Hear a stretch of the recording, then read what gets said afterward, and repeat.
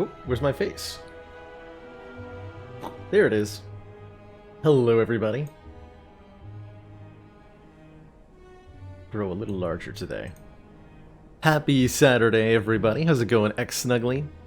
Kuro Necron, Failing, Grizzledump, JSO Man, no worries, I was late as well today. Starting a little bit later than the usual Saturday stream, but still early by regular standards, so I don't know if anybody was upset.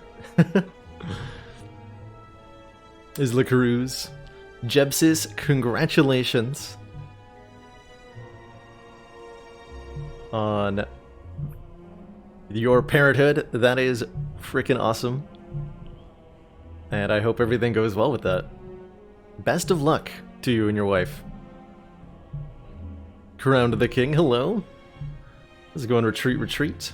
Doomquill. SLEK.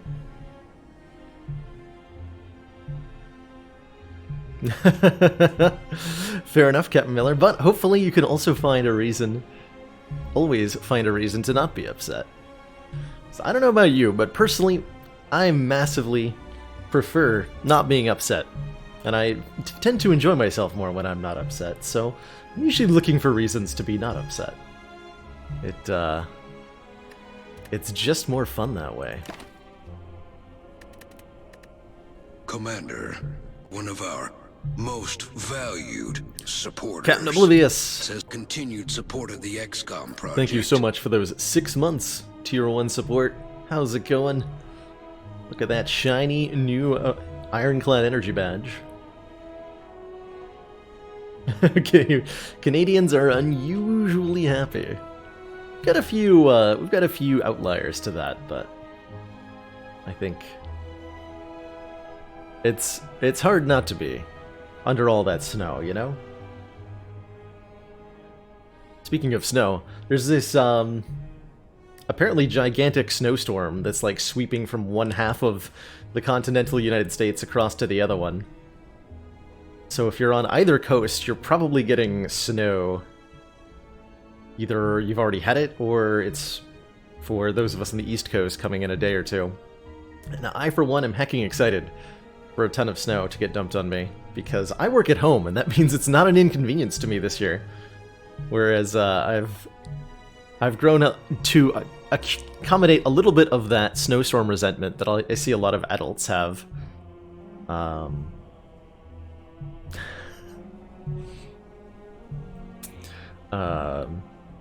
Sorry, I couldn't help but really immaturely interpret Jimmy Deem's comment. I'm sorry. Sometimes I lack restraint when it comes to maturity. But I usually try to hold it together pretty well and put on a facade for everybody.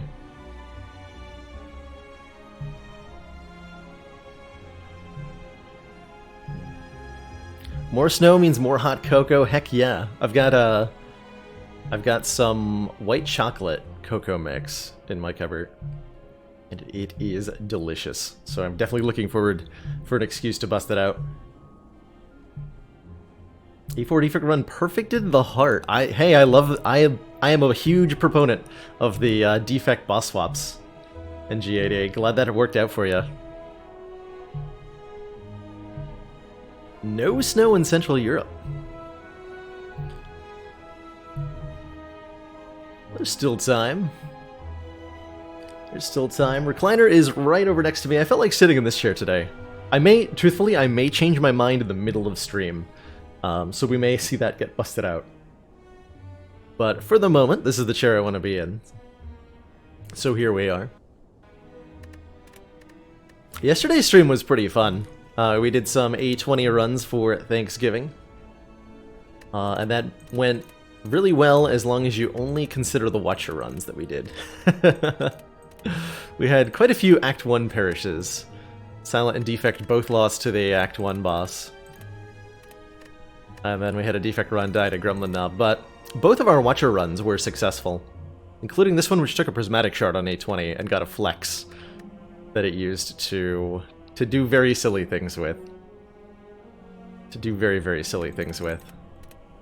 and this Watcher run, which did similarly silly things. Been really appreciating GoldenEye whenever I find it on Watcher. The +2 describe makes cards like Cut Through Fate so much better. Don't I mean Thursday? I do mean Thursday, sorry. Yes, on Thanksgiving. I did not stream yesterday. I had a super enjoyable, relaxing day. The days off always feel so short, which is probably why I was thinking that I streamed yesterday.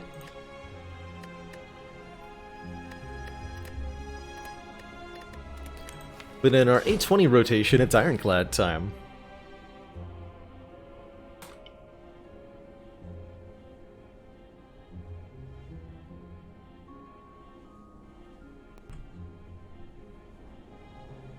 It's Ironclad time. What will happen to us in the Spire today? It's my favorite card art. I get asked this occasionally, and I never have, like, a single answer that stands out. Currently, the Watchers cards are, like, fresher in my mind art-wise, and I really do enjoy Omega as a card art in particular. But there's tons of really good ones on Watcher that I thoroughly enjoy. Talk to the Hand is also, I think, one of my favorite card arts. It's such a vivid shade of, like, aquamarine that it really stands out beautifully in the deck. So those would be 2 nominees from me. Yeah, I think if I had to pick one, it would be Talk to the Hand right now. Let's see, any interesting snipes that we can do? I like to look at my map before I choose a path. There is indeed an interesting snipe we can do. I don't know if it's good enough, though. As far as the optimize your fires and elites and stuff, this is a weird Act 1, quite frankly. The only way to get more than 1 elite is to do something very risky, which is to go into an elite with lots of hallway fights and no fires beforehand. Like, we either commit to this Burning Elite, which I think is probably suicide, or we go here, which is also hideous. Like, these elites are a little bit better, but in order to get there, you have to go through a mediocre path in the first place. So it's looking like we hug the righter side, get through this fire, and then we only get to fight 1 elite. What a weird Act 1.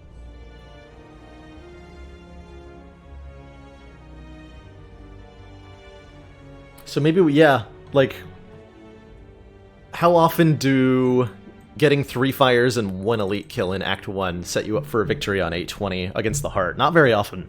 You do need to get a lot of value out of your acts in order to optimize your chance of success if you're going to play at this difficulty. On a lower difficulty, it's totally fine to take the more conservative route here, because you have enough wiggle room that there's enough ways to get strong that this is totally fine a lot of the time. You get a couple good upgrades, you get an easy elite fight because you're more powerful then, and you're set up well for an Act 1 boss.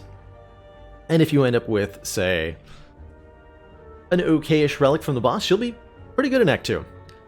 820 doesn't always accept that. A lot of times, in particular because of the heightened difficulty of the Chosen and the Shelled Parasite fights, you really need to be a lot stronger going into Act 2 in order to be able to make it through.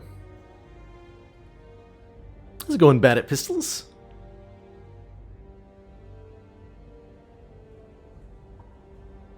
Although if you have no sound, you probably can't hear me, but hello, hello. What are my thoughts on the colored map mod? I think it can be definitely good. To color all these map things. With my own personal level of, like, having played 2,500 hours of Slay the Spire, I'm so used to the uncolored map that it wouldn't be worth it for me to change, personally. And there are other reasons not to do that, too. I very much like... It would be really nice if it was an actual option in the game, so you didn't have to run a mod to do it. And I would definitely be on board with that, especially if it's customizable in the same way the colored map mod is. But RNG changes if you are playing modded Spire.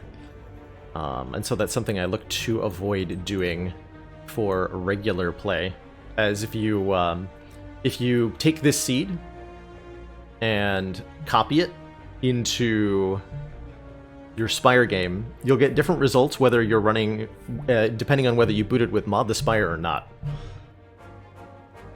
And that's something that's important to me for a myriad of reasons, including, like, I would like so that folks at home, if they want to replicate one of my runs for any reason, or get the same, like, completely wild Act 1 that I did, or have the same results on a Sunday run or something, I want the seed to match up so that you can get the exact same results.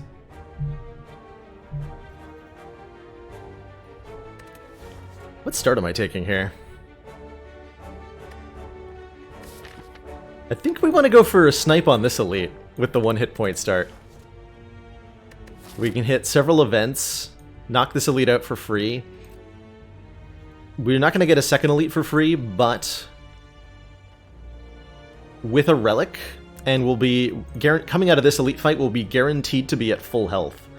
And that should set us up in a position to take out one of these 2 elites as well, or like maybe we can even go this way. Although that doesn't...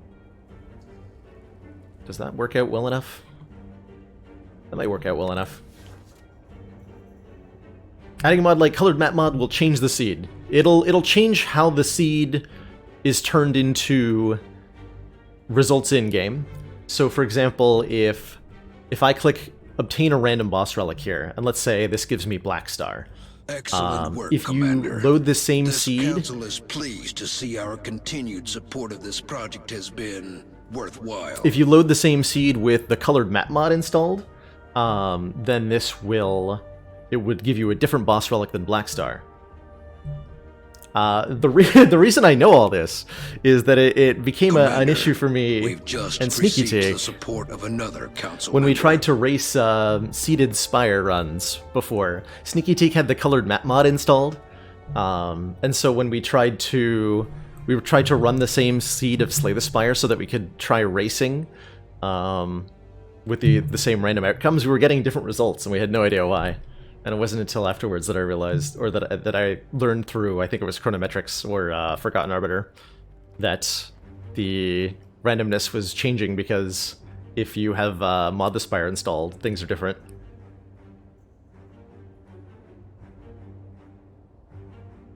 During that dialogue there, Higgswow, thank you so much for those 3 months. Twitch Prime support, greatly appreciate that continued council funding and return enjoy. Shiny new Blue Defect Energy Badge. And Lazy Evaluation, thank you so much for subbing with Twitch Prime. Welcome to the council. Enjoy those new emotes, community, and of course, your newfound smug sense of superiority. Chirosite asks, when pathing, is it more important to ensure a good early act than a late act if there is no clear direction? So if you're asking, like...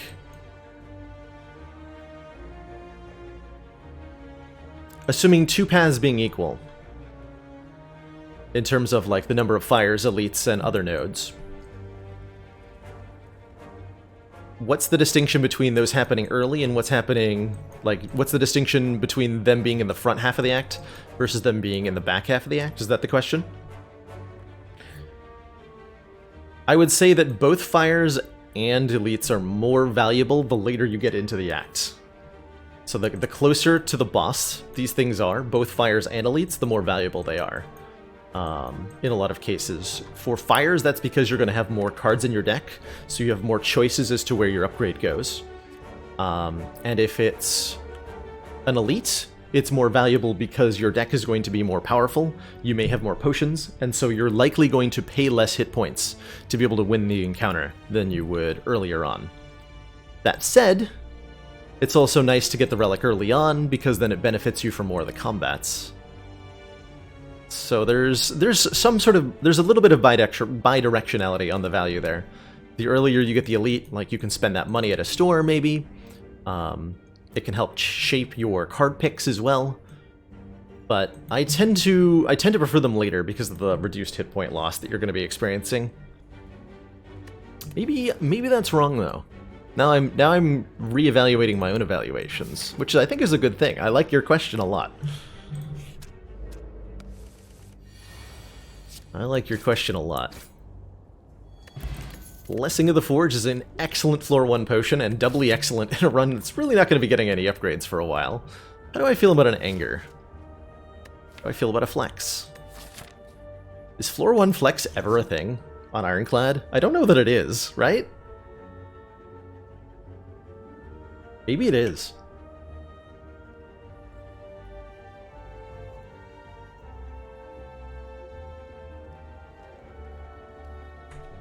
We're gonna find out if it is. Because I don't know.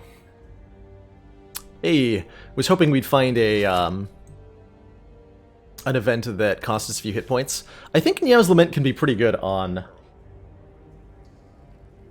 Ironclad. Because of Raiding party! this Burning Blood here. Problems IRL! I've got problems IRL! Oh no! Well, better stop the stream so I can go deal with them. How's it going, Probs? Thank you so much for that very generous raid. Caught us right at the start of an Ascension 20 Ironclad run.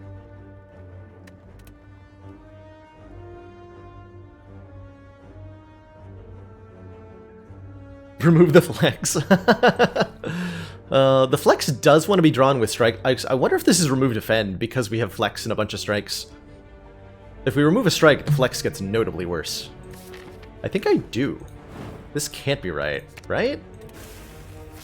That feels wrong. Second Flex.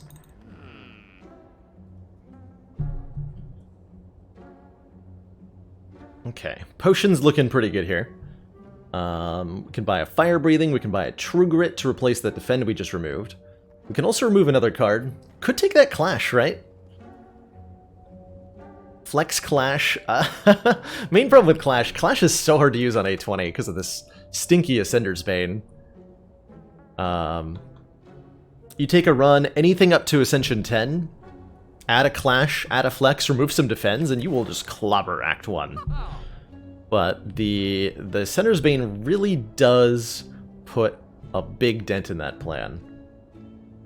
Now, if you pair it with stuff like Warcry or True Grit or anything else that lets you get the Ascender's Bane out of your hand, it can be pretty good.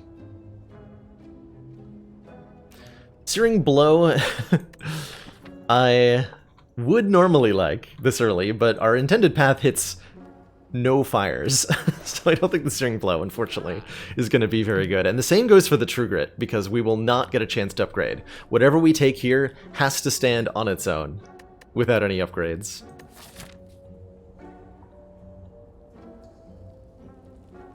Why is the store a card event not available in late Ascensions? There's two reasons for that, Crown the King. One is that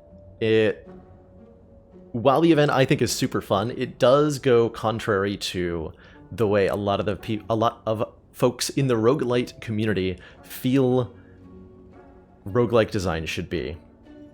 Which is that there's a lot there, especially amongst more, I'm going to call them purist rogueliters or roguelike players.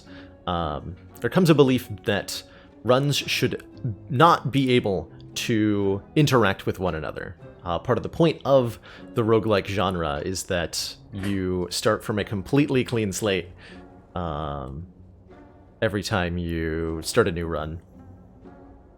And Slay the Spire already has a couple of mechanics that go against this. For example, the Niao blessings that you get at the start of the run are determined by whether you did or did not reach your Act 1 boss on the previous run. So there is already a little bit of cross-run effectiveness there. The other reason is that the event is hilariously broken, or can be hilariously broken, because of the nonsense that you can do with it. It's possible to store various like exploitable things in the event. How do I describe this best?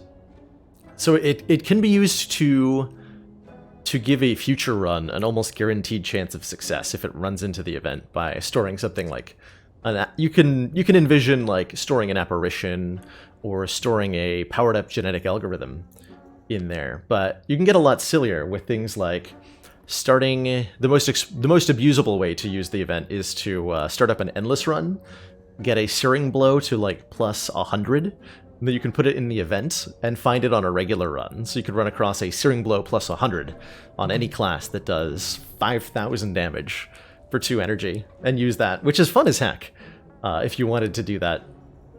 But those that, especially among like the streaming community, nobody wanted to be put in a situation where they felt like that was their optimal way to play. So I think the dev response was pretty appropriate. The event is enabled on lower difficulties, but disabled on higher difficulties. And that space is mostly occupied by the folks that play the game in a particular way. So everybody, like, as a result, like, almost everybody who cared that the event was there doesn't see it, and some of the people who want to experience the event do get to experience it. Not all of them. There is a subset of the population that wants, like, events of that kind and also wants to play on A20, but there's... I think they arrived at a fairly reasonable solution that sees a lot of people get to experience the event while having those that don't want it not see it.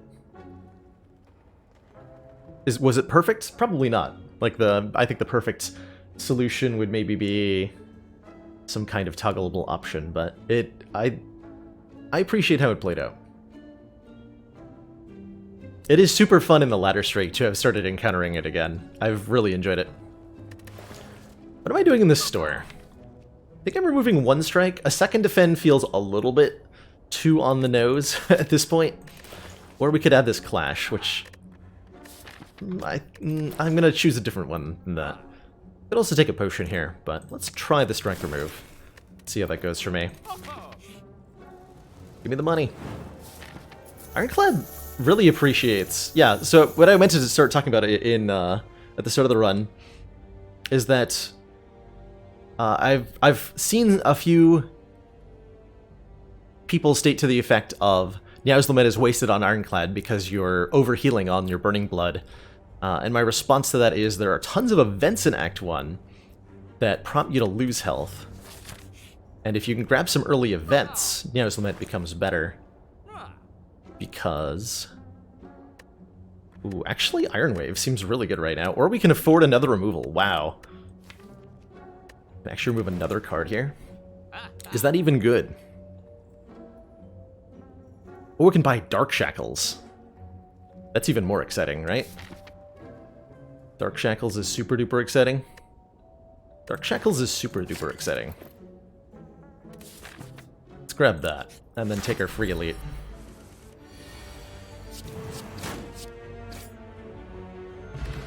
The Red and Needle, starting us with 4 plated armor each combat, is incredible. That's an offering? I'm gonna take the offering.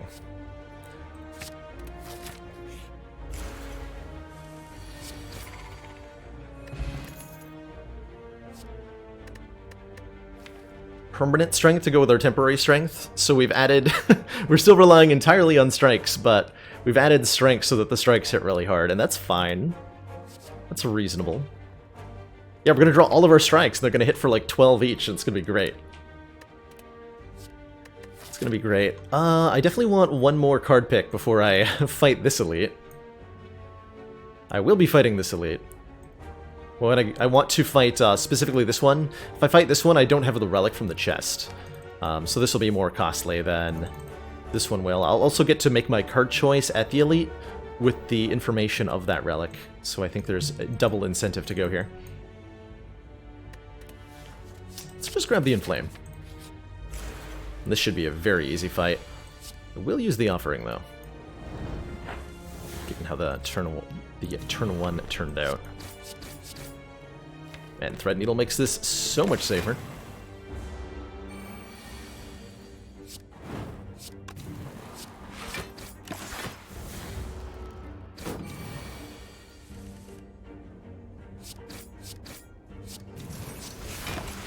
But I like a random encounter where you can sell relics. I think as an event that would be cool. Kind of like how the Inloth event works. I imagine it would be best to program it to ask for random relics from the player in exchange for gold. Ooh, Sword Boomerang is the damage we need with our 2 sources of strength already. Dang it, Sundial. You are not the relic I envisioned. You're not bad, but you sure aren't great here. I'm gonna take the Sapphire Key.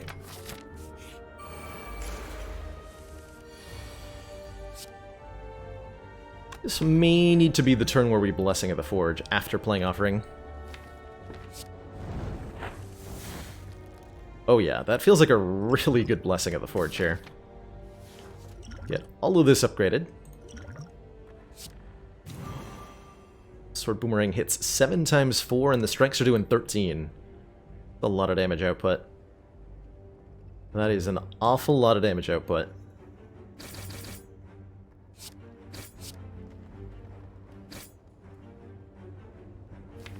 Do I play Bash? Bash lets me Dark Shackles block next turn. We take 6 here if I do. Well, that was a really good turn 1. Hey, Snugglepuss, not planning on doing any ladder streaking today. I'm in an A20 mood. So here we are on the game's highest difficulty, hoping to bash some hearts in. Plus I want to see if I can if I can win another Watcher run in a row. Be fun to get a win streak going there. Oh, this is a tough call. I think we play the Bash. And take the 6 here.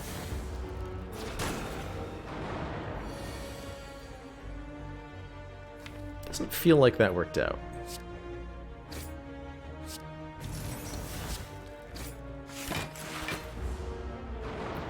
We skipped the Sundial Grizzle Dump.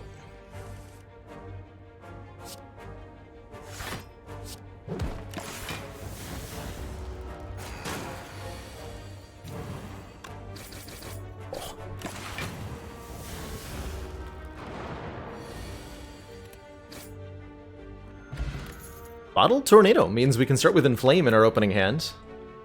Or possibly... nope, just Inflame. Battle Trance is excellent. Blood for Blood is looking pretty good too. Since we get one... I do like to upgrade Blood for Blood when I get it. Blood for Blood is one of the best upgrades in the game. By the way.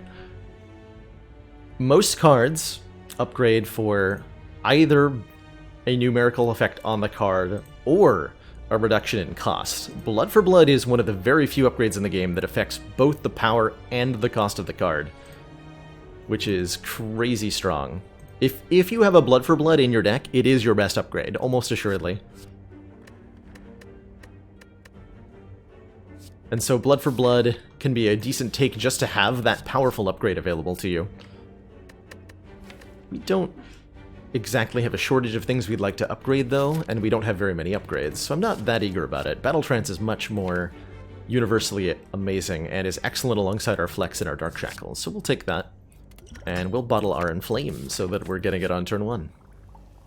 And, ooh, I can pick up the Blood Potion, drink the Blood Potion, and take the Power Potion with us here. So now we're at full health, and we're fighting a whole bunch of Gremlins. Unfortunately, we don't have any AoE in this deck, so this is a pretty rough matchup for us, especially with 2 Sneaky Gremlins on turn 1 here. But the good news is, we have more health than we know what to do with, so taking 20 in this fight is fine.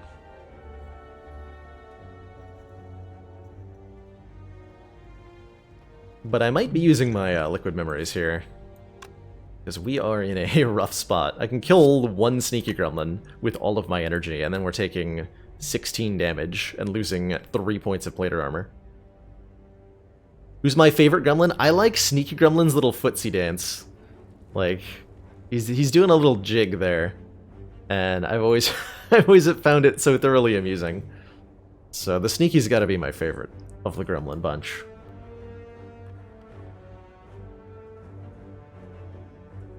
Like Combust would be really good. Are there any other powers that I would really appreciate?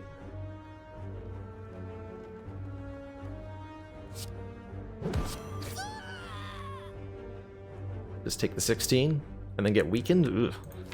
That is rough. We should have a good turn next turn with offering. This deck really wants a Centennial Puzzle. That's not the draw that I wanted. Hello? All of my good cards? Ow. We do have enough to KO the second Sneaky Gremlin, though, so we're only taking 9 more damage. That's fine, right? Sad truth is neither potion helps with that much either.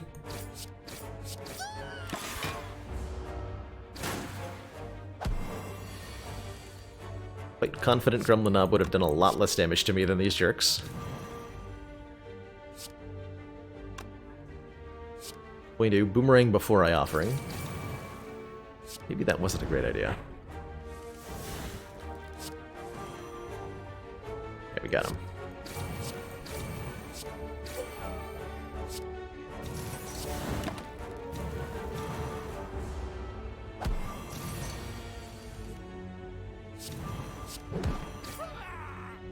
Only took, after Burning Blood, 25 damage in that fight. There's the AoE we're lacking, though. A cleave feels pretty good in terms of making sure that never happens again.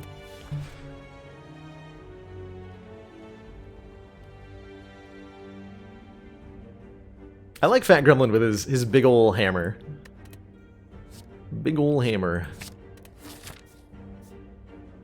Let's see, Elite first, Fight first. I think we take the fight now that we have a cleave. Yeah, this should be a really easy fight for this deck.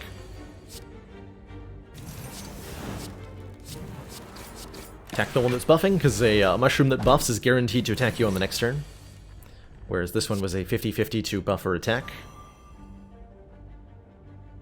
Can I get them both?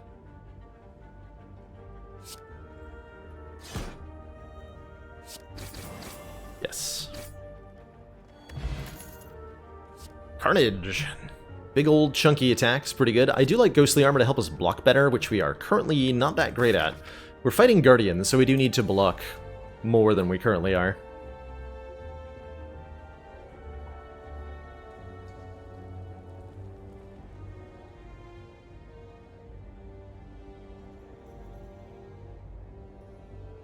You always do the Elite first because the Relic will help you in the fight. That's pretty good reasoning, Teleron. I'll take this Ghostly Armor.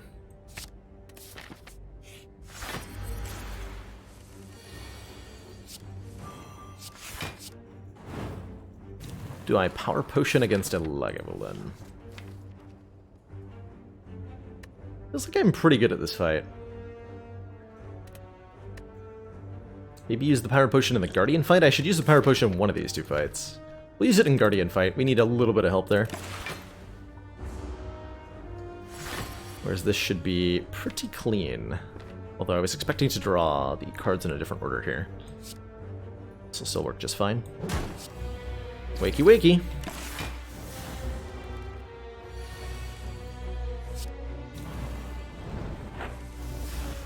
Beautiful.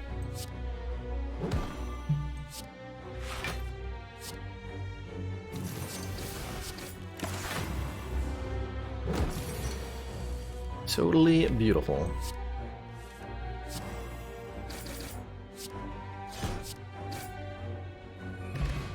Bronze Scale. Start us with 3 Thorns. That does help quite a bit in the Guardian fight, and in a lot of fights moving forward. This deck certainly wants a second Sword Boomerang with a Bottled in Flame. And now we're feeling very good about our damage output, especially if we upgrade said Bottled in Flame. I still will use my Power Potion, though, to get yet another Inflame. 5 points of strength. It's pretty strong. Pretty strong.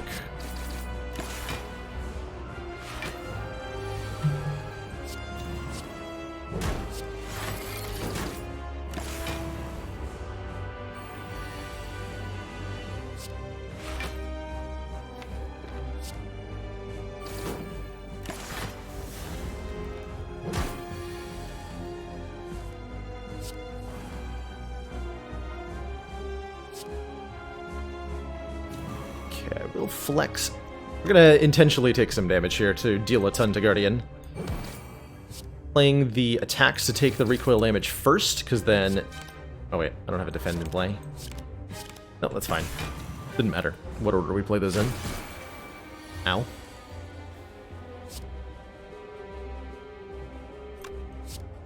Could full block. I think I want a boomerang here. This fight is almost over. We are definitely a bit of a smork deck. I'm gonna let him block here. It's not a turn I want to transform because we have a lot of damage coming up. Yeah, like this is not a kind of hand you want to draw during the angry onion phase.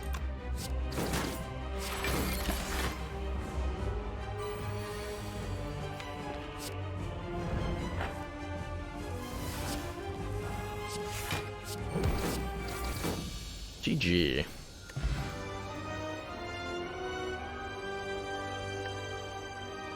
So Boomerang then Bash would have done more damage? Okay. That makes sense actually. I didn't math it out because it just felt so much more intuitive that the Bash would be first. So I didn't question the order. But that's a rare case of because of Guardian's transfer mechanics that Boomerang first then Bash was more damage. Interesting. Second Offering is hard to say no to. But Immolate is pretty dang good as well. If we want to deal some AoE. And I have a very hard time turning down a Second Offering. Immolate with this potion, though, is particularly strong.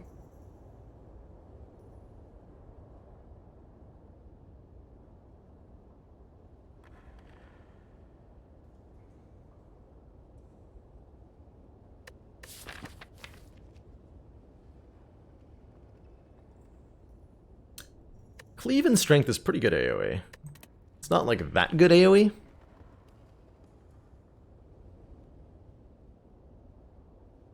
Can Thorns interrupt Guardian's multi-attack? No. Even if you overcome Guardian's damage cap in the middle of the whirlwind, Guardian will not transform until the attack completes. So something to not rely on there. I think I have tried to do that before, or I've seen somebody else try to do that, and then be surprised by how it ended up working out. But the only way to avoid all the multi-attack hits with Thorns is to outright kill the boss in the middle there, just like with other enemies. I'm gonna take the Second Offering here. And we could take a Black Blood. Oh, that'd be interesting.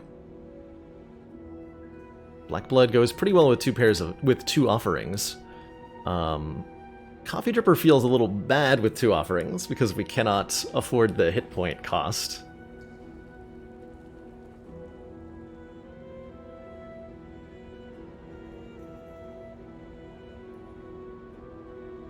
Or good old Tiny House.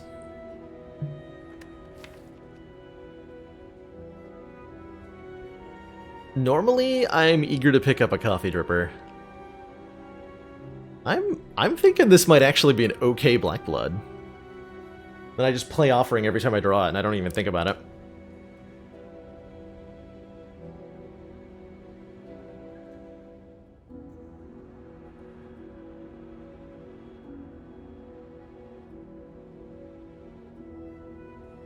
Oh, he's muted. Whoops. Yeah, Black Blood did get a buff from 10 to 12 on the beta branch.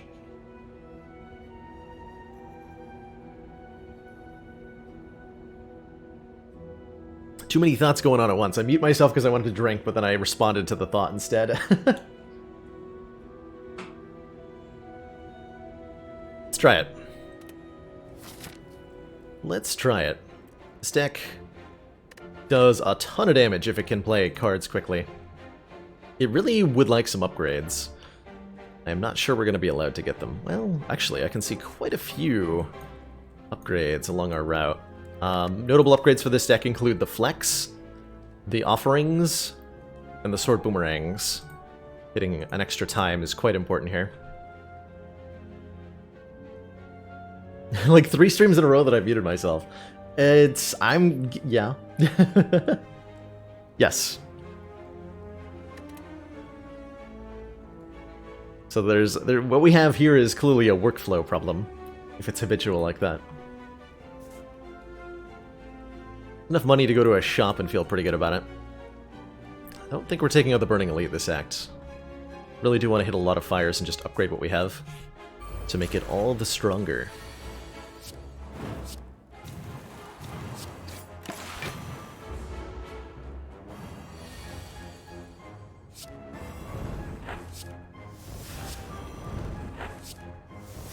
Dang, I was hoping I would draw Bash. This looks pretty good, though. Actually, does it?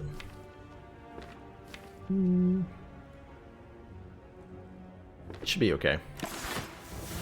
We'll let the Ghostly Armor go, because if I'm not guaranteed to draw the Battle Trance if I don't. So this would be 8 plus 18 is not a kill. Not without using my potion.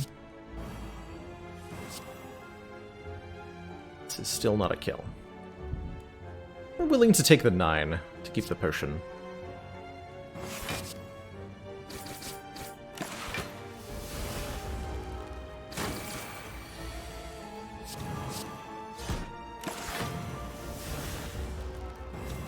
It was meant to not flex there, but worked out either way.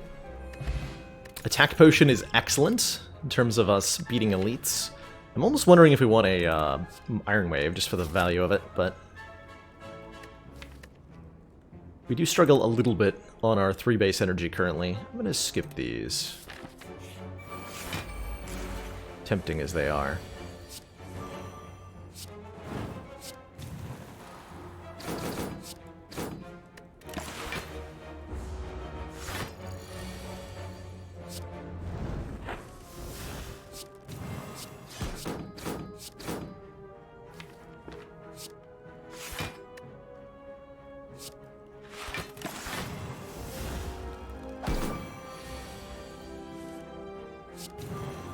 This is 8 times 3 plus 13. Means we healed off this fight. Nice. Net gain. T-Clap would be a nice way to apply Vulnerable or Cheap, or we're offered another Blood for Blood here. But again, I would basically need to upgrade it if I'm willing to, if I want to take it. I think this Thunderclap works pretty well. Let's just apply AoE Vuln. Would rather have a Shockwave, but it's cheaper, and anything that is a low damage attack is so much better because of this Bottled Inflame. We're guaranteed to be adding 3 to no matter what we take. Would my opinion on Iron Wave to be 5 damage and then gain the same amount of block as damage dealt? So to make it a mini version of Wallop, I think that would be ridiculously strong. Would be very powerful. Does this deck, really want a Master of Strategy? I think it wants Inflame and a card removal. But I could also see Flash of Steel being really good here. Just deal 3, draw 1 card. Makes us hit all that much harder.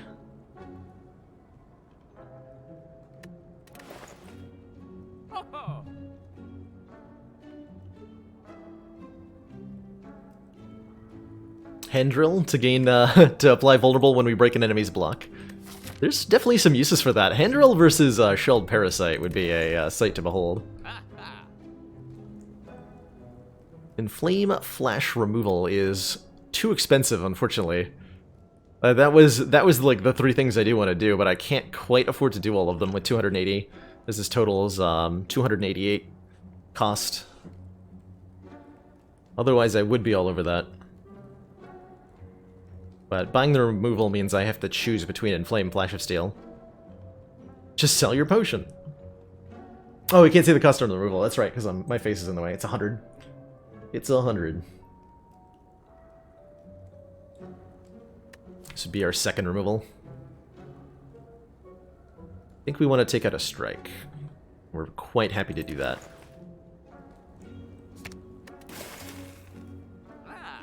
Second Inflame. Would mean I'd have to upgrade it. I'm going to take the Flash of Steel rather than the Inflame. See how this goes for us. This is not a not a deck that fares well against the Snake Plant. Fortunately.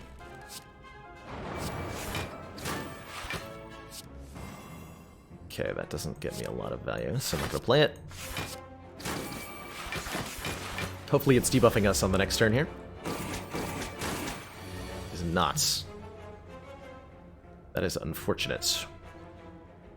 Let's see, if this brings it to 22, and this becomes a 9 times 3 with 3 block, that should kill. Yeah. Berry in a bottle, if we would... Oh my gosh, what are these? Hello? Why not get the flame barrier? A little bit too expensive for us on our current energy amount, I think is where I fall on the flame barrier. I would rather have something like a power through, or another ghostly armor as a block source. Given how much card draw we have, like the battle trance debuff, like the downside on battle trance is quite significant. You cannot draw additional cards this turn. It means Flash of Steel won't draw, it means Offering won't draw. And so I'm not actually that excited about another battle trance, which means I'm super excited about a Pobble Strike Plus. Our other 2 boss relic options were Tiny House and Coffee Dripper, I believe. Ooh, Designer Inspire. I can afford a removal or 2 random upgrades. I said before that this deck is behind on upgrades, and 2 random upgrades is really exciting. So I'm going to take that. Okay, not the upgrades I wanted. I do appreciate a Defend upgrade. Bash upgrade is nice. Was really hoping for almost anything else. But that's fine. Should have punched him. Should have punched him. Is it possible to have a deck with 0 defended type cards on A20? It is. Especially on Ironclad it is. But I think that's true on any class that you can. It's not easy. You need the right relics and you need the right offense. But it is definitely possible. I think we've done something like that or something very similar to that in the past. A lot of good upgrades here. Flex, Offering are probably the primary ones right now. I think we'll upgrade one of the Offerings. Make it 5 card draw.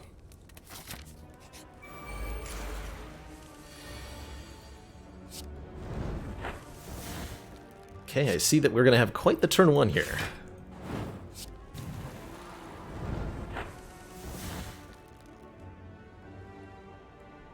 Bash?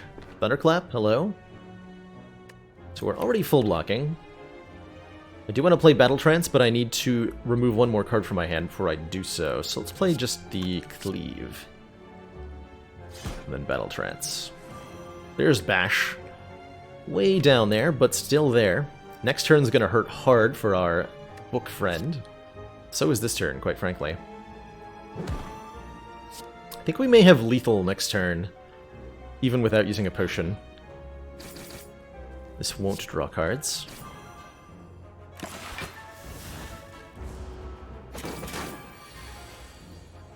Got our Flex. We'll play the Sword Boomerang first, so that we have a chance to redraw it with Flash of Steel here.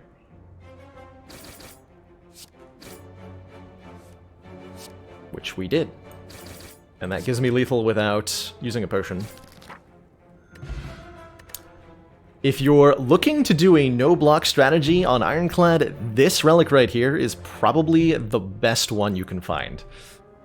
Self-Forming Clay says, whenever you lose health, gain 3 block next turn. Not only is that going to reduce the effective cost of Offering to us by 3 in a lot of fights, but it means that whenever we have an enemy actually hit us back, we'll get more free hit points next turn. One way to look at Self-Forming Clay is that it makes your face twice as thick. And so if you're blocking with your face, it'll work a lot better. I would take an Uppercut Plus here. I don't think I'm going to take a non-uppercut. Or any of these cards. This deck works very well if it's thin. And so we're going to endeavor to keep it that way. Note how healthy Black Blood is keeping us. We would have... How much less health would we have right now? 1, 2, 3... I think we got a random one here. Yeah, we got a Snake Plant here. So we would have 24 less health right now without Black Blood. Which means we'd be at 39? Yeah, 39 hit points is where we'd be at right now, and that's a lot scarier than where we're at.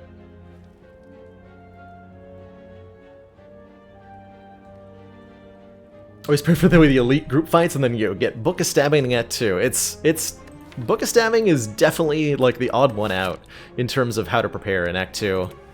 The sword boomerangs are our best answer to any single target fight, and they work really well. Like playing Battle Trance. We just want to draw... either Offering or Ghostly Armor. Well, that's almost good enough. But I want to do damage. I'll play this. I'll play this. Go. Bash. That puts enough damage on Centurion that Mystic is forced to heal this turn. The Mystic's healing in this fight is not at all random, by the way. If the combined hit points missing from Centurion and Mystic is above a certain threshold, which is on Ascension 20 hit points missing, and I think on lower difficulties it's 16. If there's at least that much health missing between the two of them, Mystic will always heal on her turn. So I know that this is a heal and not a strength buff, because there are more than 20 hit points missing from the Centurion. And there was a 0% chance for Mystic to attack me here. She can't heal more than twice in a row, though, so if she's already healed twice, then she'll do something else.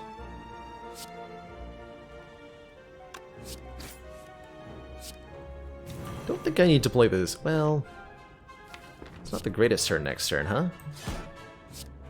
I would kill Centurion right now if I played Offering.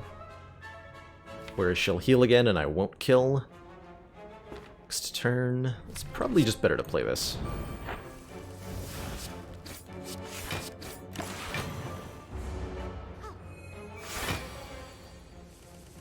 Like, it's possible that I just threw away 6 health there, but I was risking losing more than 6. Second Liquid Memories, and a second Flex, which I would take if it was upgraded. I've said that about a lot of cards today. Basically, if you see upgraded cards, you should take them, because they're good.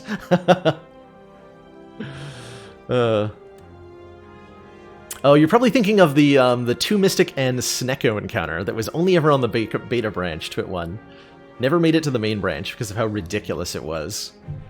2 Mystics healing and buffing strength while you're confused from a Snecko was pretty brutal. I never actually fought that fight myself, as I wasn't playing on beta branch at the time. Somebody asked me a question that I skipped over here.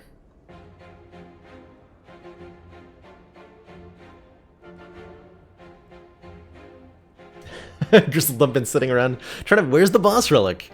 It's I've noticed that a lot of people will ask me what happened to my boss relic if I take a wrist blade.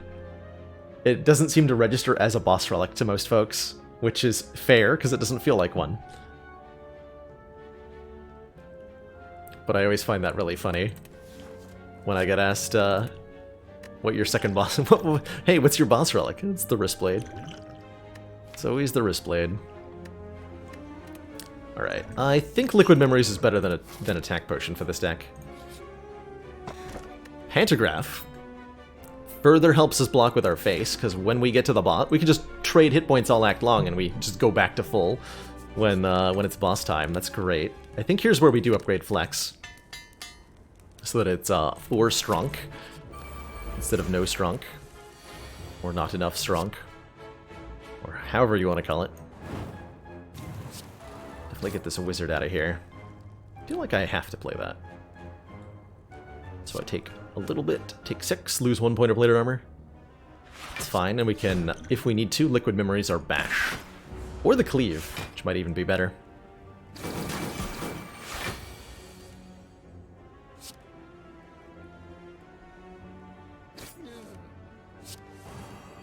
Okay, no need to use either of those. That's a very good turn next turn. Especially at killing the leader itself. So hopefully he's resummoning. If not, I have to... yeah.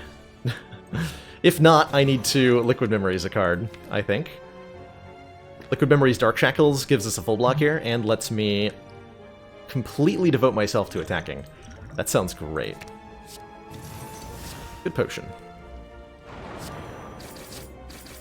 Oh, that was actually definitely a misplay, because I could have just Liquid Memory. If I was going to Liquid Memories, I could have Liquid Memories a attack card and we would have had lethal. Okay.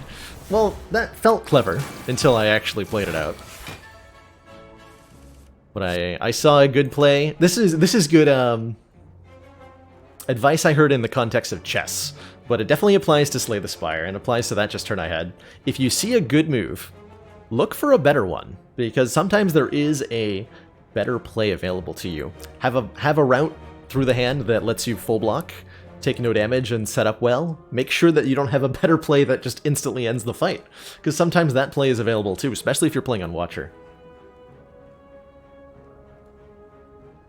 What would have to be changed for Wristblade in order for it to be registered as a boss relic? I would like Wristblade to give you either 1 or 2 free shivs every turn. That's what I would change Wristblade to do. And that would feel like a boss relic, because that's totally new and different.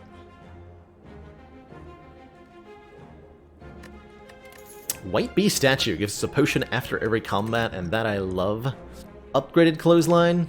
What did I say about upgraded cards? Just take them, they're good. Just take them, they're good. Did I check out the Mr. Mime mod yet? I'm hoping to take a look at it tomorrow on stream virtual for our Fun Day Sunday. Assuming the internet's been working. The past 2 to 3 weekends have all been rough internet times, but it, at a glance, seems like we're smooth and steady this weekend, which is not something I've been able to say in a while. Beast is not a boss relic, not on the beta branch anymore. One of many changes, I think 4, if you're playing on the beta branch. There's been a whole bunch of rebalancing towards relics. A lot of relics that used to be shop-only relics are no longer shop relics, and a lot of relics that used to be boss relics are no longer boss relics. Yeah, don't jinx it. Whoops. Whoopsie. How much does this deck like fights right now?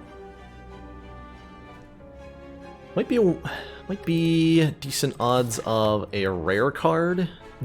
It's been a while since I saw a rare card, right? And I would really like a limit break. How much do I like events right now? Apparitions would be ridiculously good for this deck. Apparitions would be ridiculously good for this deck.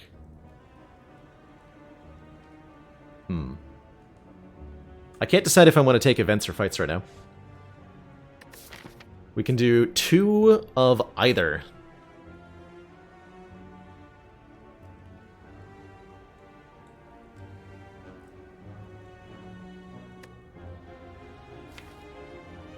Fights give us golden cards. Probably a rare card.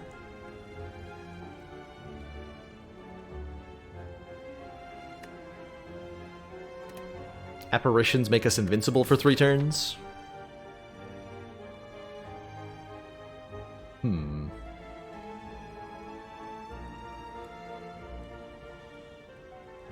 I feel like Tiny House will end up changing at some point. But it seems it got left it got left out of this round for some reason. We'll see why. Could I get the book event? I could get the book event. I could get upgrade all strikes and defends. I could end up just taking 5 max health from... Actually, even the ultra event wouldn't be bad, right? Because 5 max health here would be good, and the current damage doesn't matter because of Pantograph. Thwack would be excellent. Oh yeah, Thwack would be most excellent. Okay, I think that pushes me into the take the events route here. And it was a fight anyway. Dang it. Fool me once.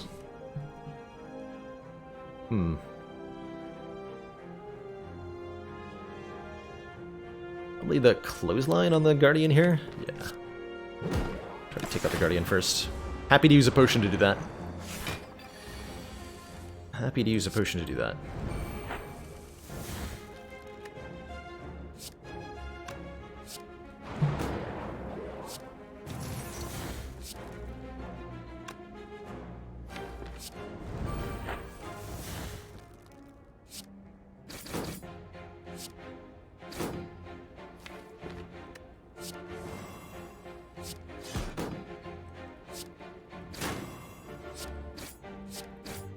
Wow. This deck can do damage. all the damage. And a blood potion to boot. Heck yeah. Feel no pain, shockwave. Feel no pain with 2 offerings is incredible. Shockwave's pretty good too, although we do have an upgraded bash and an upgraded clothesline, so I'm less excited about this than I normally would be. Let's take this feel no pain.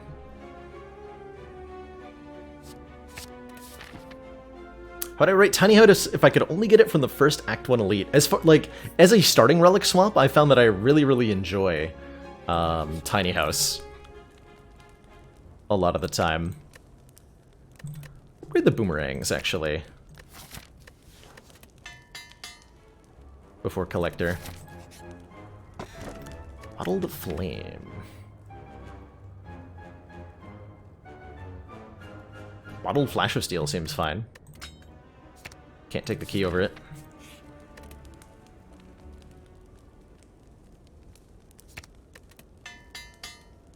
Okay, we should completely smash the Collector here.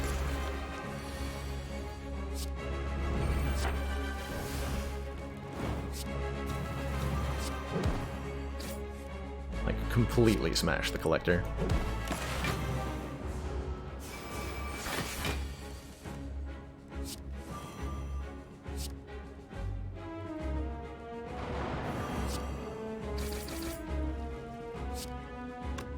Block here. Take a beating on this turn, but then Self-Forming Clay kicks in and we're fine. Maybe I even Pommel Strike over defending here. We would get hit twice, whereas we get hit only once. Well, I'll use Plated Armor less then. Keep the Plated Armor intact. Seems valuable to me.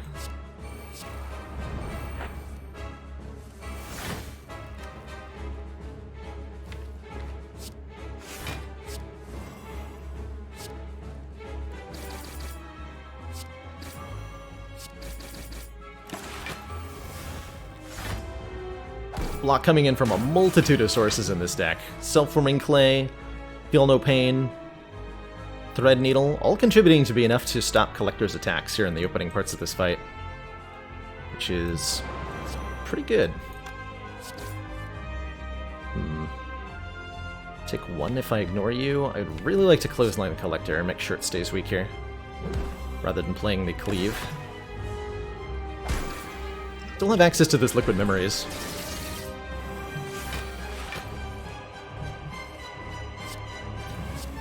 Excellent turn to have drawn Dark Shackles. Actually just get to full block this. Although I'd rather just bonk Collector again. Just to keep that vulnerable up. We're only taking 5. No, sorry, 2 after all. And this is looking pretty one.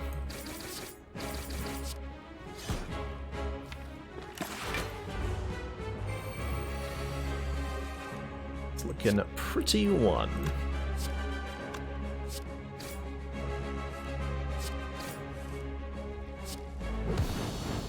GG.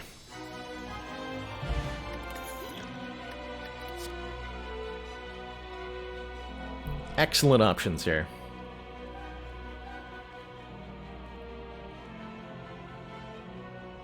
Guaranteed uncommon pick. Ooh. It's interesting. How good would a guaranteed uncommon be? Sometimes you want the common. I think both Double Tap, Immolate, and all of these cards are excellent.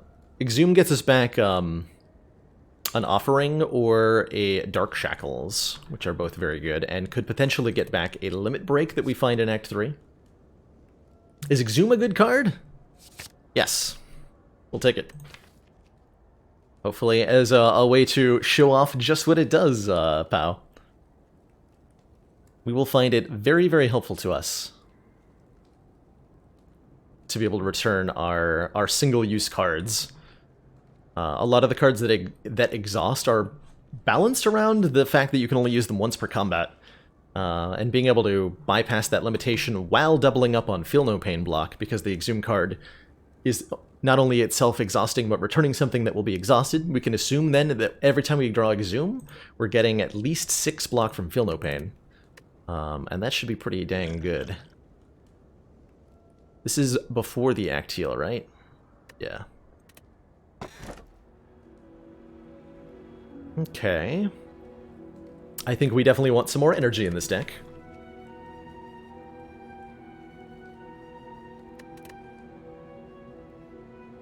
Don't want a Velvet Choker, given all these offerings, right? Like, we frequently play 10 cards in one turn, so Choker's right out, preventing us from playing more than 6 cards per turn. There is the Calling Bell, giving us a unique curse and 3 additional relics. 1 rare, 1 common, 1 uncommon. Could be a dead branch in here. Or we can take the Cursed Key for a 4th energy, as well as getting a curse when we open a non-boss chest. We already have our blue key, which means we can skip our chest and avoid the curse. So it's 1 extra energy, but minus 1 relic.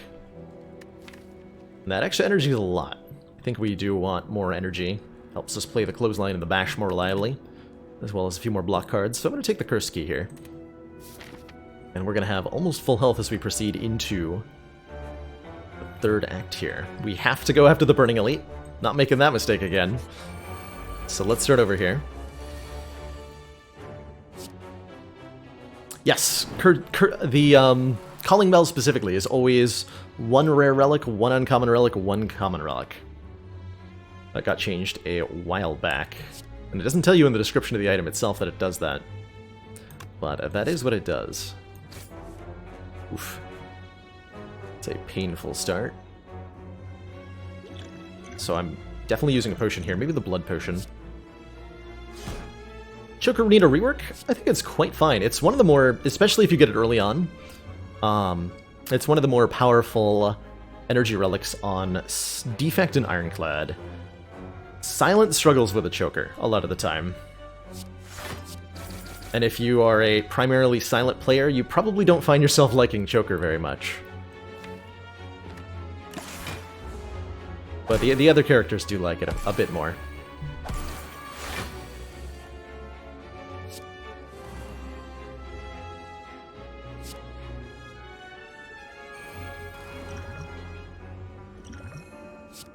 Bit of an ouch here.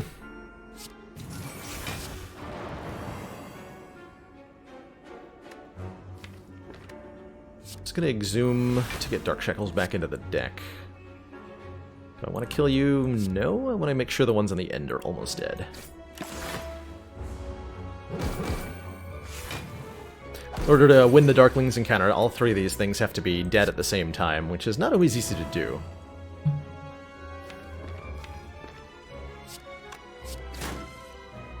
5 Bash. Boomerang, I believe that is guaranteed to kill them all. And we're full health. Go figure. We certainly need some more help blocking, and block that is also card draw is excellent, especially now that we're on 4 energy, so Shrug feels perfect. Although Headbutt is also very good here.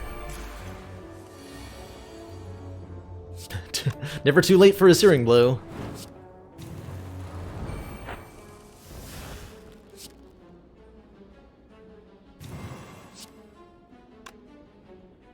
Let's see, we need 7 block to be able to not take damage to the Spiker when we play Cleave this turn. So we go Feel No Pain, Offering. Or just Battle Trance. Play the second Offering here.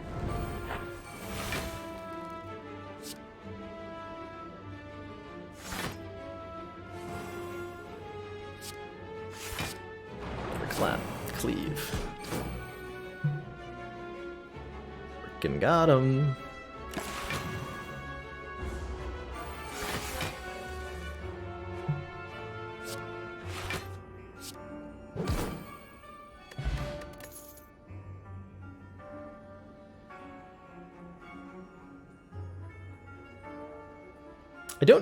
I don't know about many other people's win rates when it comes to high-level Slay the Spire beyond, I know Jorbs makes his win rates public, and he does have a slightly lower A20 Heart defect win rate than with his other characters. I don't know if that means the defect is weaker against the heart, and if there is a weakness there on defect, I think it is specifically against the heart. Back before the heart was added, defect was, I think, one of the best at conquering Ascension 20.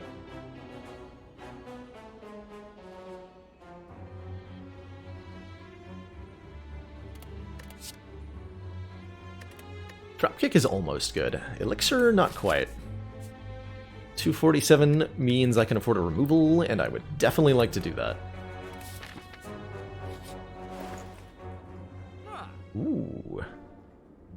Clockwork Souvenir. Might mean I don't want to remove... There's a couple of good things that are really good here, actually. More than a couple. There's another copy of Dark Shackles. Happy Flower gives us an energy every third turn. Toy Ornithopter heals us 5 every time we use a potion, and we have a potion every fight with White Bee Statue. We can buy a Shockwave here. I think I buy the Shockwave alongside the souvenirs, where I probably end up. Rupture is potentially 2 to 3 points of strength. I think I would prefer an Inflame most of the time, because we don't have a reliable way to damage ourselves.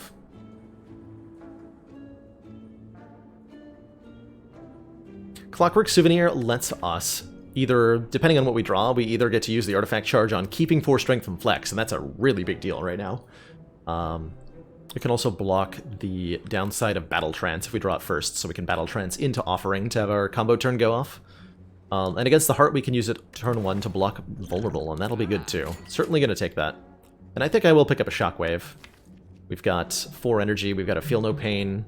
The deck's becoming a little bit larger, we'd like more ways to apply Weak and Vulnerable, and we'd like ways to tear through Artifact against the Spire Elites and against Donu and Deka, who we're potentially fighting as our second boss. So we'll grab the Shockwave for those reasons, although I probably won't end up upgrading it.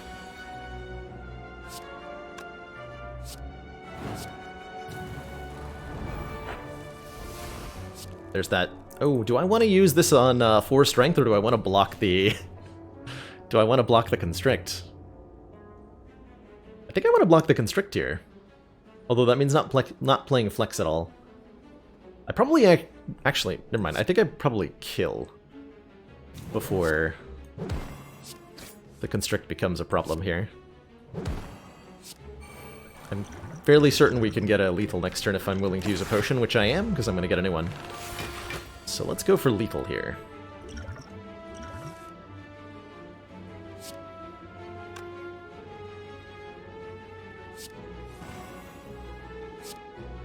$25, 60... Oh no! I'm 1 damage short! I'm 1 damage short. Well, that's unfortunate. I take a little bit if I choose to block, and we can keep the potion that way. That works fine. It's only 5 health we're losing anyway.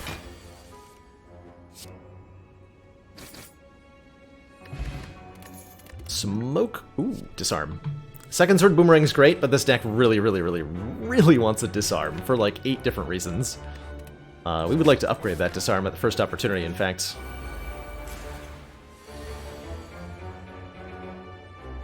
I've so appreciated Bottled in Flame.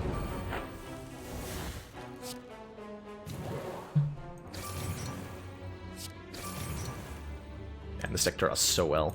Ironclad often struggles to put together a deck that draws cards, but when he does, it works very well.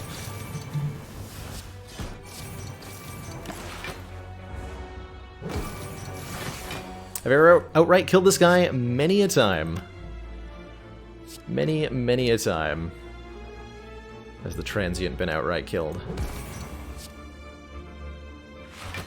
on this here channel. Alright, Exhume, give me an offering. Aha.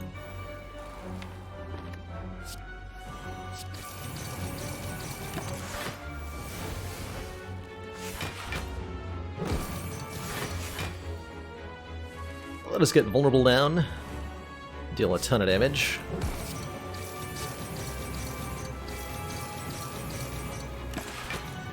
That is spicy.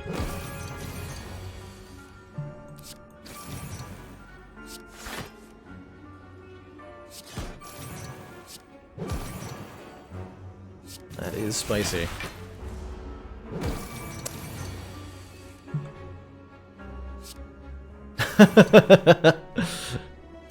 You called? How's it going, spicy meat sauce?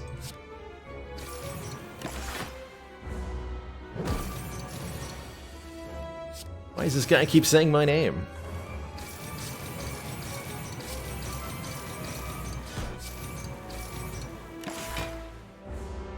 I often find that the Transient Heart is a pretty good test of how you're going to do against the Heart.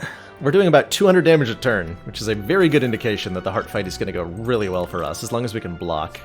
And Rage Plus is an interesting way to block. Ooh, let's take that. This is not affected by Frail. It is another card that goes really good with having a whole ton of card draw, and we can get even more card draw. We just need to upgrade the card draw cards, like upgrade the other offering, upgrade the Battle Trance, and we have more card draw than we already do. Definitely have to fight the Burning Elite. We're going to upgrade Disarm. Before the Burning Elite? No, we want to upgrade that before the boss. It's the important upgrade right now. Feel No Pain's a really good upgrade. Feel No Pain's a very good upgrade.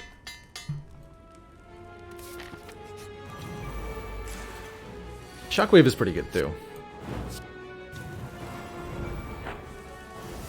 Okay, we get the turn 1 4 points of strength from Flex. That is happening way more often than I expected it to, by the way. Far more often.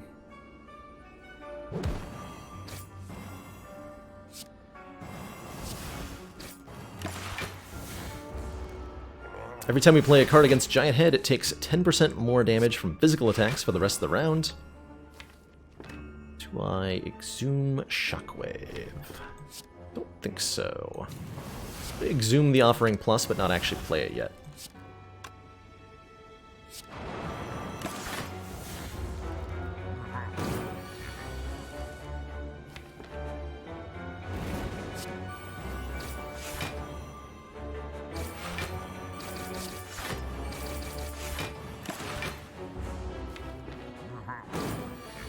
This turn I get to Feel No Pain and then start playing Offerings. Hopefully get to play 2 here.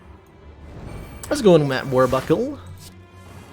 We got to play 1. Okay. Is that enough to kill anyway? With the Liquid Memories? This is 80 damage, almost assuredly, right? Can't use the Gambler's Brew. Doesn't matter. It won't be lethal without the Liquid Memories. Sure came close, though. Dreamcatcher heals us whenever we would rest. A Flex Potion is incredibly good. And another Inflame is okay. We really wanted a Limit Break as our last strength card. But I don't think we're going to find one. That's okay. Because we probably have enough anyway. Unupgraded Inflame, is that good enough? That might not be good enough. Flex Potion can be 5 permanent strength in a fight, although it can't be that alongside Flex. So it's not actually that good. Do need more strength. Okay, I have to take this. It's not an optimal way to add more strength, but it'll do. Spot Weakness would be better. Limit Break would be better. Also, this is a terrifying array of opponents. Double Spiker Spirit Guardian means I can't play the Sword Boomerang at all.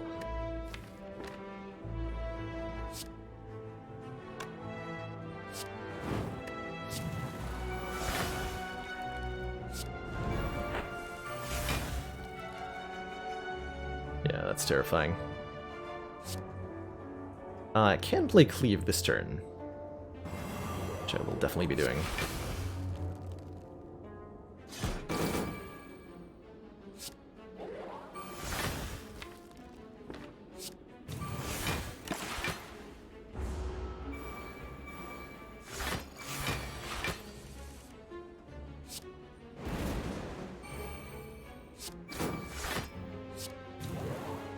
Good.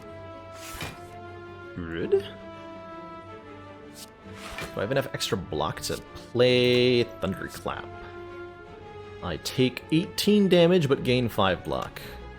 So I lose 13, go down to 16, which we do full block. Okay.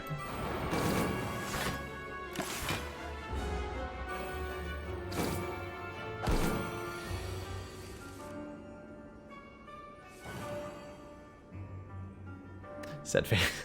Oh no. These are so dangerous. Uh-oh.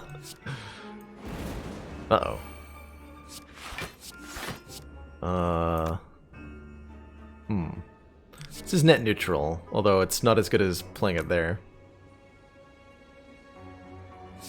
5 flex potion. I think this is enough to kill this one. Gain 5 block first. I will take damage doing that. Kill you. We get some block. This is terrifying. Why is this so terrifying?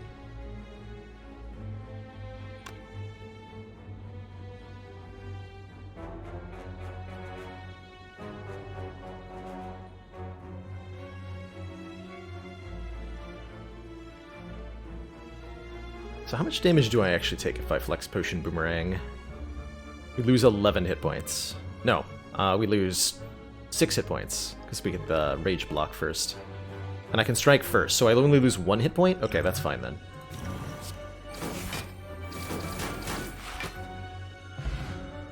Wait. Oh! Rage comes after Thorns, so we ended combat with 5 block and we lost 6 hit points. Okay. Didn't know that, but I will definitely take this Reaper. Definitely take the Reaper. Today I learned. I had no idea it worked like that. I'm not gonna open this chest. Don't want to curse.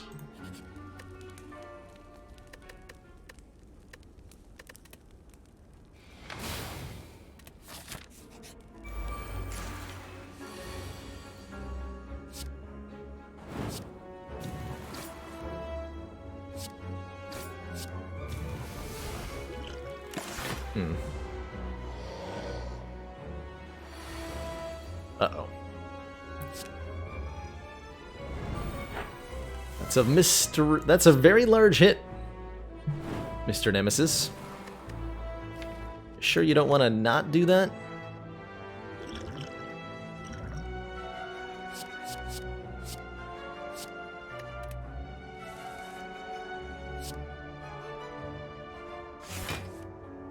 Okay, now we're almost talking.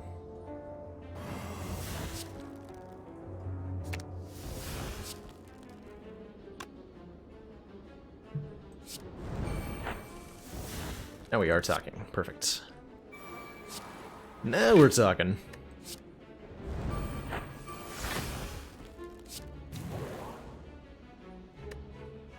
Most excellent.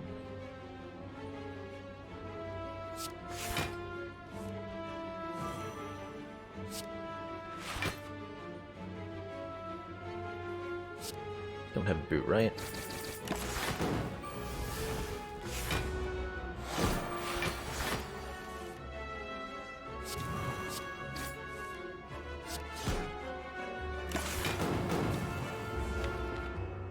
Nemesis, definitely test your draw consistency, and we're kind of failing that test right now.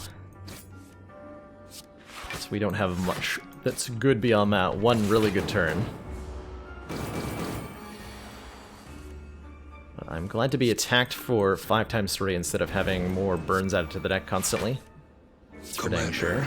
One of our most valued supporters says continued support of the XCOM project. Background Sculpt, thank you so much for those 7 months of Twitch Prime support. Greatly appreciate that. Continued counts of funding and return. Enjoy the renewed smug sense of superiority. Apotheosis. It's not what I wanted, but it does block for a little bit. If I'd known I had an Apotheosis potion. There's the boot.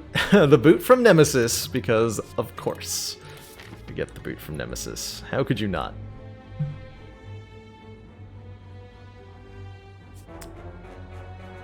This deck wants more upgrades, right? 2 more upgrades lets me upgrade Disarm, which is quite important going into the Act 3 boss. And we can also upgrade, like, either Shockwave, Exhume, or something else. I would really like both of those things upgraded, so let's dodge both the shop and the elite here.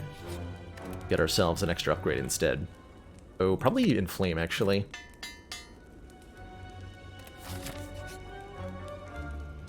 Or I can upgrade everything, but given how much healing we have from our relics, I don't think taking I Am Awake is a good idea here. We don't need the full heal, and in fact, fighting a boss is a full heal because of our pantograph. We will heal 25 for taking this option, so let's fight a boss from Act 1 and get ourselves a rare relic here. Should be a pretty easy fight after all.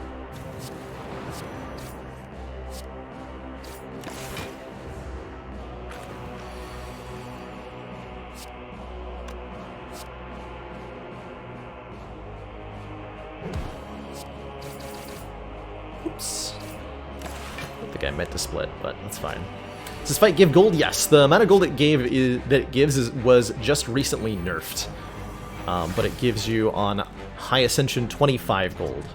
And if you're below Ascension 13, the Poor Bosses modifier, it gives you 50 gold. We're at 12. No, we're at 8 block, so we take 1, which is fine. Play the Flame. Used to give 100 gold. But that was too good. It was decided. That was way too good.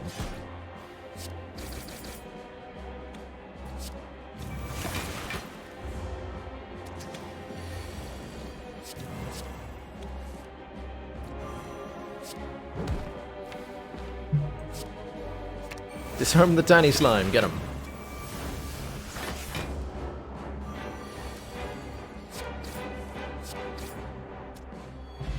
Peace Pipe lets us toke cards instead of upgrading them. Not sure we'll take advantage of that option, but we will take advantage of a pummel, especially with our Bottled in Flame.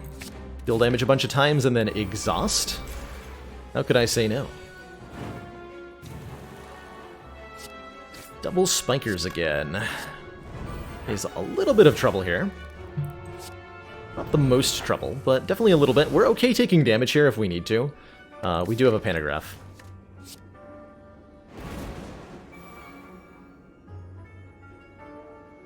So I might just play Thunderclap here.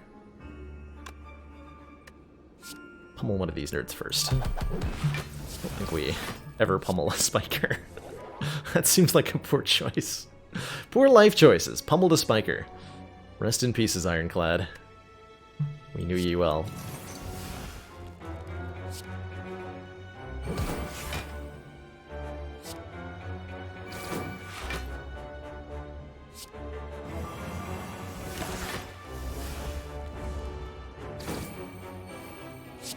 No comfy throne today, not to, well, maybe today. I might bust it out later. Well, but not for the moment, no. I don't know if this heals me or hurts me. It's like it was a heal.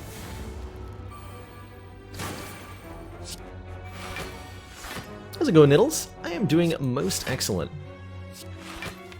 Or at least I will be when I stop drawing these dazed. This has been a good potion. Good fight for the explosive pot. Still is, mind you.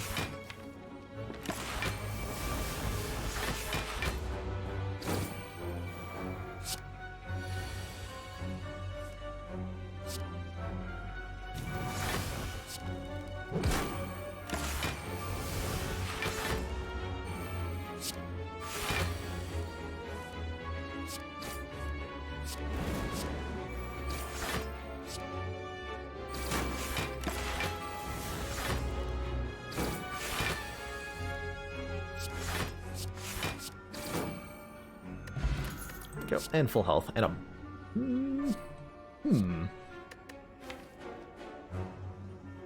Where's my chair? It's the chair is a couple feet to my right at the moment. Wanted to be in this chair today, so I am. I might change my mind in like an hour or two if my butt starts complaining at me. But we'll see. For the moment, this is how I feel most comfortable. So this is how I want to be.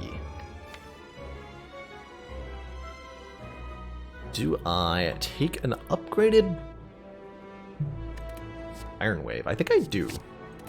This helps a little bit on the block side of things while also still being an attack, which is quite useful. Fighting Awakened one. Let's take an Energy Pot. And do I upgrade or toke? Toking is pretty good here. Toking is quite good.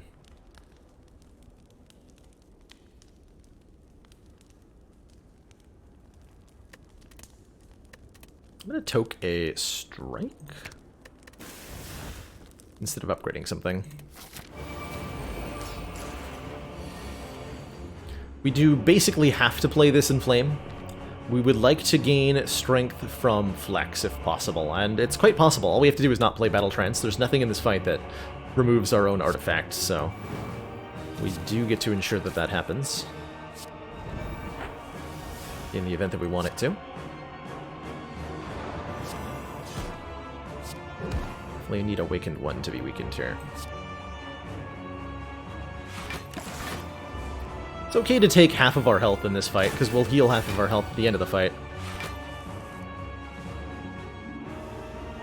Disarm is going to be crucial in managing Awakened One's strength. That's going to be the Exhume target, is Disarm. And that Exhume gets to be a second copy of Disarm in this fight is one of the reasons it's so valuable in the deck overall.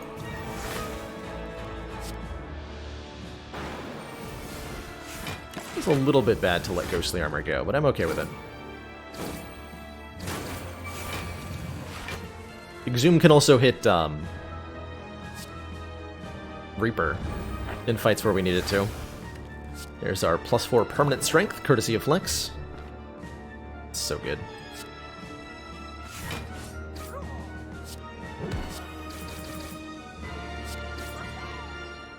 Okay.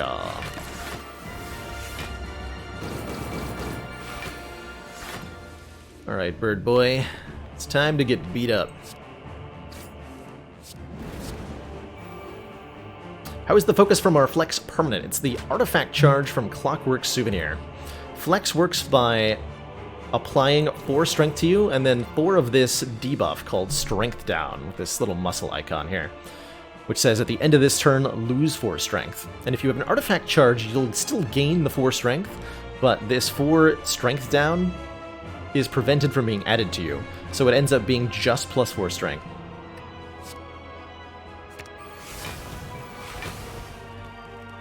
Good job, Exhume. You did it.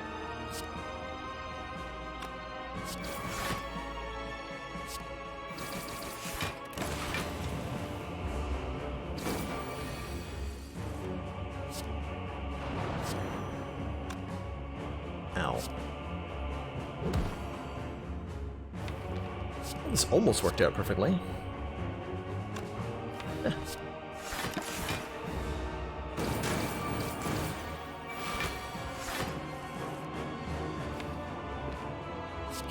We want to kill next turn and then play the Inflame. So I'm not going to do anything other than full block here. When Awakened One enters Phase 2, it no longer has the Curiosity buff, causing it to gain strength when powers are played. So I can do Sword Boomerang and then play the Inflame here without giving it any power. Really good turn to draw Shockwave. Really good turn to draw Shockwave there. And Rage plus Iron Wave is a shocking amount of block, letting us mitigate most of this big hit here.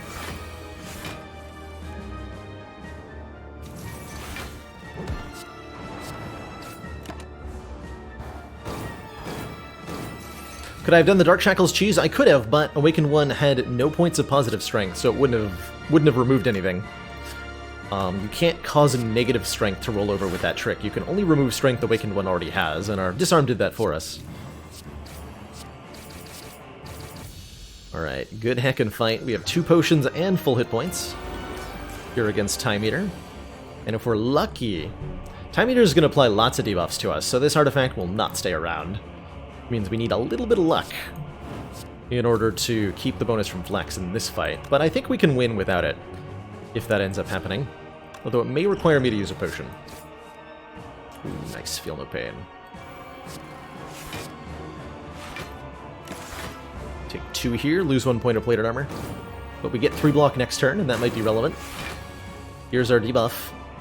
If I play Battle Trance, I also lose the artifact, so it's very likely we're about to lose it, unless Shrug draws either Offering or Flex.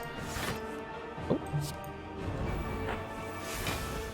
Didn't get there, but we do get double Disarm again, which is going to shut down Time Eater pretty hard. So I'm alright with that. Do I just play them both now? Probably, right?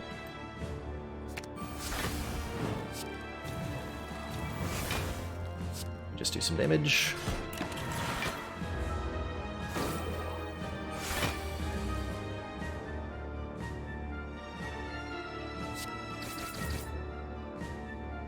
Is how I have to use Pummel? Pummel blocks on this turn. We're getting 6 currently. 11, I'll lose a point of plated armor. I keep plated armor if I play Pummel. That's a good enough reason. Not gonna bother playing a strike. Although this is kind of our damage cap, unfortunately. Until we apply vulnerable. That's not great. You're telling me this is as good as it gets.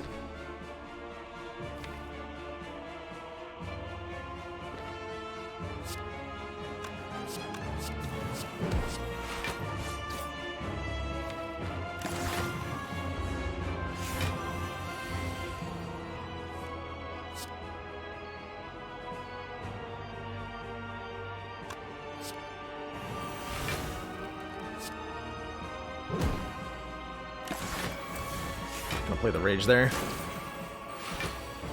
Okay, I think we're in a little bit of trouble in this fight, but again, the 2 disarms really do help.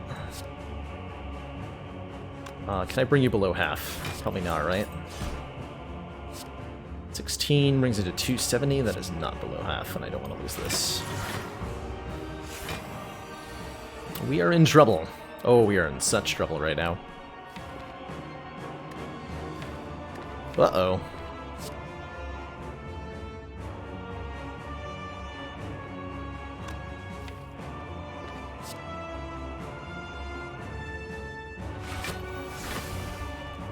This doesn't do anything.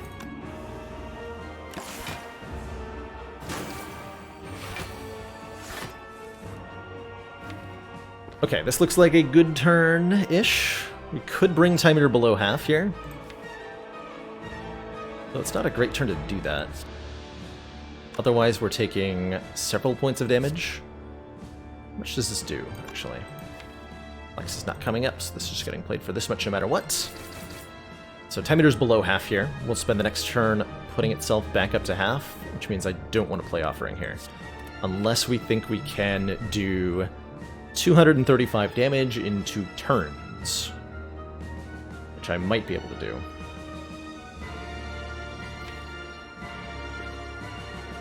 Let's see. 5 points of strength, so this is only 12 times 4, 48 for a Sword Boomerang plus. Which means I would need to get awfully lucky to kill Time Eater in 2 turns here.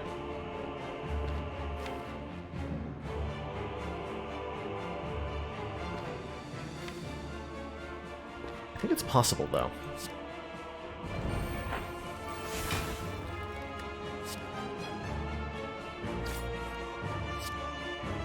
I'm gonna try it.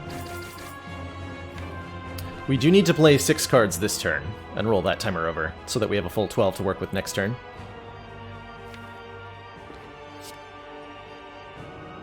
Which means I Battle Trance for sure here. It draws exactly these 3. That's, I guess, ideal. Go Clothesline. We definitely need to attack Potion here. Carnage.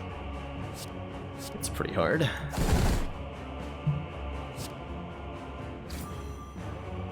To spend the most energy attacking.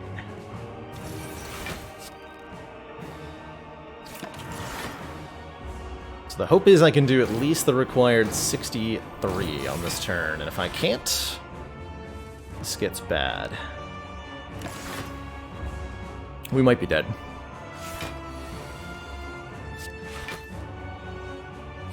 We might be dead.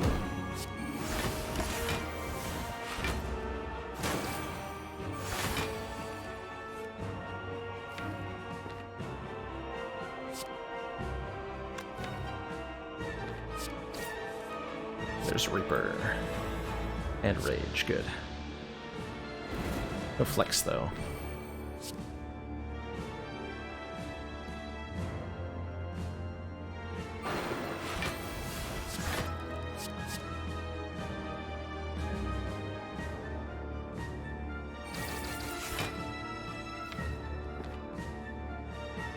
So we live. 4 cards for next turn. Has to be debuffing us next turn, I think. Which damage is that?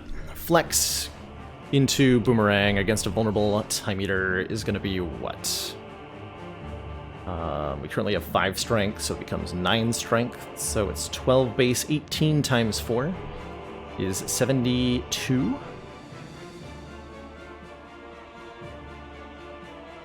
$16 is 24, so 72 plus 24, 96. And I only get 1 more card. Uh-oh. So we really need Time Eater to be debuffing us next turn. Yeah, Energy Potion for Clothesline is a consideration. The Weaken helps. Give us a chance to survive next turn the old-fashioned way.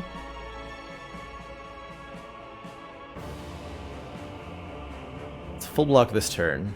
Although we're only taking 1 this turn anyway, and actually taking 1 is better in terms of our survivability, but the Weaken's huge. Because we would activate Sulfur Clay here to take 1. If Time Eater's weakened next turn, I'll be attacking for 7 times 3 with a multi-attack. The big attack will kill us. We can block the multi-attack barely. Okay.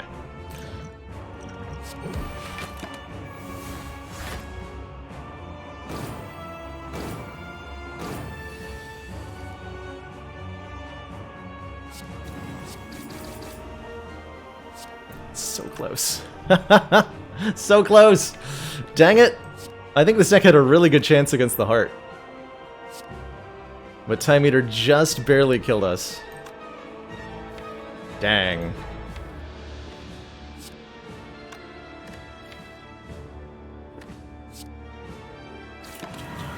GG. GG. So close.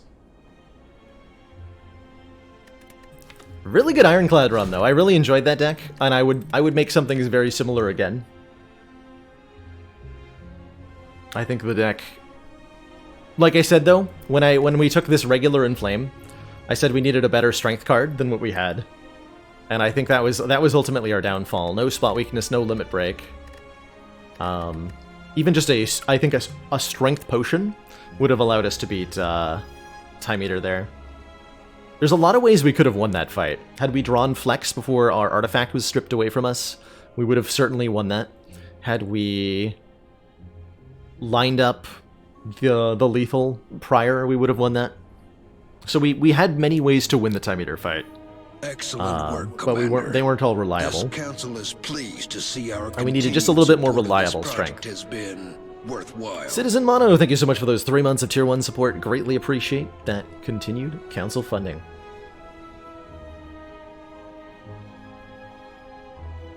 Pop the attack potion 1 turn too early. The reason I popped it when I did was we were about to reshuffle the deck, so it gave us the better overall odds of lethal by allowing a second, by letting us redraw the Carnage to potentially get the lethal in the first place. So that was the reasoning there, and I think I stand by that, even in retrospect.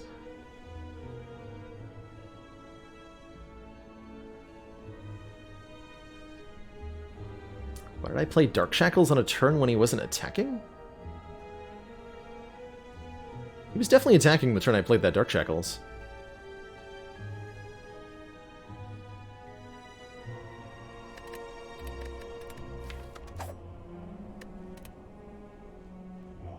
Greetings.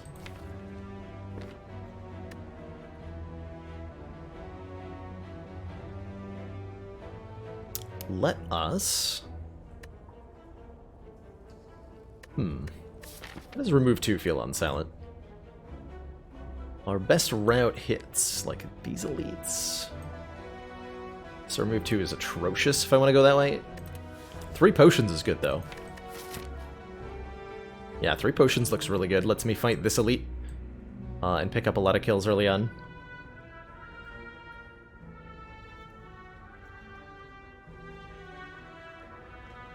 Oh! If you're talking about, yeah, I might have needed to get to the 12 card limit so that I wouldn't be stuck on the next turn. Okay, Blessing of the Forge is excellent for early Silent. Let's take an energy potion, too. These 2 potions should allow me to beat this elite pretty handily. That's the hope, anyway. Let's see if that pans out. I'm going to choose to take 4 against Jawworm here, so that this fight doesn't get ugly.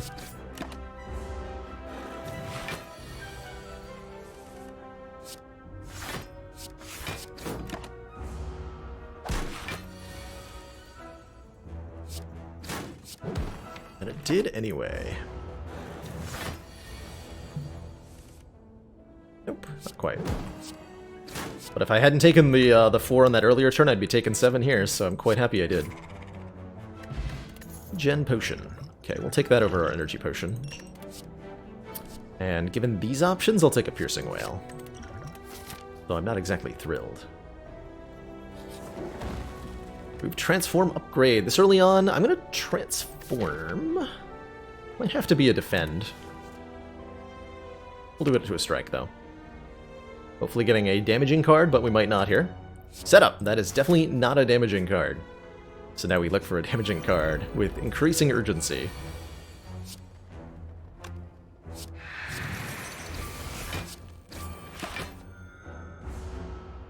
Last run rip, it did to Time Eater. Unfortunately perish. I've been watching The Mandalorian. I have not. No.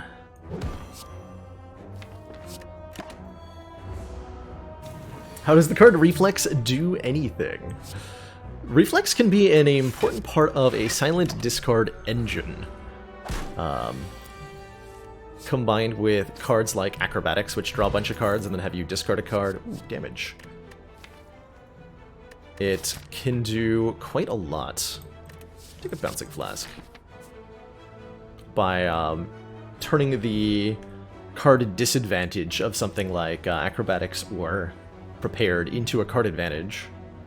In particular, the upgraded version of Reflex, which draws 2 cards when discarded, is a really powerful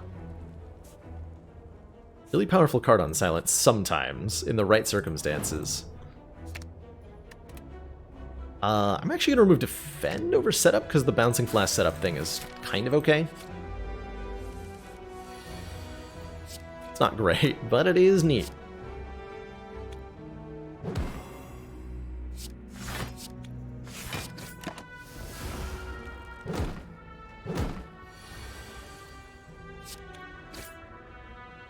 For example, set it up here.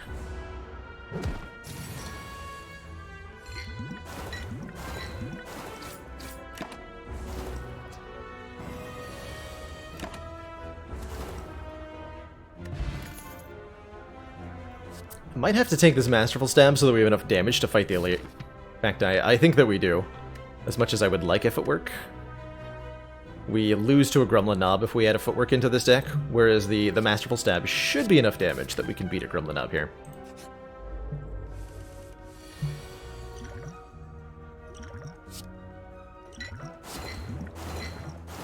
We apply 12 poison on turn 1, and that should be good. I was hoping we wouldn't draw, or I'm hoping we would not draw, yeah, I was hoping we would draw Masterful Step on this turn. I think I'm going to play the Piercing Wail. I full block if I defend. What are the odds I get lethal next turn? Very low. I can pay 1 energy for Masterful Stab? Okay.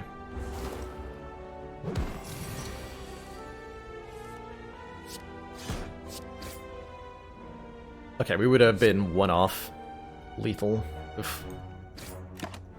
Okay, take a huge pounding here, unfortunately, but we do win. And we get an Ornamental Fan. If we play 3 attacks in 1 turn, gain 4 block. Don't think I ever want a second Masterful Stab, but Expertise and Setup play really well together, and I'm going to use that as a reasoning to take the Expertise here.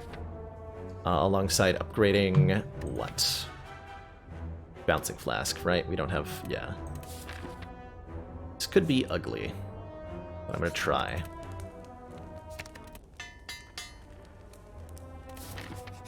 Okay, I was really hoping we'd see a Lagavulin, and indeed we did. I have to play Bouncing Flask on this turn 100% of the time. Wasn't the ideal start, but it's pretty good. We got rid of Ascender's Bane. Most of our block cards are in the draw pile here. I'll take it. Deliberately trying to block for as much as possible to keep Masterful Stab free. That's the current goal.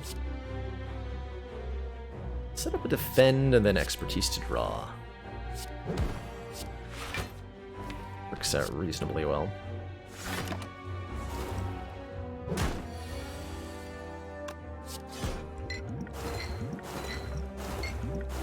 We're actually going to win this fight. Exciting! Not only that, we did it with only losing 5 health. Getting ourselves a question card, so we have one more choice on future card rewards, not this one. Bullet time. Cannot draw additional cards this turn. Oddly enough, a slice feels pretty comfortable, given our ornamental fan and our decent amount of card draw in expertise. I'm almost inclined to take that. We do need a little bit more immediate damage. It's not a great card, but it's okay. Let's take it. Would prefer something like a Cloak and Dagger. What is our intended pathing from here? We can get either 2 more fires or 1 more elite. Let's see what's in the chest first. Molten Egg. Okay, when we add an attack to the deck, it is upgraded. That's exciting. It does make me regret the slice a little bit. Deck has you all kinds of confused. Isn't it unusual? It is definitely unusual. But we can do some cheeky things with it right now. Maybe I take the triple upgrade. And we remove a strike. I bet I can beat Guardian without resting. Whereas I have to rest to fight this elite, so I get 3 upgrades versus 1. Let's take the 3 upgrades. And I'm going to upgrade freaking Setup. So that it's 0 cost. Only 1 fight to deal with. Get 150 gold.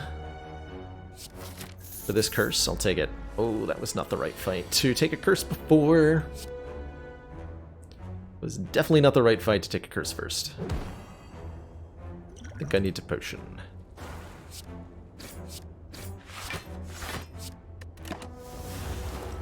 Why did I take setup? Setup was from a transform. I'm simply embracing it. It wasn't taken by choice.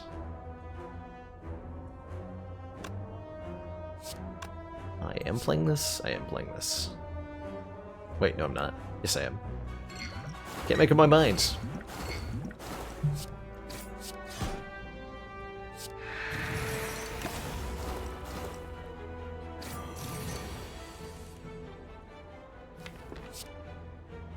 Main thing setup can do is this. Lower the number of cards in my hand and give me a free block card. Not that impressive, but it helps sometimes. Sometimes. Ow. Guess we are resting before the boss after all.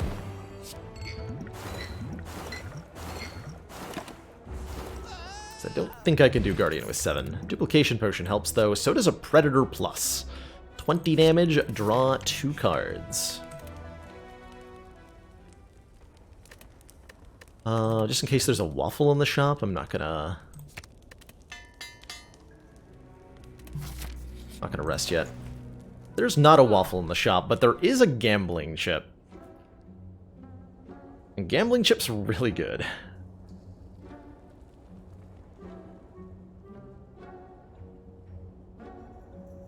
Gambling chip is very good. It means I have to keep the curse.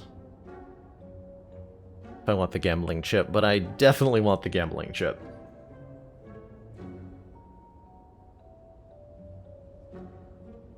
What's that scroll relic? That's the ninja scroll, giving us 3 shivs on turn 1 of each combat, which will block for 4. It's a very good relic here.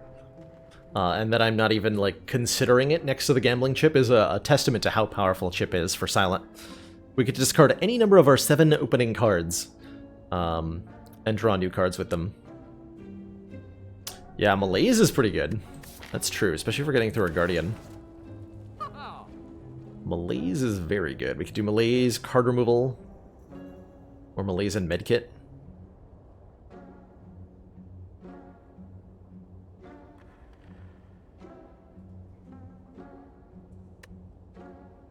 I like this Flying E Plus quite a bit as well. Medical Kit allows us to play any status cards that are in our hand to exhaust them, so we get rid of wounds and burns effortlessly. I would seriously consider the Medical Kit were I fighting Hexaghost. Although, were I fighting Hexaghost, Malay's Medical Kit would be a very easy win. Is Mayhem bad? It can be. I think it's mostly useful on Silent. The more you care about the order your cards are played in, the worse this card becomes. So for Defect and Watcher, this card is atrocious. But on Ironclad and Silent, it can be pretty good. You're playing an extra card. It's like 1 card draw and 1 or more energy, is one way to look at it. But it can be a little unreliable.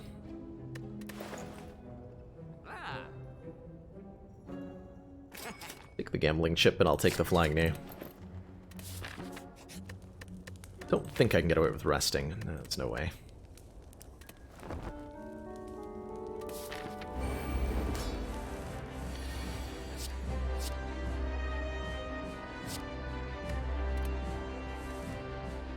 So I'm going to set up my Predator, play these attacks, draw with Expertise, and discard this Doubt. It's a pretty good turn 1. Oh, thank you so much for those kind words, Choco Loco. Glad you enjoy the content and the stream.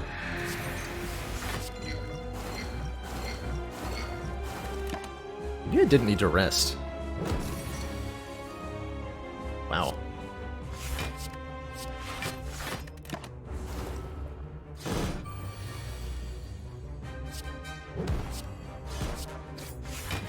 So what Expertise does, it does really well, which is sometimes it draws 7 cards for 1 energy. That is frankly absurd that it can do that.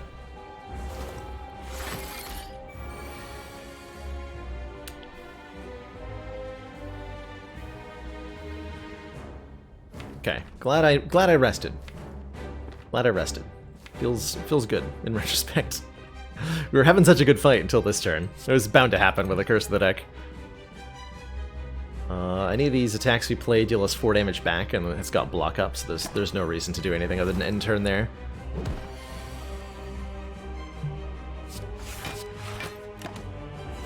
Set up the Doubt. I wouldn't be weakened on the turn that I drew the Doubt if I did that. True. Okay, the poison has gone down instead of up, which is not something you want. How did it come to this?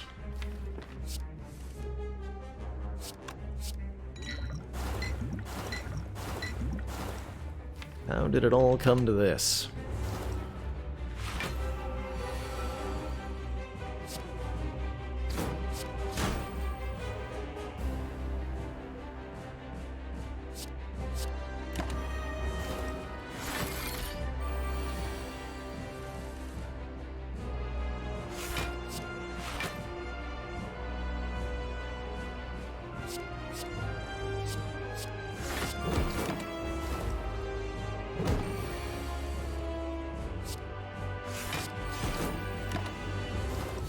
Alright, GG Guardian, we got through there.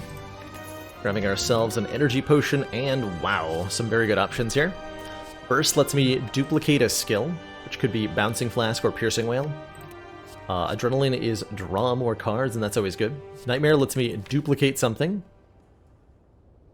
I think if we duplicate a card that's been set up, the duplicates are 0 cost.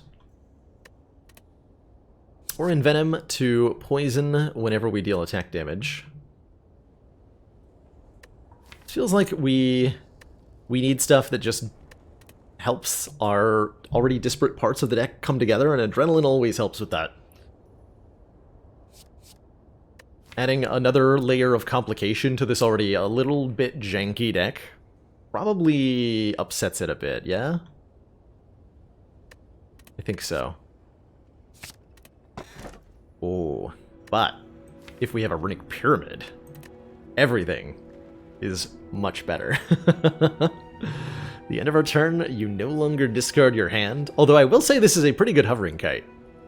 First card time you discard a card each turn, gain an energy. We definitely get the energy on turn 1, courtesy of Gambling Chip. But Runic Pyramid with these cards makes setup actually good. In that we can reliably use it to play one of the 2-cost cards for free. Expertise itself gets a little bit weaker, but I think we'll still find it does wonders for us. Especially if we get some stuff that can dump things out of our hand, like a Concentrate or a Prepared. Our other options are Energy at the cost of gold, or, again, the Hovering Kite, and I think the Pyramid's better than both. So I'm gonna take a Pyramid. As I always will, pretty much, whenever I see one. You just can't convince me not to. It's always the best relic, right? Every time. That's the inevitable conclusion I arrive at. It is always the best relic, every time. And this deck super wants bites. This deck super wants bites. So we want and we want apparitions. So I'm going to take events pretty aggressively here. We can get 5 events pretty reasonably. It's a couple of early fires, a couple of late elites should be easy. Pyramid versus Snecko, which is better? They are the left and right hands of Mastery in the Spire. Both are incredible. Neither is to be underestimated. Look at this! Look at this expertise putting in work here. Just drew 5 cards. Also, my turn 1 is insane. What is this? I played Bouncing Flask, Predator, Masterful Stab, and Flying Knee. Off of 3 energy. Thanks to Adrenaline and setup. How do you win this by making the worst choices? Is the question we've all been wondering.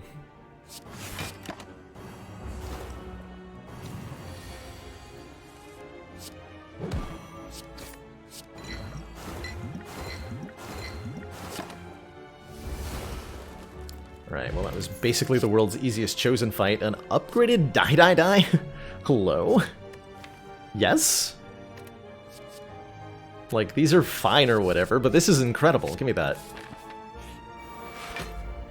17 damage to all enemies. We're gonna do the thing again, too. Don't even need to play the Predator on this turn. We can do that next turn. Set up the Predator. Maybe I am going to play the Expertise. We do Piercing Wheel, then Bouncing Flask, which lets us put 6 poison down.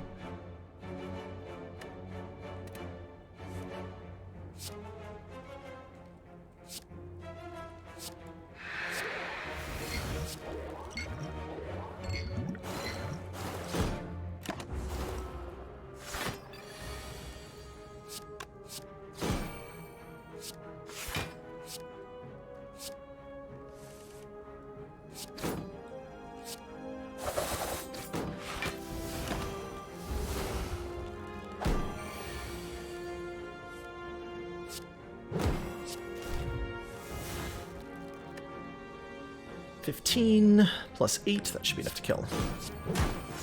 Combining the raw damage plus the poison damage is enough to get through here. But we needed both halves of the equation to actually finish it. Kinda cute. Eviscerate is interesting. It only works on turn 1. But it often works on turn 1, dealing tons of damage. 8 damage 3 times, costing 1 less for each card we've discarded this turn. Or we could take the Calculated Gamble. Discard our hand and then draw that many cards to make a future Eviscerate work really well. Lets us get rid of all the bad stuff in the hand. Gamble is so good when you've got a Pyramid. Take the Gamble, I think. Am I going to that shop? No. I want the events. Of course, now I want to go to a shop. I could go here. Although I already have a curse I want to get rid of, so probably no, right? Could also set up the Eviscerate. You know, I didn't consider that. That is absolutely correct. You can do that. I could play Bouncing Flask in this fight, but I am going to play Die Plus. That sounds great. Okay, so we only need to block 11. I can definitely do that. Can I? Only if I energy potion.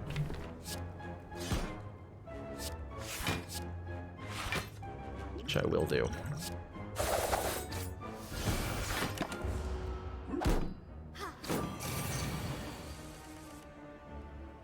An acceptable metric buttload of damage to deal. So I can set up this strike and then gamble into it so that we have enough damage to KO Centurion here.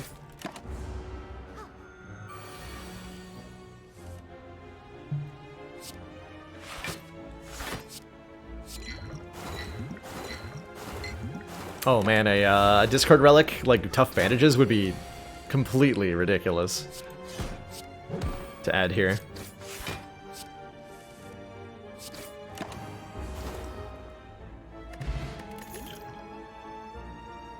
How about a finisher? Finisher's cute. Crippling Cloud is also cute. And by cute, I mean very good. Yeah, by cute, I mean very good. Oh, we get to go to this store. Okay, we'll live until then. We could upgrade the Crippling Cloud, and that makes us a lot better against the elites of this act. In particular, for its AoE. Aw. And so are you. You're cute too, chat. And we don't have the weaken either. Yeah, we want this Crippling Cloud. Uh-oh. Help?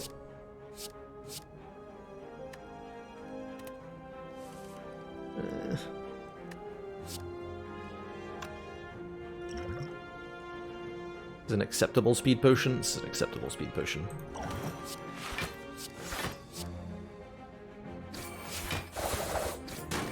Shame we don't have one more energy there. Oh, no you don't. You dare.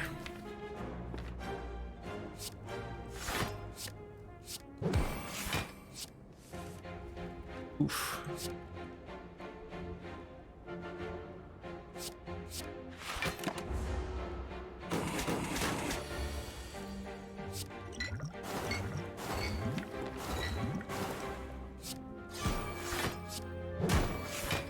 Let's do all of the damage immediately.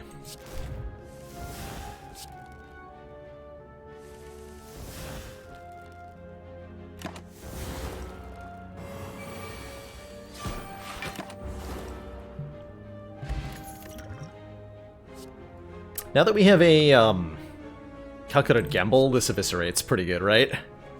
Give me that. Give me that. How's it going, First Dane? Good to see you. Can you explain the cards that are in my deck right now? Because I don't really have a good explanation as to what you're looking at here.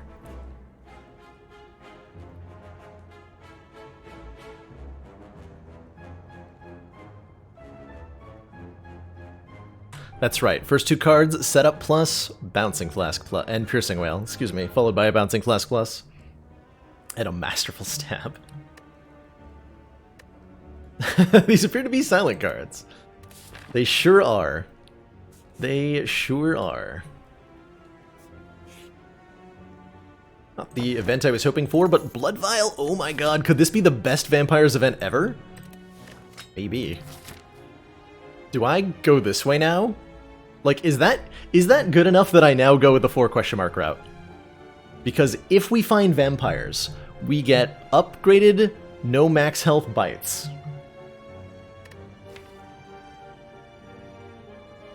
Instead of our 4 strikes. But that's costing us 2 elites. And a fire. That doesn't seem that good, right? Do it for the memes, they said. Contemplates silently. Everyone wants to see it happen? Alright, let's go for it. Let's go for it. Let us do it.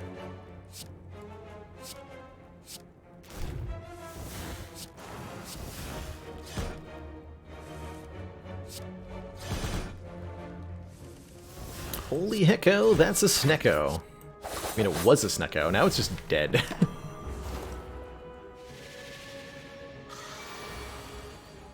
Now it's just dead.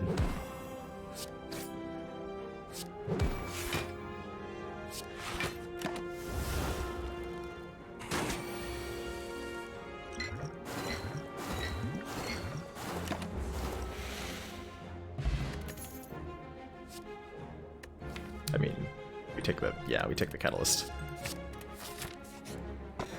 Bottled lightning. So we can bottle our crippling cloud, huh? That sounds pretty good. Yeah, bottling our crippling cloud seems excellent. So I would like to do that. Wait! Got a bottled crippling cloud. You nerds don't have a chance.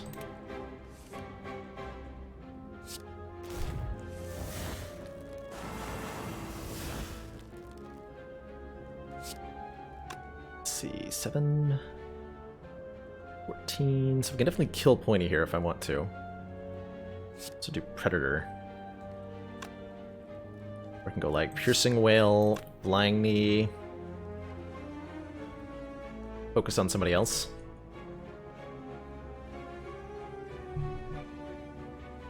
I don't see any reason to take this 4x2 damage.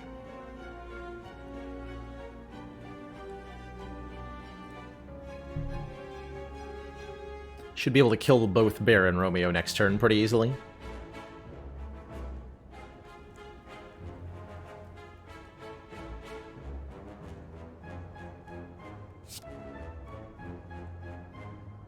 Thought I was gonna bottle setup. If I could play setup before the gambling chip resolved, I would.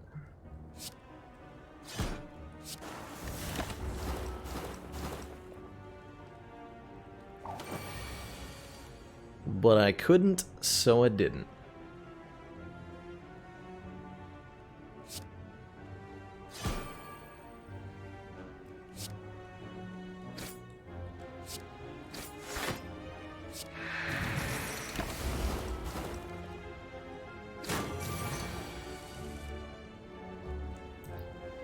+12, that's enough.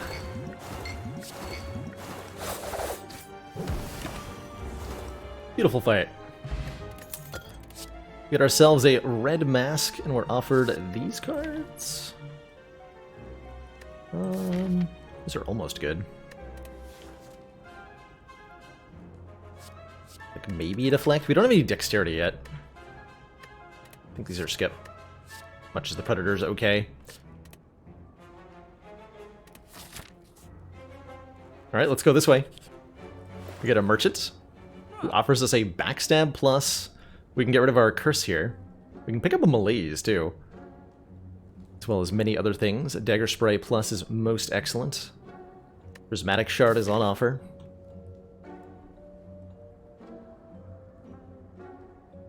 If I spend money here, I can't spend money here.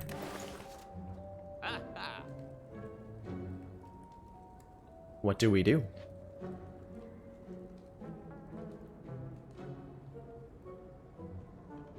I can't afford shard and removal. Doesn't feel like it puts us in a great spot. That malaise is much better.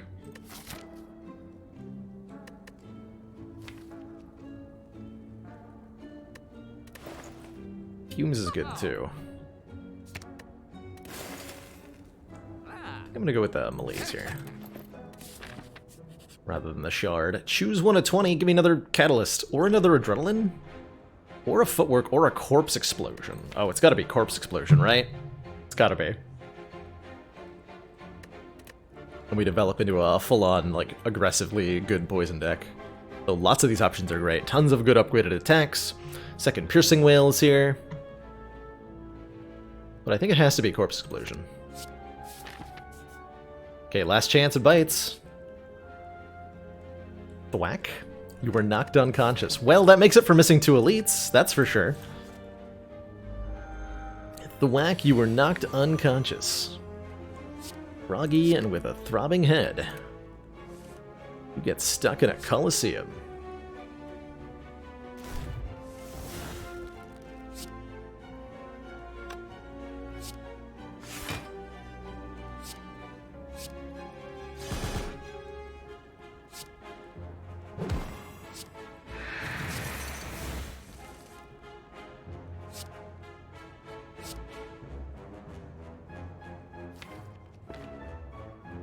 Let's see, do I need to play that now? Probably.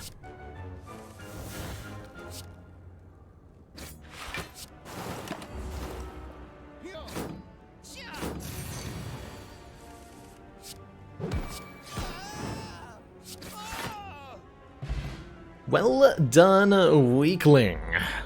Time the real challenge.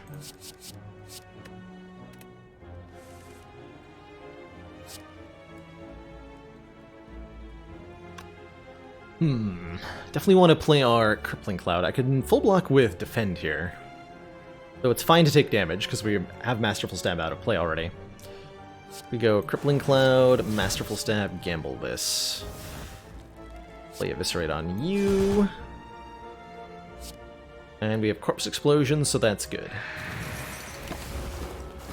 What's the reward for this event? You get 2 relics. 1 uncommon relic guaranteed, 1 rare relic guaranteed. And 100 gold. And a card reward. It is one of the most ridiculously rewarding events in the game at this point, especially since Mind Bloom got nerfed. It's like the most rewarding one. Feels like a good opportunity to use our duplication potion.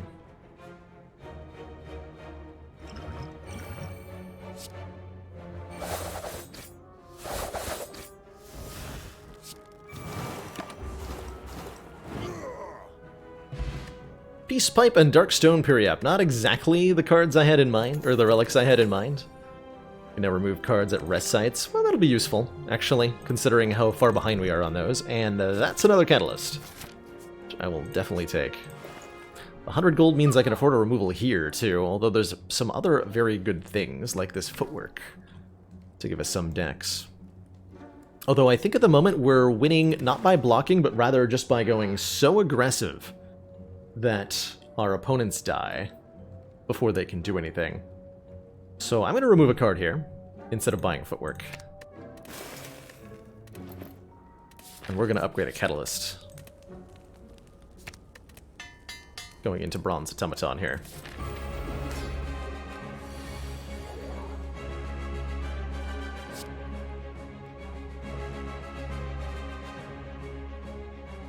That's quite the turn 1.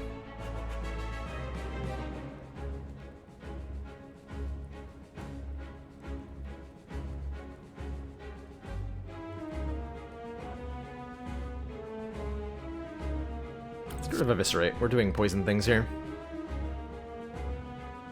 Play Catalyst very soon. Ideally, I draw Bouncing Flask on this turn. Dropping Catalyst is certainly an option. I'm willing to shuffle the whole deck. I think I am. So we'll keep these 3 then. Perfect. Let's set up Crippling Cloud. I'm gonna play that next turn, not this turn. And this can strip all 3 artifact charges off. Do I use a power potion? Sure. That helps quite a bit.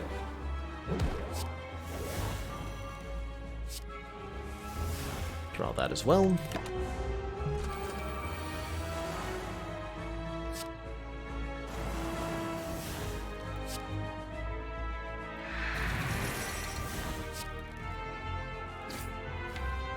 Okay, Masterful Stab becomes a very high cost if I play this, but I'm still going to play it.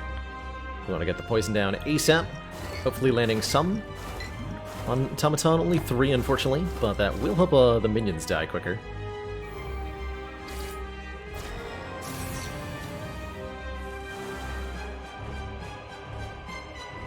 Speaking of minions dying, I think we use Corpse Explosion to make that happen. Let's see, you have Adrenaline. You're stealing Catalyst? Really like that back.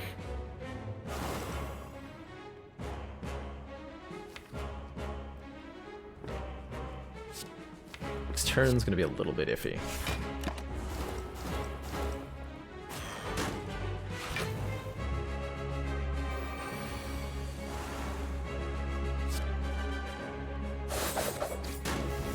Oh, you took Masterful Stab. That's even better. Good. Very good.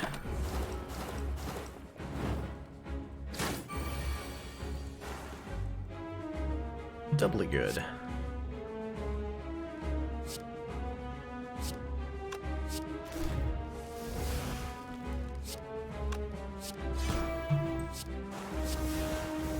GG.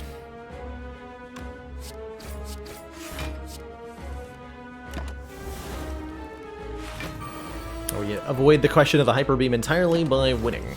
GG. Bullet time. That seems good. You cannot draw additional cards this turn. Reduce the cost of all cards in your hand to 0. Not only does that let us empty the hand, but it puts us in a position where expertise can be good, kind of, on the following turn. Obviously we can't draw the cards in the same turn. Although we could with an Ancient Potion if we wanted to. I think that ends up being better than Doppelganger. And certainly any of this other stuff. So we'll take that. Pandora's Box is kind of interesting. I'm not sure that I like this Philosopher's Stone. We don't really have a way to deal with the additional damage output of enemies, and between Bullet Time, Adrenaline, Setup, and everything else, our energy needs are mostly met. So Sacred Bark's an option to double the strength of potions. I think Pandora's is going to be excellent here. Especially with a Molten Egg, any attacks we get will be upgraded. Let's transform our starter stuff. Another Catalyst, another Bouncing Flask, upgraded All-Out Attack, upgraded Predator, upgraded Eviscerate. Cloak and Dagger? I'm pretty happy with that. I am very happy with that. Have to go here, so that restricts us to at least that fire. We are a little behind on upgrades, now that we have like 3 catalysts that need upgrading.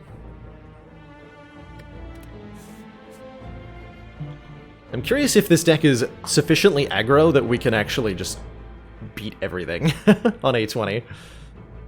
I'm not sure it is, but we'll see. Go this way. Rather than this way. Gets us an... well, yeah, it gets us an extra fire. And this shop will be such that we can afford a removal, I hope. We need some block for the hearts? Potentially no. We might be able to say no to that question. Which is not a question you often get to say no to. But we might be there.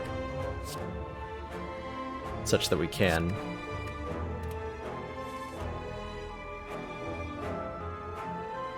Unfortunately, we have fights like this occurring immediately here. This looks a little painful.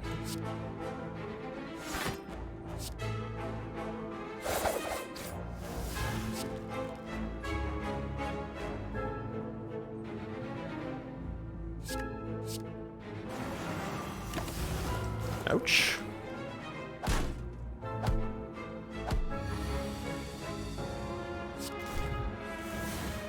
So then we just win.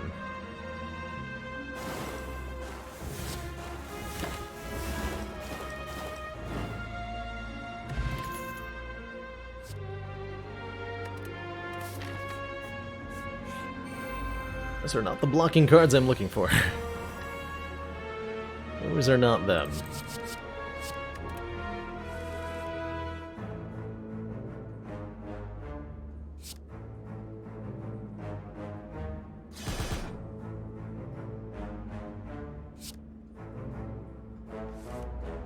Do I have any? I do! Oh, good. Oh, good, I do.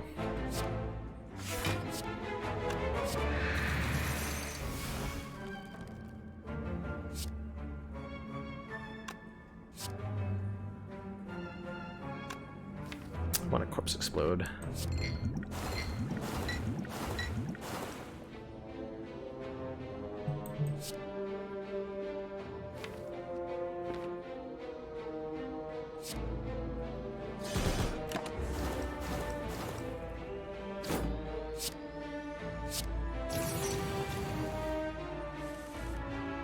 Should we just do this then?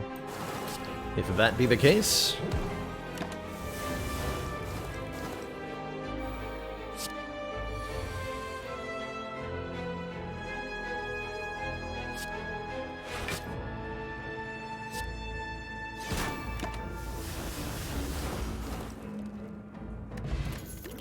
Poison Pot's nice.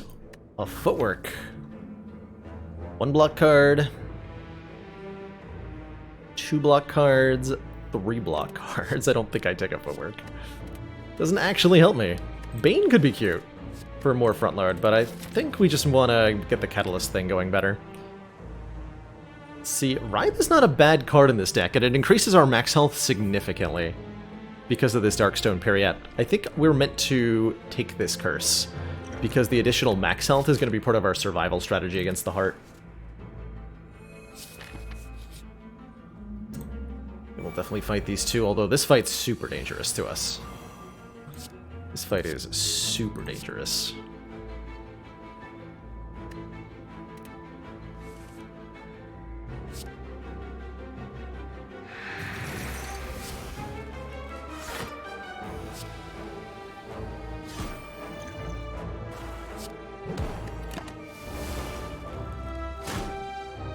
Do I think Madness is bad? Most of the time I do, yeah. It's not too bad in this deck.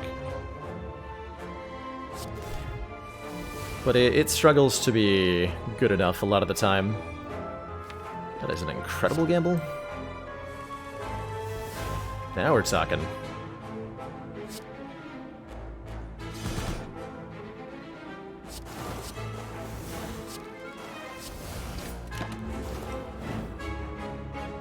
Calipers. Start of our turn, lose 15 block rather than all of our block. We will take another Piercing Wail to keep us alive here.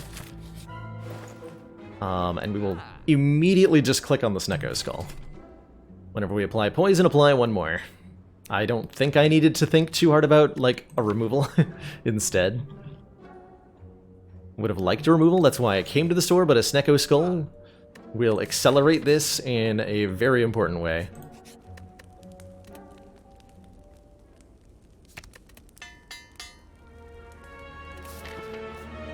Yeah, the Caliper's value, right? The value. Okay, this is 22. That's enough to kill you. Good.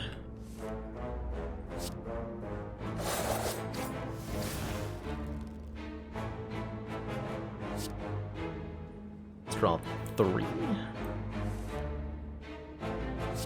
Set up Cloud.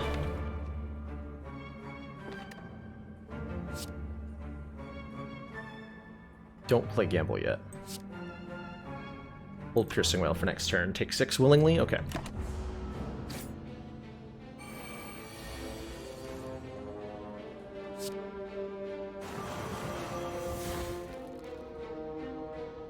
Looks like I have to gamble here. Shame to lose these Piercing Wails.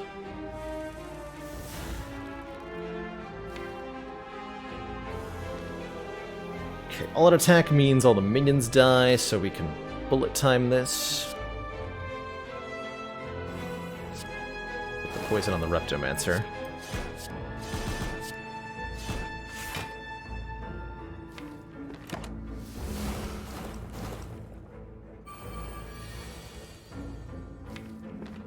This turn looks to be a slight problem. Ha! Is that a kill? Let's see, this goes to 43. Yeah, that's just a kill. Dang. Anchor helps a lot, giving us 10 block on turn 1. Certainly don't need any of that. Caltrops is cute, but we are not in need of damage right now.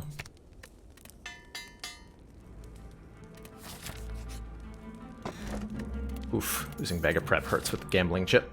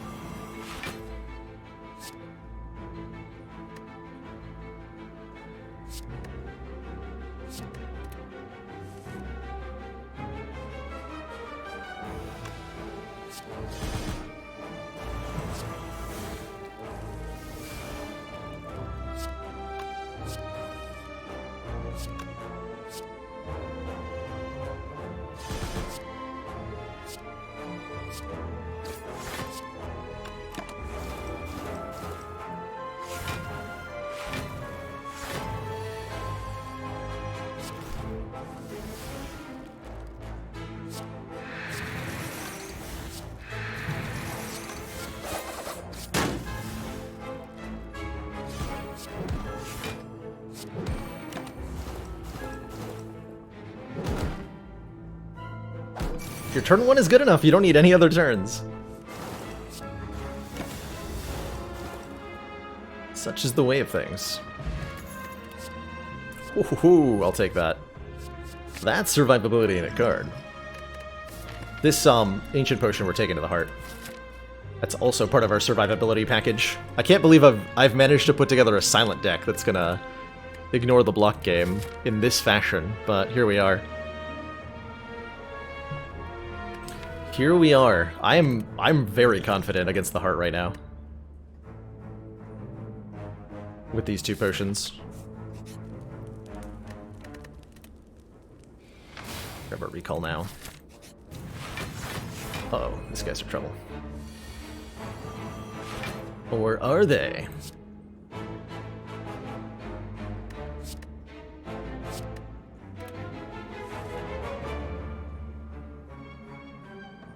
Is that enough damage to hit the one that has 46 health? Actually, the one that hits 45 is enough.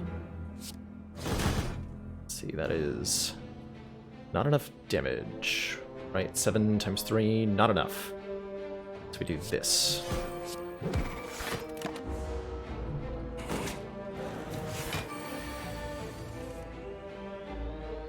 Now we have enough.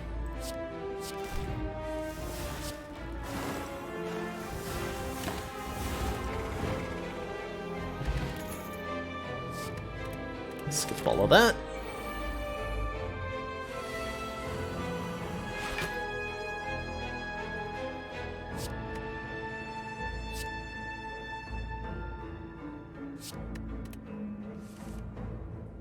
Go corpse explosion on this fellow. Destroy them.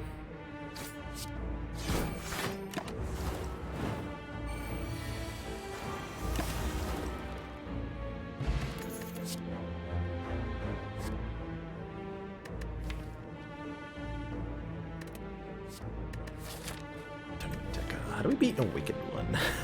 That's a really important question. How do I beat awakened one? I can beat heart. I can't beat awakened one?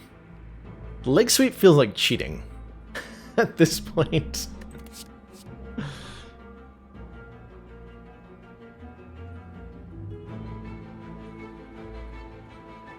sweep is a good block card.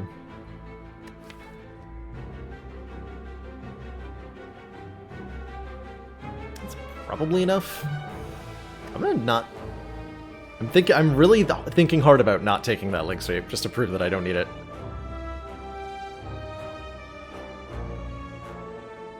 But is that hubris? Nay. Maybe Reflex Plus is good. Probably not. Probably not. Skip all of this. Do I ever get tired of the in-game music? Surprisingly, no. The Slay the Spire soundtrack is excellent. And in many thousands of hours of playing this, I have yet to get tired of it. Truly.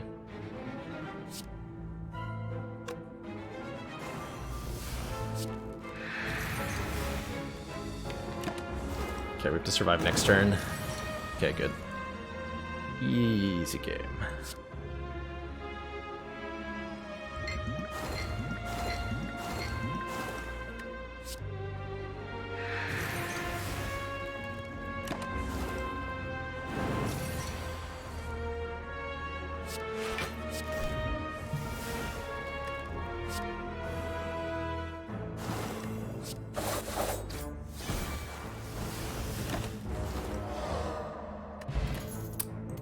Every 6 turns, gain 1 intangible and a leg sweep plus. Okay, well, I'll take that one. That should be pretty winning. That feels very winning. Probably time I took this Masterful Stab. This card will be pretty unplayable most of the time. Took the leg sweep. We're gonna get rid of Stab here. The reason I'm not toking Writhe is because since it's always in the opening hand, I can always discard it and put it into the discard pile immediately. Okay, we don't need Eviscerate in this fight. This is pretty good. This is beautiful. Okay, our goal right now is to strip off artifact charges, which we can do like this.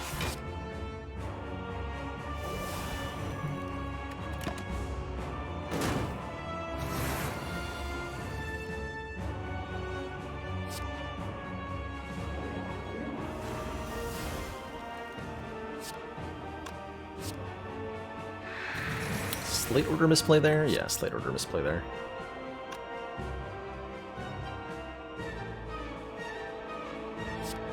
Better be willing to take some damage.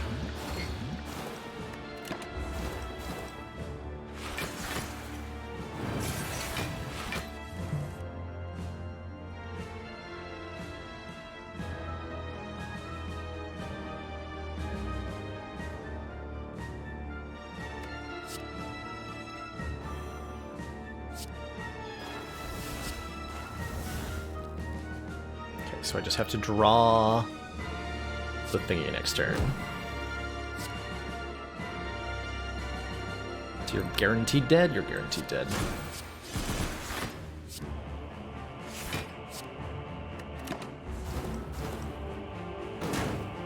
Take a bit more. Play Corpse Explosion and this fight's over. GG, Donu and Deka. Since Burner's lined up to 5 here, we probably don't have a lot of control over when we kill Time Eater, but we'll see what we can do. I have a pretty good malaise here.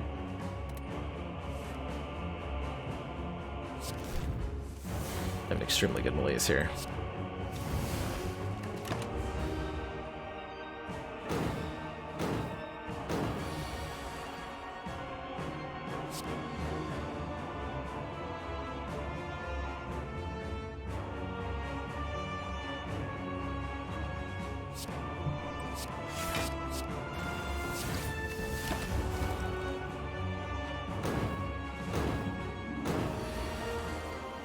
Ideally, I'm setting up this fight such that I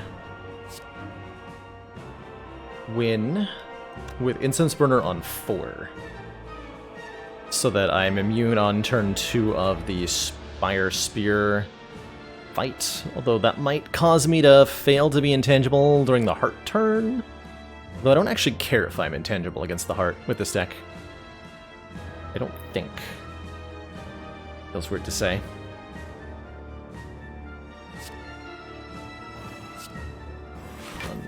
2, 3, 4.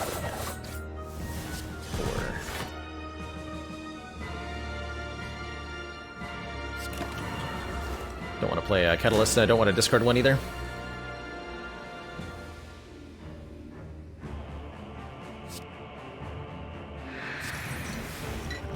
So I want to kill Time Eater in 2 turns. I think I can do that.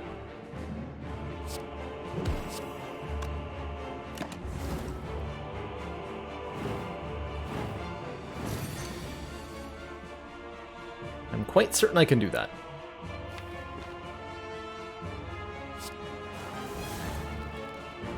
Double Catalyst sends this to 150, so we can kill right now if I want to.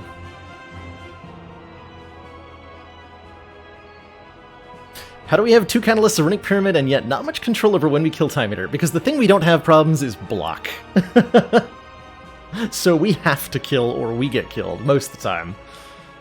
But I'm okay taking a little bit of damage here. We have no decks. We have, I think, 4 cards that actually generate block in a 31-card deck. And then 3 Piercing Wails. That's our entire survival strategy.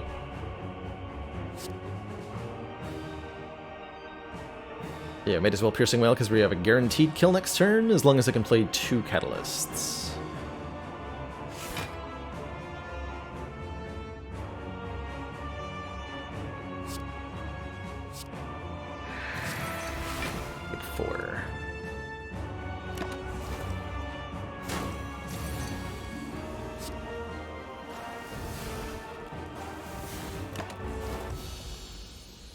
GG! Two thump, a deep pulsing dread can be felt throughout the room! This, the heart of the Spire. The source of this evil. I'm definitely resting, because we need every hit point. We need every hit point. That's why I took the curse. We need those. This would have been so good. I think we just remove a card. Quite happy with that. The card we're going to remove is probably Slice.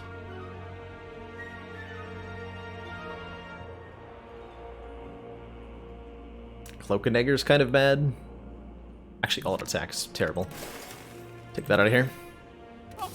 I'm unable to play that because it'll randomly discard stuff. Well, that is the turn one I wanted, that's for sure.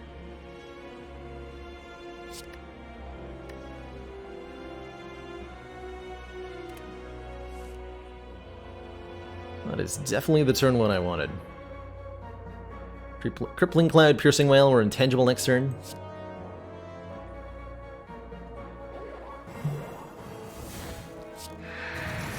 Take 0 here. Get you out of my hands.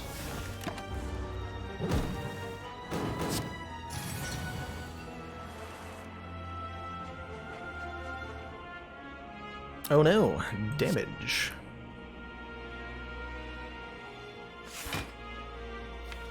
Let's see, we want to kill you quickly, very quickly. Would have been helpful to stay with to turn around, but this is fine.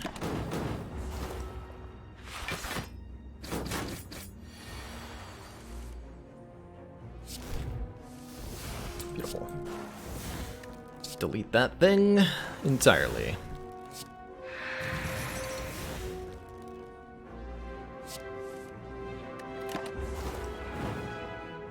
And now I do have control over when the fight ends, so I can set up intangibility for... probably turn 3 looks good.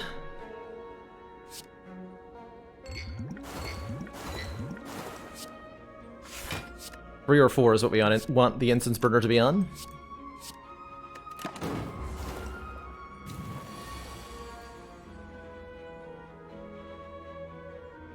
And I'm definitely okay with it being on 3.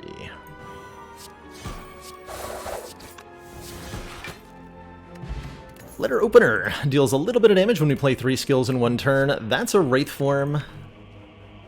That would definitely secure our victory. This I will skip out of principle, because we can definitely do this without it.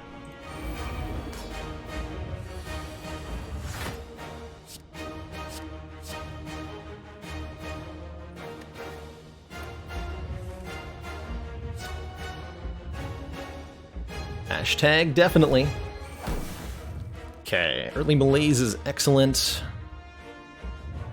Want a crippling... well, it doesn't matter when we're crippling cloud if we got malaise going. We're gonna drink our potions now. Okay, we have 4 strength. Damage! The damage output. Really do want to get that poison going quickly here.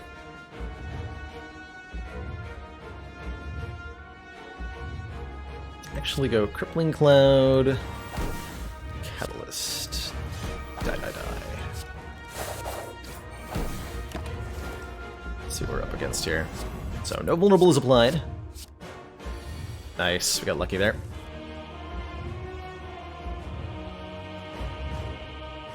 Looks like I might need to bullet... oh, I can't bullet time. I literally am not allowed to. Well, I just malaise, huh?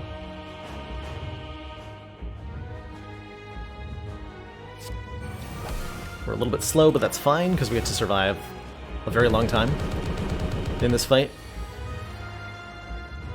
Though I do have to take a ton of beat of death damage right now.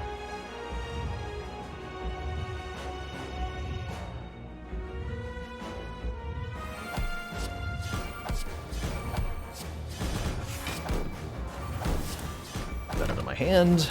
70 poison. There's the 3rd catalyst. That's all we needed. You know what? I won't play the leg sweep either, so we can pretend we skipped that too.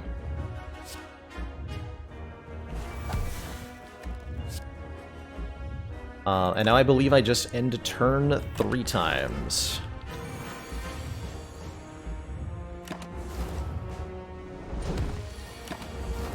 GG. GG.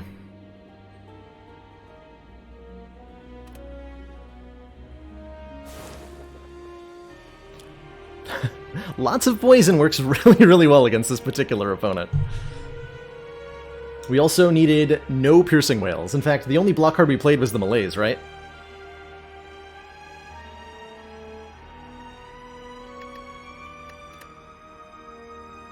Easy peasy. So yeah, do you need block to beat the A20 Heart on Silent? You don't need it. You have ways to win. They're not that easy to assemble, but they do exist. And yeah, we definitely needed them to get to the heart, that's for sure. Time Eater would have been brutal without him, as would the elites before the heart.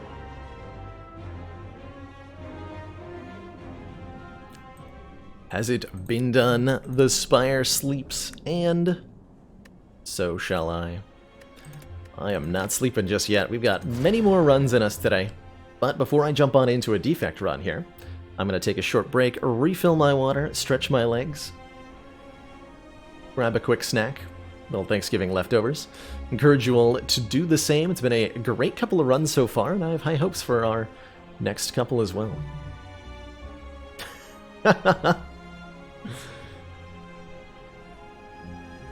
How's it going? I want to take a nap.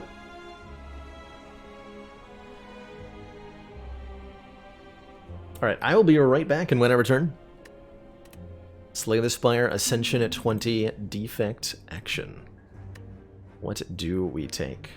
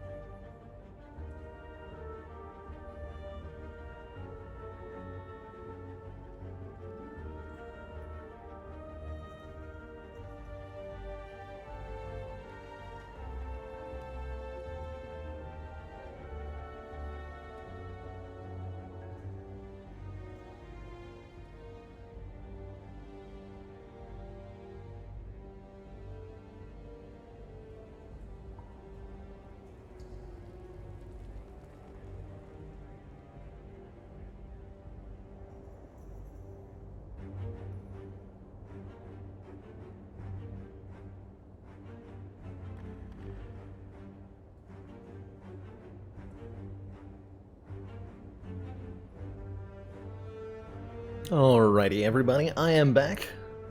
Thank you so much for the patience while I refresh myself. While I was gone, Big Issue, thank you so much for continuing your gift sub from Orin Games.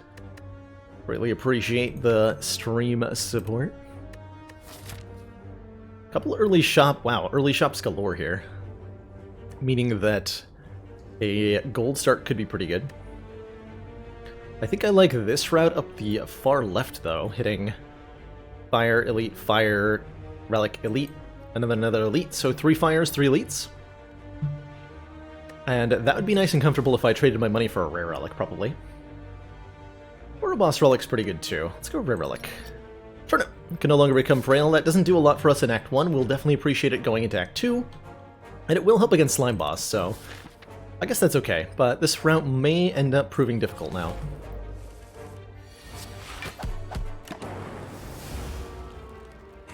Good old Jawworm dealing 7 damage to us. Classic maneuver. Turnip is a rare relic, and I think it's worthy of the rare relic title. It's quite good. It just doesn't feel that good early on. Super take a Ball Lightning as a first floor pick going into some lates. That's an easy take from me. Just to pick the card that does the most damage is generally what you can use as your logic for your first couple card picks. Defect, especially Defect with a Ball Lightning, can probably get away with playing 2 defends on this turn, saving the 1 hit point.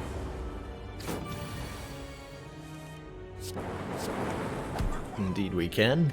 The other 2 classes, usually you have to take the 1 point of damage there. Ooh. Doom and Gloom. Like I said, pick the card that does the most damage. Doom and Gloom does the most damage, and it channels an orb too.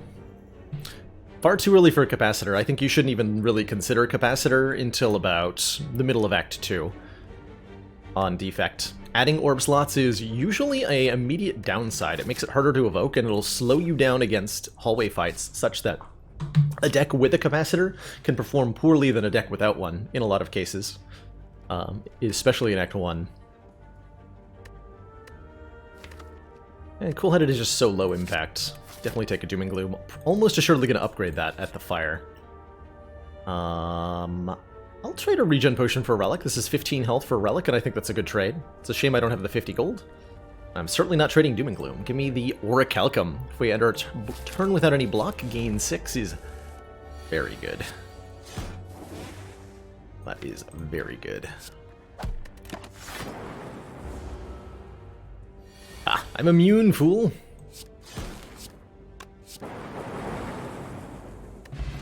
Are Jawworms miniature Niaos? They sure look like miniature Niaos. 3rd orb type to random out, or we can go Rebound. Rebound Doom and Gloom is good. I think the Cold Snap is also a great pickup. Frost Orbs work with Orichalcum, so we're heavily incentivized to pick up Frost right now. Grab the Frost Orb. Heavily incentivized.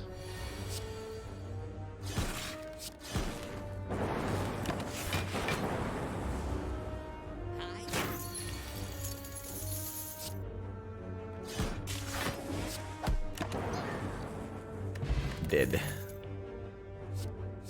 Beam Cell and Barrage are both excellent additions damage-wise. Beam Cell lets us do Vulnerable, following up with attacks, or Barrage is 4 damage per channeled orb, and since we have a lot of ways to channel orbs, we're not often on less than 2 of those. I think I'm going to take the Beam Cell. I do like an early Beam Cell quite a lot. We can go very heavy into offense because Orichalcum will completely cover our defense. Or, well, maybe not completely, but significantly cover our defense for the time being. And I think we're going to use our Strength Potion against this fight almost no matter who it is. Definitely here. Yeah, we're definitely Strong Potioning. Orichalcum is very good against Gremlin Knob, letting us get 6 less damage from each of these hits. In particular, this one, very scary. Do not want to deal with. I do 21 damage next turn? Maybe? Maybe. I mean, I could have mapped that out. Answer is yes. Wow, perfect Knob fight. And a Preserved Insect, making further elites have 25% less hit points. This is a very... this is a very good start. Just gonna upgrade that immediately. Biased Cognition gives me a absolute crap ton of focus. And Bronze Scales makes us spiky, which I will certainly take.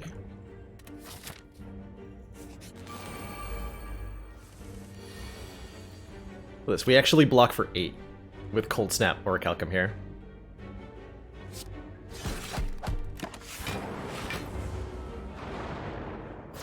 Could it be the pre-recorded stream of Legend? Uh-oh.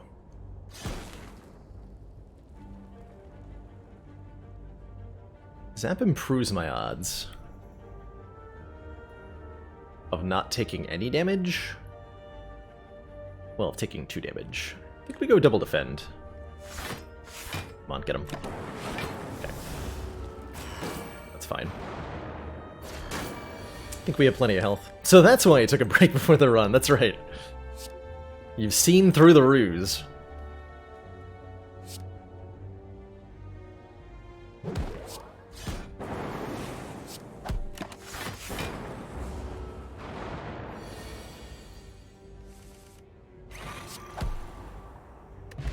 Molten Egg. When we get an attack card, upgrade it. A free FTL plus feels like a very solid little addition. That doesn't mess with the strategy. Alternately, Barrage plus is very good as well. But I'm thinking the FTL plus. And this opens the way for a Go for the Eyes or a Bullseye plus to be added to the deck in the future, which I think will both be very good. But I'm going to grab an FTL plus. Does 6 damage and draws a card if we played less than 4, which I find a lot less restrictive than the unupgraded version of FTL. Especially in conjunction with stuff like All for One or Hologram.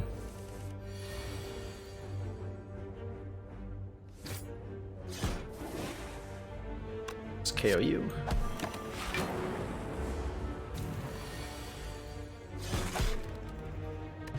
Is there a situation where Streamline is good? Absolutely, there are many situations where Streamline is good. It's a great early game damage card, and I think if you're... I think Sneaky Teak once described Streamline is the key that unlocks Act 1 elites. It's definitely it's just a pretty chunky damage card for 2 energy that can be used to clobber your way through early game fights, and because it gets cheaper every time you play it, there are opportunities for it to stay relevant in the later game, unlike some other attacks. Man, Compile River seems very good. We have 3 orb types represented here. Take the Compile River and be quite happy with it.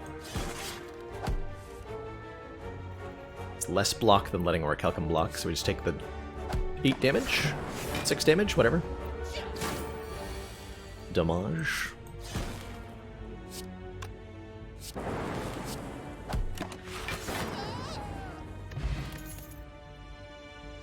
Leap is our first step towards a real block card, and with Turnip, it is pretty good.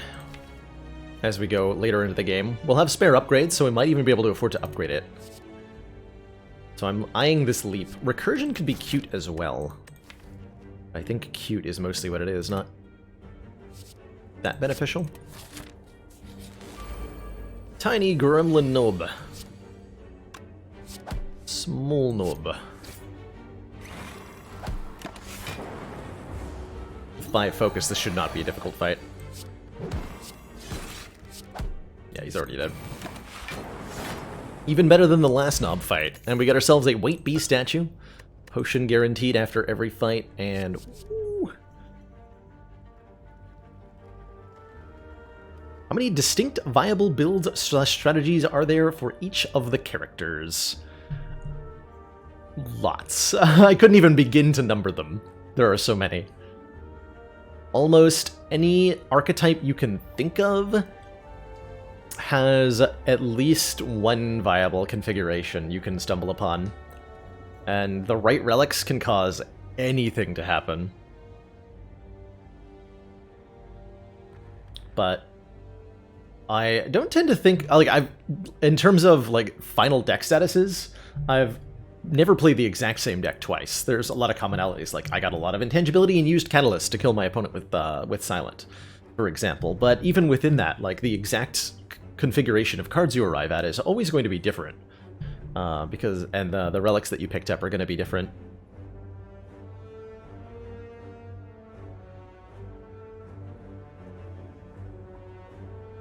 the way I look at it is kind of like how many words can you spell out of different letters in English? Basically an infinite number. Some letters will get used more than others, and much like letters, some cards are more frequently seen in the sentence that is a completed deck. But all of the letters have a role, almost all of them have a role. Some are a little redundant. But you can assemble words out of just about anything. Simply, but at the same time, you're always going to need vowels, right? There are parts you need, and the parts that piece those things together. You can't have a word that's all vowels. You can't have a word that's no vowels. I'm going to take this rainbow, partially because we already have focus, partially because rainbow compiler works really well together. And let's take an event. I'll take the money. I think we beat Slime Boss comfortably with 27 hit points. I think we do, actually, yeah. What letter is reprogram? F.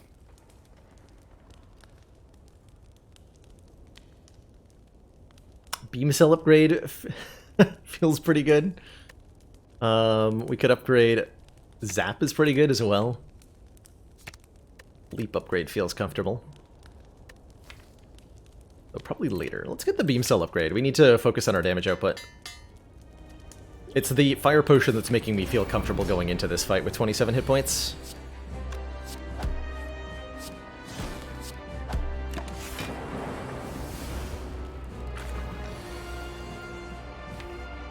Yeah, that's good. Well, that is good. This does 16. If we dual cast, we do 26 plus 8 is 32 damage, which is 76. Is that right? Let me just double check that. 13 times 2 is 26 plus 8, 34. Goes to 74. Good thing I double checked that.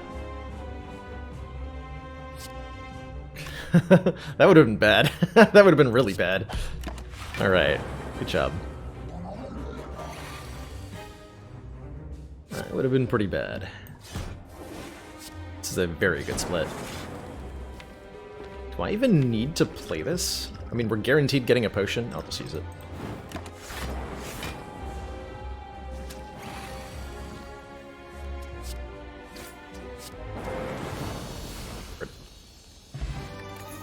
Double bronze. Alright, where's the Philo Stone? I am so ready for birds. These are all great. All of these are incredible. Like, that's a very good fission.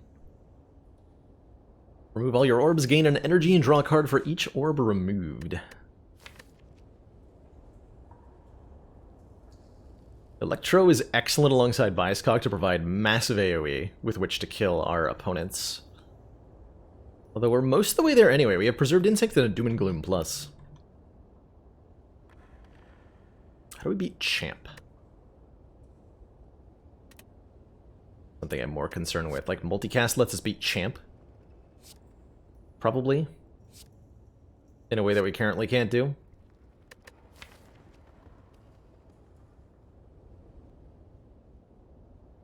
Interesting.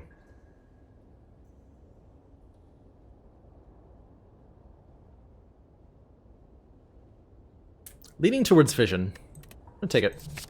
See how that goes. Cursed Key, Sozu. Definitely not Sozu with White Beast statue. Inserter is interesting here. Every 2 turns, gain an orb slot. That would be how we beat Champ. Although we'd need, like, some kind of flat focus other than Biascog, or any kind of Ancient Potion.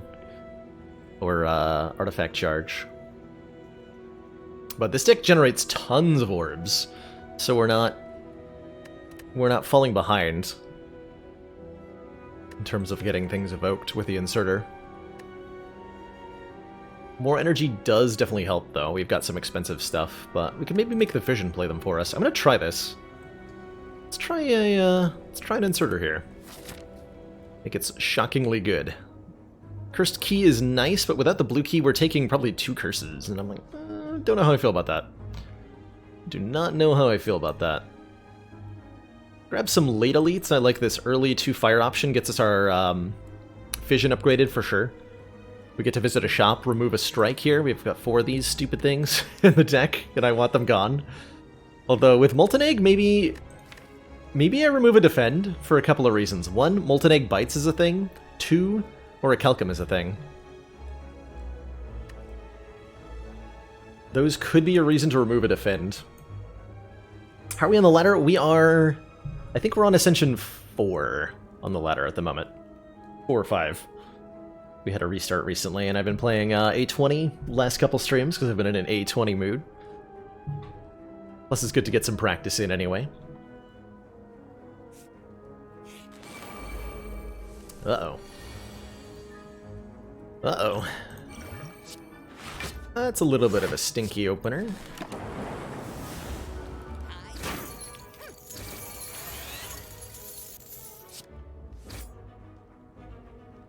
Hello? Good cards? Are you in my deck? No?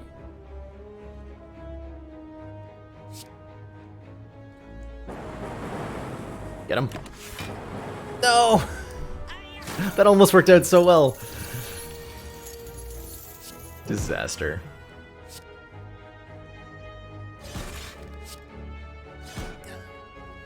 What boss card reward did I pick? We took the... There's how we beat... who fighting? Collector. Oh, that's good. Charge battery plus. Yes, please. We took, Vision. And there's Clockwork Souvenir. Okay. We're gonna be fine. Clockwork Souvenir starts us in combat with 1 artifact, which we can use to negate the focus down from Bias Cognition. I think an FTL Plus is also very good for 36 gold. Do we take this Blood Vial? For the same reason as before? For the best vampires ever? I get 4 question marks along my intended pathing. If I do that, I'm not removing a defend. That's fine, right? Also, it is healing us. I'm gonna do that. I'm gonna do that. That's a tempting... Need more Frost Orbs. Cold Snap Plus. That's pretty good.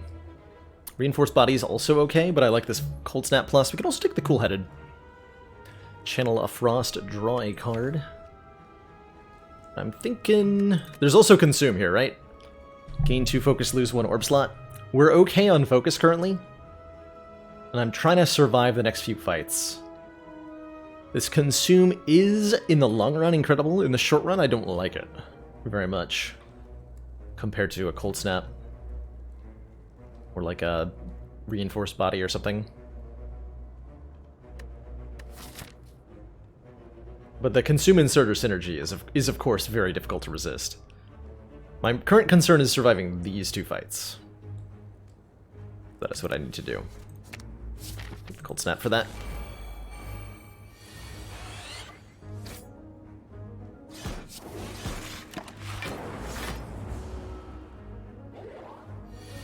Get blocked upon, nerd. Oh yeah, feeling really good about that Cold Snap right now. 20 block. 2 Frost Orbs and Orichalcum kicking in, and we can just... Don't even need to block this either. Could play Charge Battery. There's no reason not to, I guess. Beautiful. Blessing of the Forge seems pretty okay. I don't think I want any of this, though.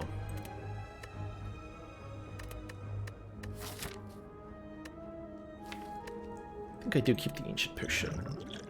We're out of the bird's range. Let's take the Blessing of the Forge, then. Over the Thorns Pot.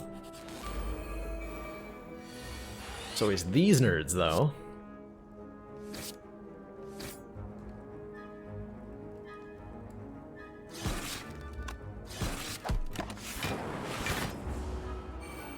Doom and Gloom.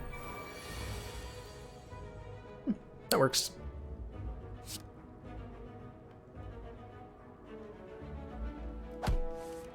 There's Doom and Gloom. Slightly awkward that we drew it like that, but that works fine. Take 2 here.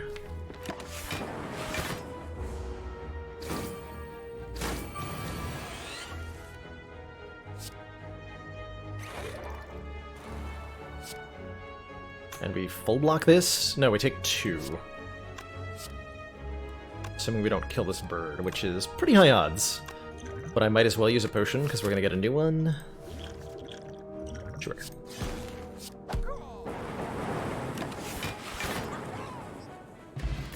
But bronze comes back. Defragment. Gain a focus. I think I will take that. We have all the orb slots in the world. We have lots of orb channeling too, so we just want to make the orbs stronger. And that is what we are doing. So my intended pathing is this. Hit these 2. Cool, so we're just going to upgrade stuff then. This.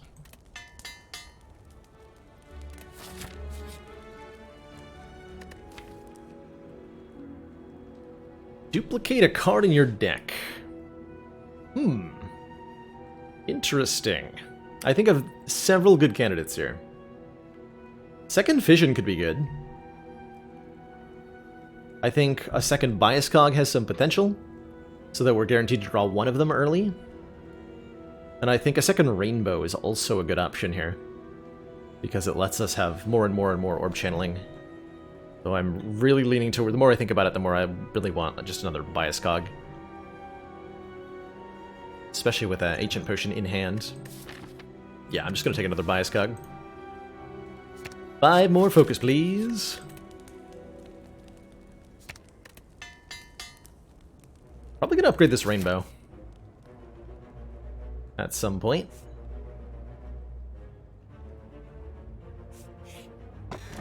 Kunai. Now, hold on a minute. We trigger Kunai reasonably often with 2 FTLs and a Beam Cell and several Cold Snaps and stuff. And it will make our bites even better. I'm going to take the Kunai.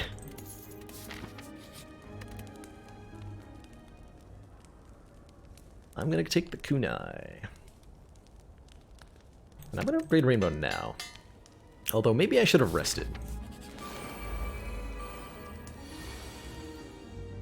Maybe. I think we'll be alright. Rude. So rude.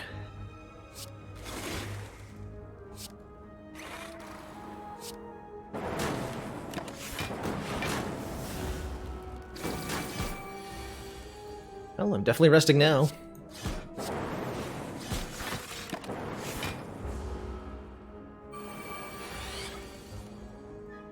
Okay, that'll evoke all these orbs. That's pretty good.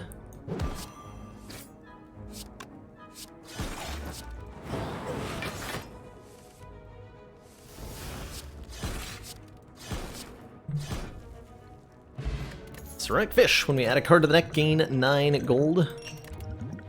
And another Charge Battery Plus or a Hologram. But I think I like the Charge Battery Plus a lot. For a myriad of reasons. Oh, I don't get to rest before that elite fight, huh? Well, now I'm in trouble.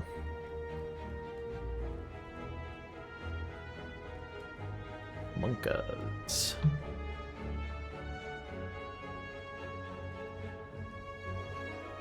Let's see, if I Bias Cog a Rainbow, we block for 13, take 8, or I can block with these, take 1, but don't get any orbs or focus into play, and then probably have to use the Ancient Potion on our second Bias Cog. Let's try that route. Oh, we don't lose the artifact, because we have Turnip! Turnip, you beautiful beast!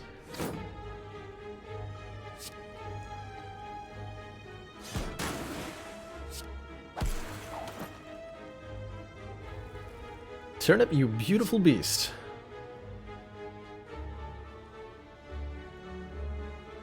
First, we want to artifact that. Yeah. Don't you make me vulnerable. I refuse.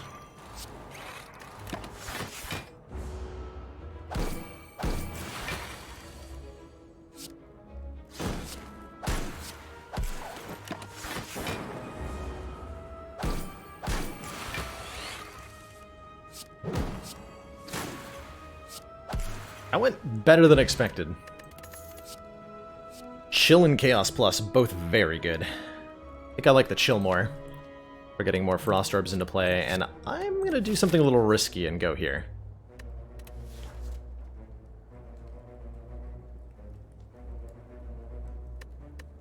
How often do we die to Slavers on turn 1? Sometimes.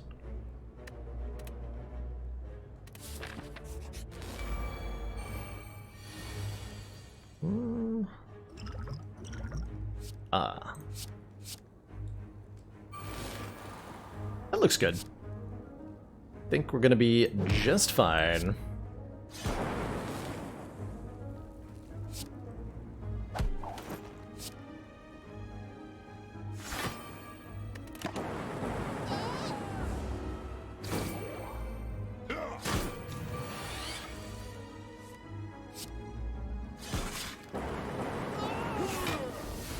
Thank you for saving me, Power Potion. I appreciated it.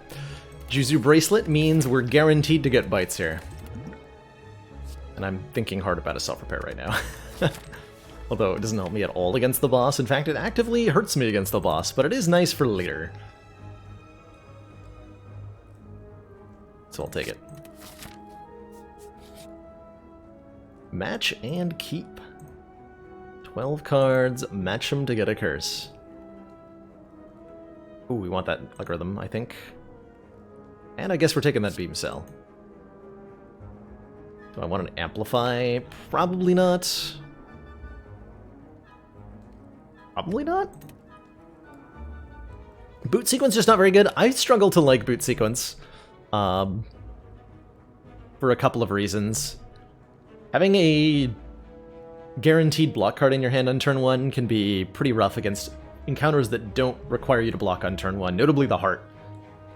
And having that block card there means you're one draw behind on getting like your powers into play. With a bag of preparation, it becomes a lot more worthwhile.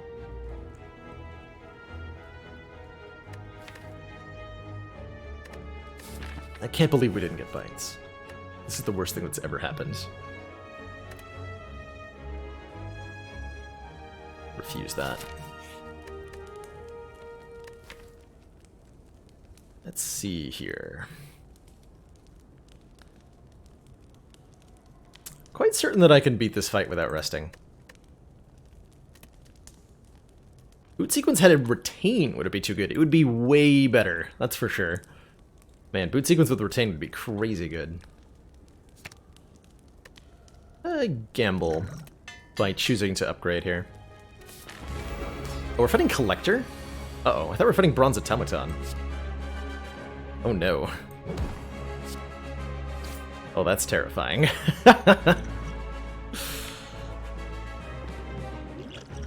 Alright, now this'll be fine. Probably. Right? This has gotta be fine. Nothing bad can possibly happen to me.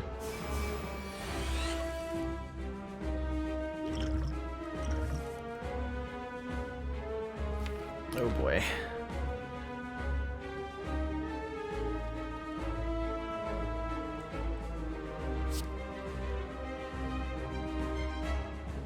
Okay, we only take one this way. Next turn's gonna be really bad.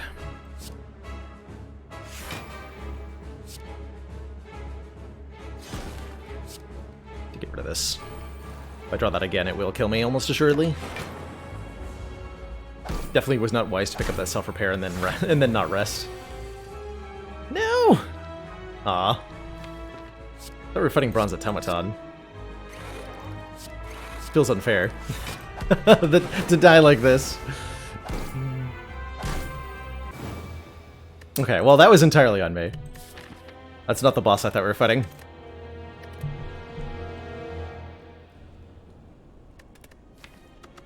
Whoops! Whoops. Give me a boss relic, Watcher. How do you do with boss relic swaps? Probably pretty good, right? Busted Crown. Gain an energy at the start of your turn. Future card rewards have 2 less cards to choose from. That's a rough start, most of the time.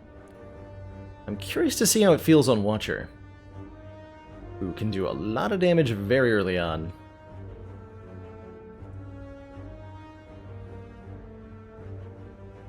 Cards are for chumps. Heck yeah, just get relics. It's easy. We do need to get relics.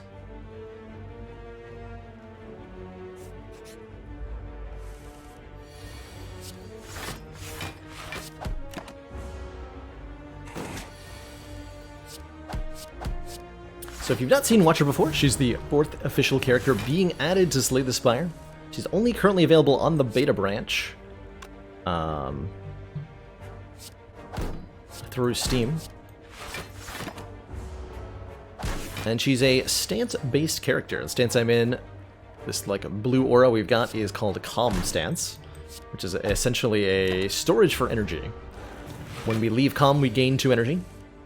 And we leave Calm by entering Wrath Stance, which is red and causes us to both deal and receive double attack damage, which can be really, really punishing if you're not set up for it. Would I rather have seen a Fusion Hammer? Yes. I would much rather see Fusion Hammer.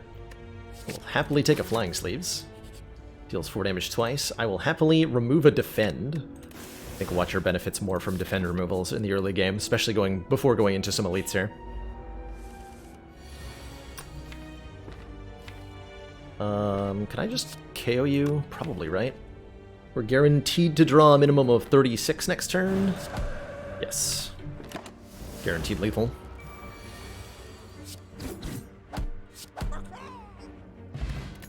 Power Pot helps. Cut Through Fate's an excellent card. Deal 7 damage, scry 2. Maybe Watcher's fine with a Busted Crown, because like all her cards are good. Just take the card. Seems good.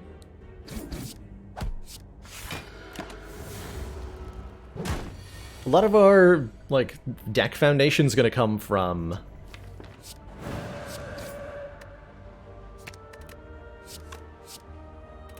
shops in this run. Follow-up's okay. We don't really need a free attack. I think I skipped that. Heck yeah. Speaking of, money is very, very valuable to us with the Busted Crown, so it's a important thing to grab early here. Let's see, how do we match up against this opponent? Not very well. 3 strength, 3 deck. No, a Battle Hymn. Battle Hymn's incredible here. Start each turn, add a smite into our hand. Heck yeah. That'll buy us some time. Or we have time to buy since Lagavillain's sleeping. And we can play this all out when we draw our Wrath Stance again.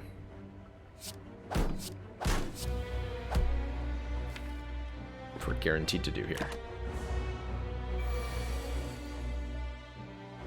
So since we're leaving Calm, this gives us 2 energy back immediately. Then we can do 24, 24, 24, and 16. Is that just shy of being enough?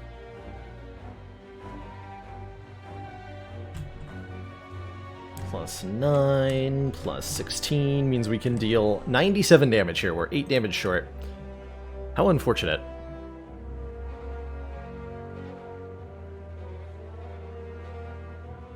I think in that case I Eruption, but we end up back in Vigilance. Let's play 1 smite.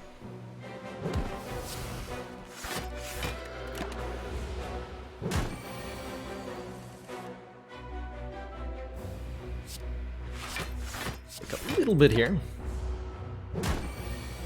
And now we kill. Dreamcatcher gives me another card when I arrest. I guess that's okay. Third Eye is a block card that scries. Scrying is also on Cut Through Fate here. When we scry, we look at the top however many cards of the draw pile, seeing them in order, and we may choose to discard any number of them if we so wish.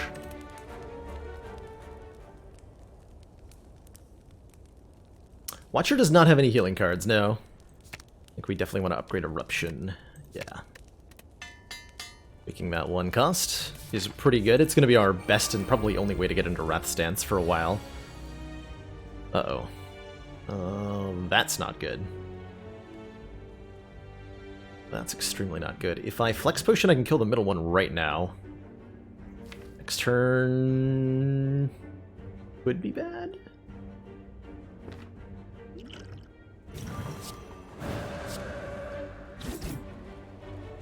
Probably won't be.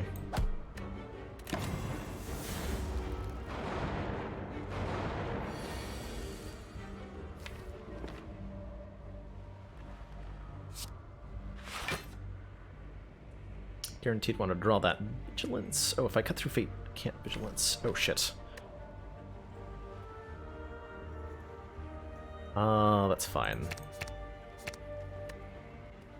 Do this then. Take 7. 8, whatever. Math? Hello?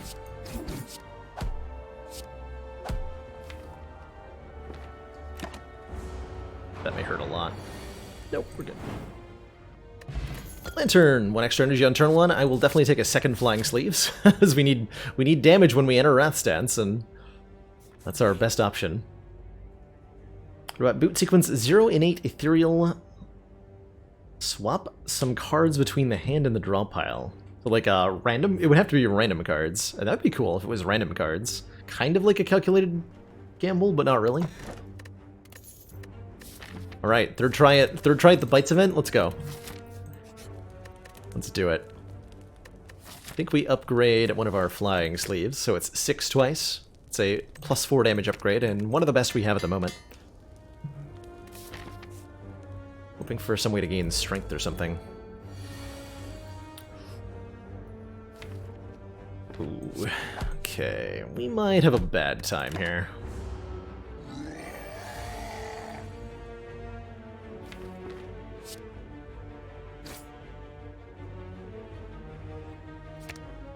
Okay, Third Eye lets me discard. How much damage is this going to be?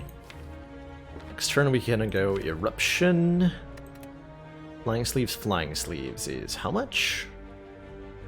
This would be 24 plus 16 is 40.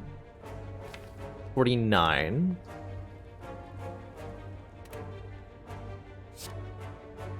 So as long as I draw literally a strike, we'll be okay. That should be pretty easy to set up.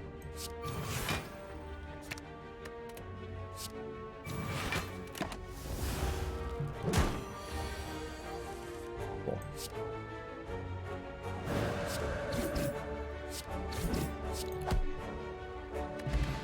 Oddly, Smoothstone gives us 1 point of dex, and I do appreciate that a lot. We're not blocking all that well currently, but Smoothstone goes a long way here. And Tranquility lets us enter Calm on a Retain, which is... it's okay. Lets us get out of Wrath Stance, which we have to do a lot of the time. Don't know if I can skip that. Don't know if I can take that. I'm gonna skip it. I'm gonna skip it. I will... This is normal max health. We can take the Gold Idol and lose the max. Definitely need more damage in this deck. Ooh. Oh man, this store is sweet. So many good things here. Crush Joints lets us apply Vulnerable. Scry is a ridiculously powerful draw card. Warship gains Mantra, which lets us enter Divinity Stance if we play it twice. Divinity Stance lets us gain 3 energy immediately and it causes us to deal triple damage. Works really well with retaining attacks, which we do have. This is the Teardrop Locket, starting us out in Calm Stance, so the first time we enter Wrath Stance, essentially we gain 2 energy. We could take Eternal Feather to heal when we visit rest sites, and that's pretty good too. I think removing a Strike is a pretty good idea currently as well. Crush Joints, Strike removal. I think Warship's pretty good. Wonder how I feel about Mental Fortress. I think I'd rather have a Nirvana gain block when you scry. Could maybe buy the fruit juice for 5 current and 5 max health. That's pretty good. Almost assuredly taking crush joints here. And probably upgrading it for the vulnerable. We'll need that extra damage to beat Hexaghost. No-brainer sadistic nature. Heck yeah. I think worship is excellent. I think our deck's gonna end up small. Can't take Scrawl that way. Do I want a Mental Fortress? No. Take a fruit juice. Buy the 5 max. See if I end up regretting that. Anger the mushrooms!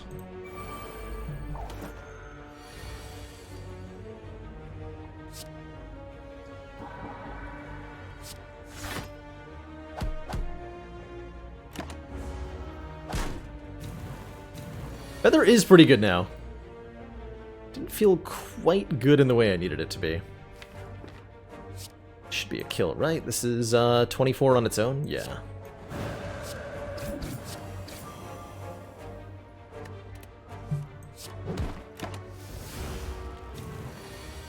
Such an easy fight when you have lots of damage output.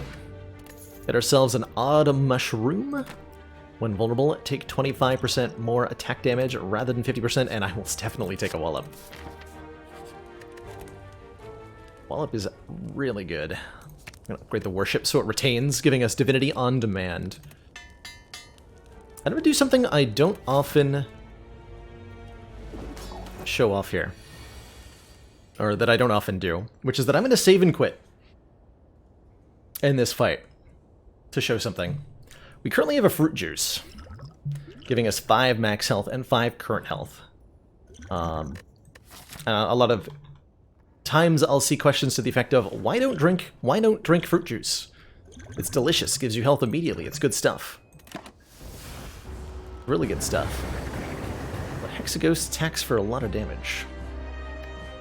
4 times 6 coming from Hexaghost, and if we restart the fight here and decline to drink that fruit juice, we'll see that Hexaghost attacks for a different amount here.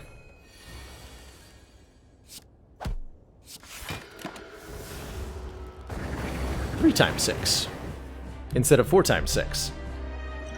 Because it turns out that Hexaghost's turn to attack deals damage based on your current hit point total. And for every complete set of 12 hit points, this does 1 times 6 more additional damage. At 31, we're just below a 36, which is a multiple of 12. And had we started this turn with 36 hit points, this would have been more damage. So that's one of many cases where holding out on a fruit juice can be beneficial. Is right here. Just one of many. Yeah, we definitely want those flying sleeves next turn.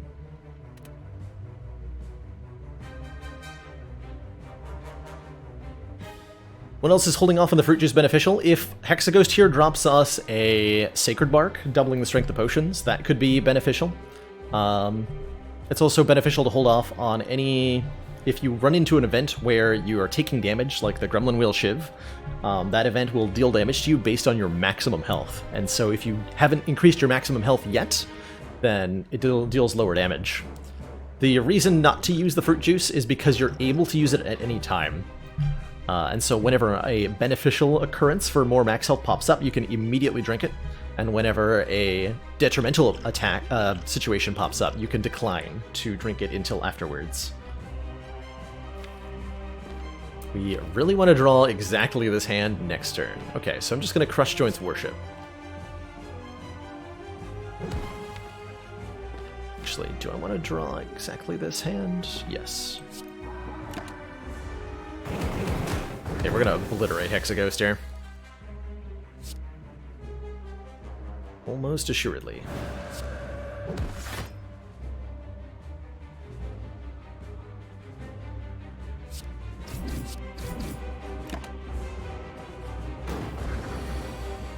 Oh, Wonkas. Okay, we got Vigilance in hand. Good. But we can do better than that with Worship. I don't want to play Worship yet, actually. Let me out.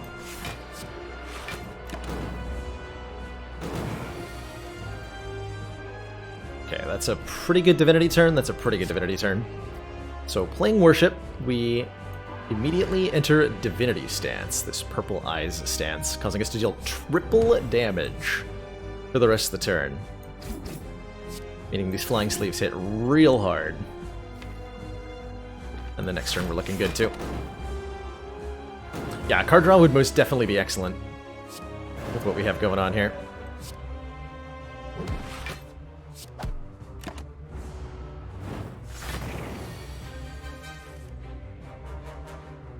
Good. A little sketchy. We did have the draw potion to save us if that didn't turn out in our favor. Alright, and here's another situation where you want to drink the entropic brew, or drink the fruit juice so that we can pick up the other potion. Wish! Choose one, gain 6 plated armor, 3 strength, or 25 gold. I mean, it's take it or leave it, and I will definitely take it. How's it going, Rhaego Targaryen? Do we want to... Ooh, Astrolabe is so good. Transform and upgrade 3 cards means that we... A, get ahead on 3 removals, and B, we get some more cards added to the deck, which is really important. If you have a Buster Crown, transforms are very valuable. That said, this deck also does appreciate additional energy sometimes, especially now that we have a Wish and a Wallop, right? Like, we added some really expensive cards. So 5 energy, be it with giving enemies extra strength or with being only for elite fights, is pretty good. But I think it's got to be the Astrolabe. Transform, like, just 3 strikes. Let's go that way. Please be good. Oh yeah, that was good. Oh my lord. We got a Sash Whip plus. Can apply Weaken for us, Fasting plus, giving us 4 strength and 4 dex, and a Wish plus to go alongside our Wish minus. Incredible. And that can let us get a lot of gold, potentially. Champ shouldn't be a problem for this deck. A fair bit against elites. Definitely want to hit a shop up. Events are... they're okay. We have a golden idol. They're pretty good. We're not taking bites now that we have no strikes. Probably going here. Fasting is a very good card, most of the time.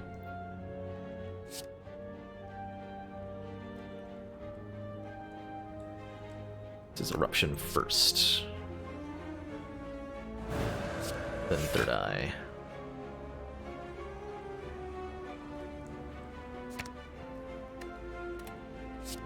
Brush Joints, Cut Through Fate, play the sleeves.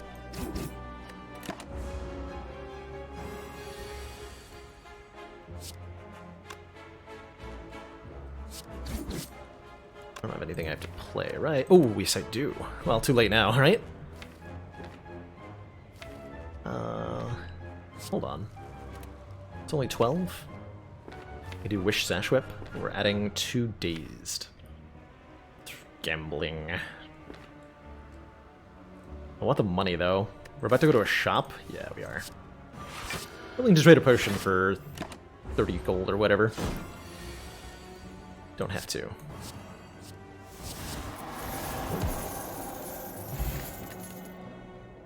Damage, exit your stance. I'll pass on that.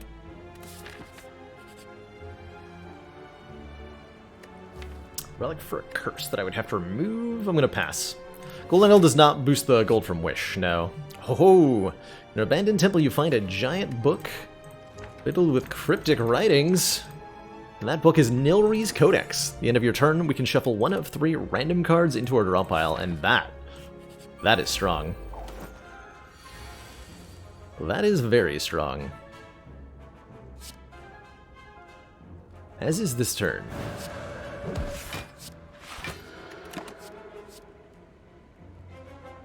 This will allow us to beat Champ quite handily, because we can stall for scaling cards. Take a swivel here.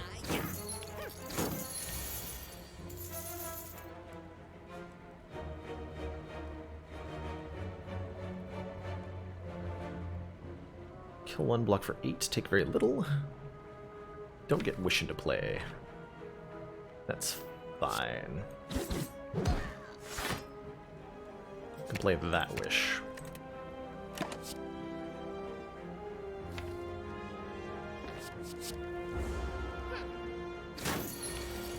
Hand it over, chump. Okay, how do I kill you while also playing Wish for money here? Want to pull back Eruption? Also, yeah, can't get Worship back.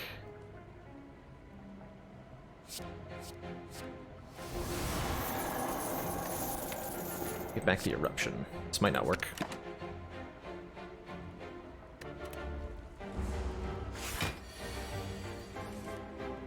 It did work.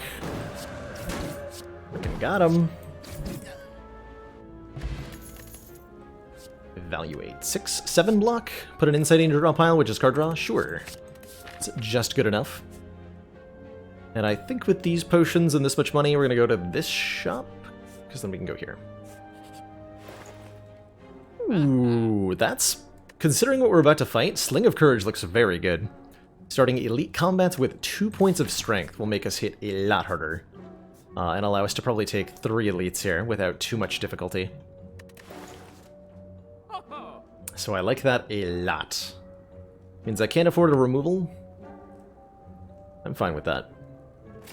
Do I want to conclude? Or a Bowling Bash? I probably want a Bowling Bash, right? Yeah, I want a Bowling Bash. Still damage based on the number of targets. That will absolutely clobber any multi-enemy fight. Which we're probably about to jump into.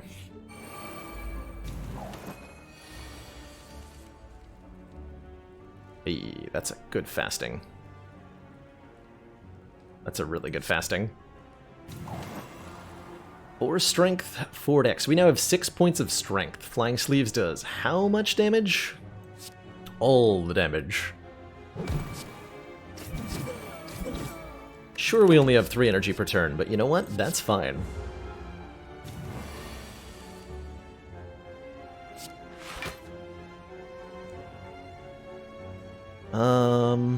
That's awkward.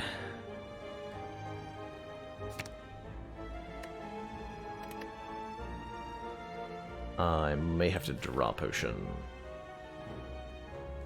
Now we're good. Tantrum. Oh, you're attacking. Oh, that's so rude! You jerk.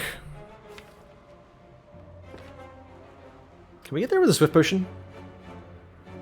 Can you say F, or is it too early? Oh, I think we're gonna be just fine in this fight. Genuinely.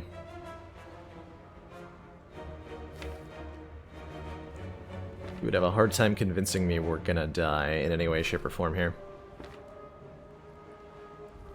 18 times 3. If I draw 3 with Swift Potion, we are probably gonna be fine. Question is, do I Tantrum first so I can redraw the Tantrum? If F is for fine, then yes.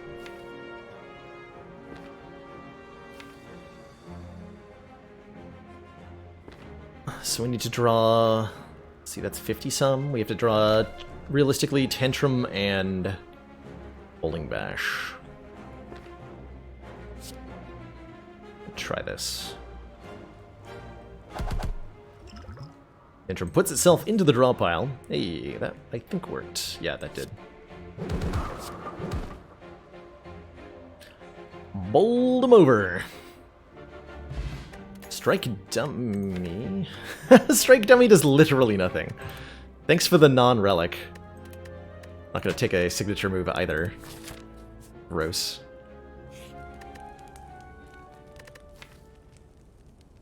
That was almost good enough I can... No, I gotta rest. It's spooky. Second Bowling Bash. Pass on that. Why is it not called Bowling Strike? Come on, game. Get it together. Another turn 1 fasting is very good.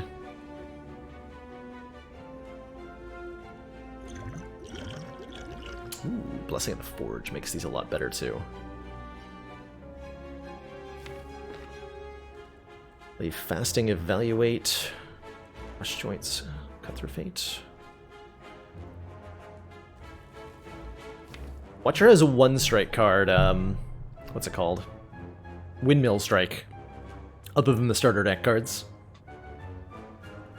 But that's the only one.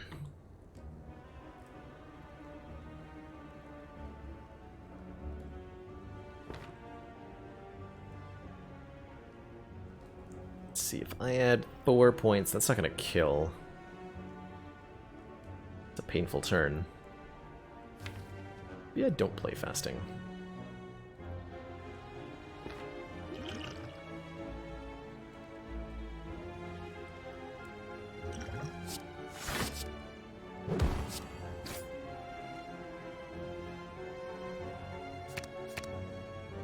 Let's see, we have 2 points, so that's 8. That'll kill.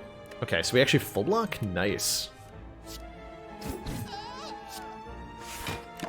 Wow.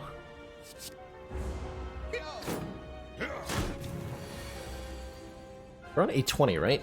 It's a good sign that I feel like I have to double check that.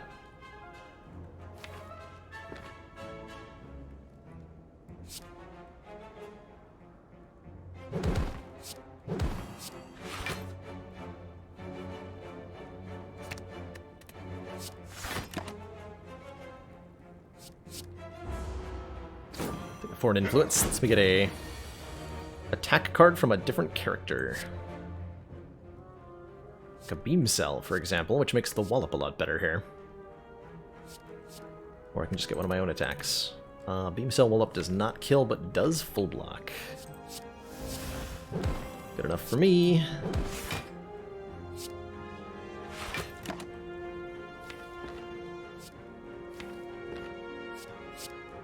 The only thing that'll guarantee to kill that slaver next turn. Yeah, Master Reality Nilries is pretty good, huh?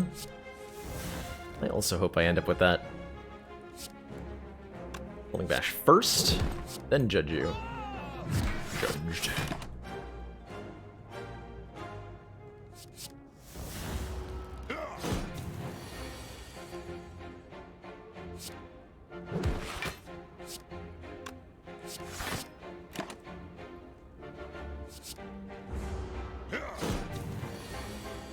Is the eyeball left a button when I'm scrying? Yes, that button causes the interface to fade away so that I can see enemy intents in my hand a little bit better. It's hotkey bound to spacebar. That is a feature on the beta currently. I think it's pretty dang cool.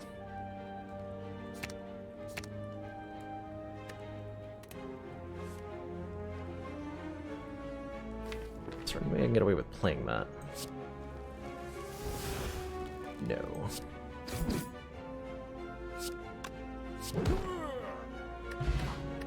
Artifact does block the loss of energy. There it is, Windmill Strike. This does 3 more damage. I don't think that makes it good enough for me to want. No, it's not, unfortunately. But, you know, it's there. It's there. Strawberry, max health is always good. I'll almost always take it. Horncleat is even better. Turn 2, gain 14 block. What a find. That was incredible. We are doing very good things here today.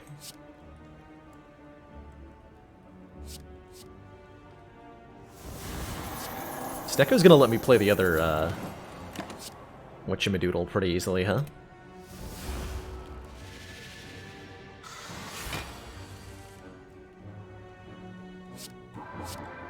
Don't really want an insight, but I do want a block. Just hold on to these for... well, no, we'll play this now. Hold on to this for a turn when I'm in the right stance.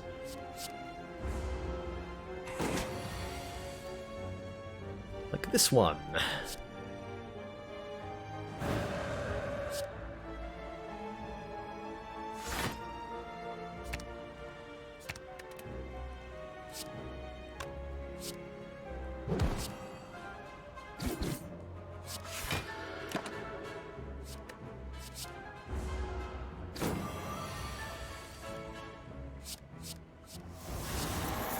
Don't play that. I've yet to actually use the wish for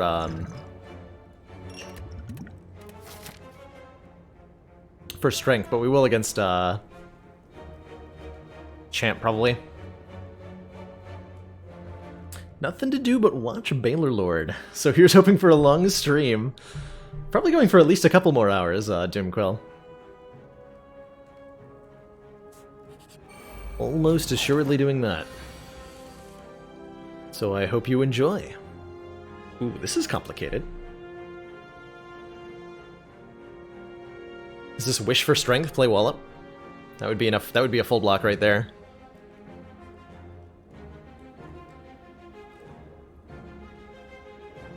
That would be a full block right there. Or can Wish for plate? Now we Wish for Strength against Book of Stabbing. Don't mess around with Book of Stabbing. Do not mess with the Book of Stabbing. Do not recommend it.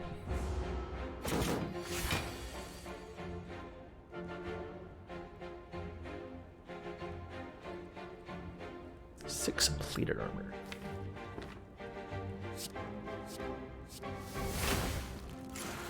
Take that. Do lose one here. No.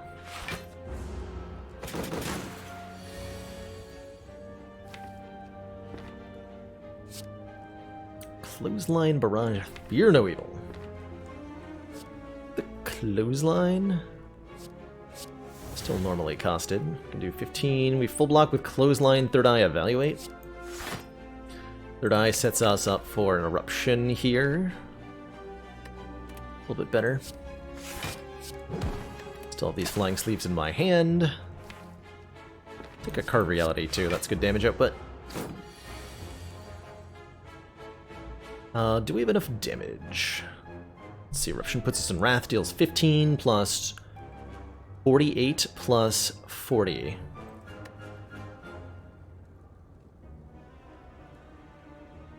Is 103 plus another 24.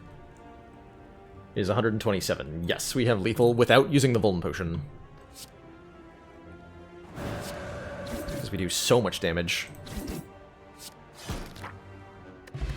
Meat on the bone. If our hit points are at or below half after combat heal 12, probably will never go off, unfortunately. That's the truth of where we're at. I don't think that will ever do anything. Ambrosia, definitely over Fire Potion. Ambrosia puts us immediately into Divinity Stance, which is very good, and I am super taking a Wheel Kick, because that's card draw. You just need either a Snecko Eye or a 5th Energy now. This feels like a very good deck. Do I upgrade? Twice, or do I go to a store with 250 gold?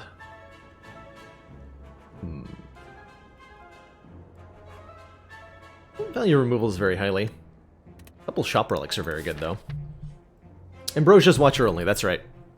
It is the Watcher only rare potion. Let's get the upgrades. Definitely be playing both of those against Champ.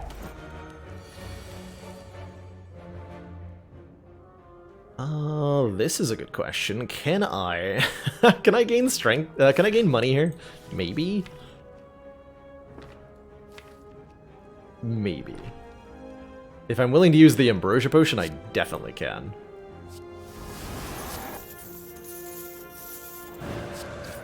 Let's try it. I'm drawing well up. That's really unfortunate. Greed is good.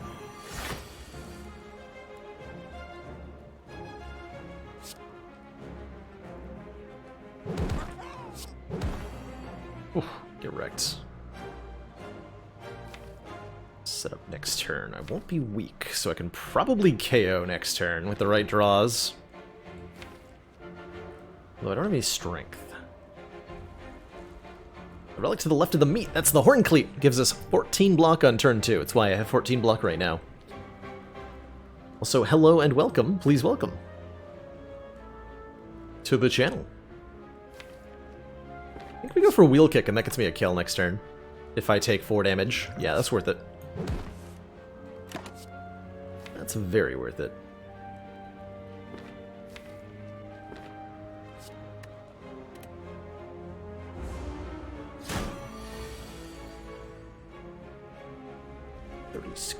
This works, right? I go Worship, Crush Joints, Flying Sleeves, and that kills. 16 plus 36, yes.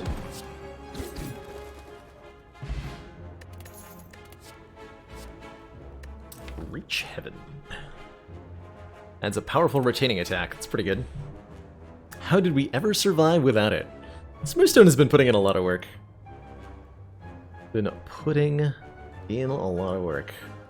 Training log thing. Oh, you're talking about the strike dummy. This is another beta new relic. It makes your cards that have the text strike in their name deal 3 extra damage, which for this deck is no cards, unfortunately. But if you get it early, when you still have like 4 or 5 strikes in the deck, it's a really good increase in your damage in Act 1. So I like it as a relic. It's just unfortunate that it's not helpful here. Don't think I'm taking that Reach Heaven. We're gonna upgrade. A couple good upgrades. The Cut Through Fate upgrade's nice, the Evaluate upgrade is +4 block, the Vigilance upgrade is +4 block and feels good, and I'm playing that a lot. Wallop upgrade is 3 more damage, and therefore more block. Crush Joints lets the Vulnerable last longer, and that's a big deal. Let's do the Crush Joints upgrade.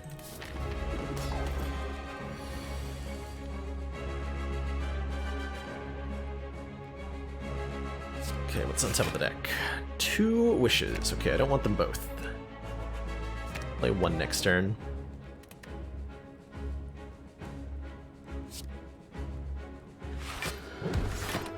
It's kind of biding our time.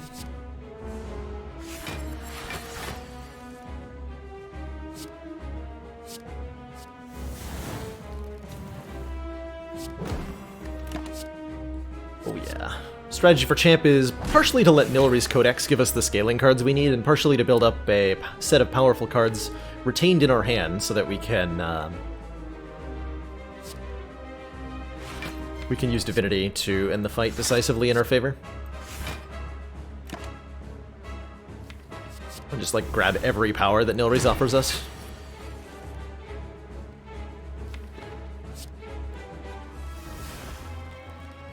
More or less.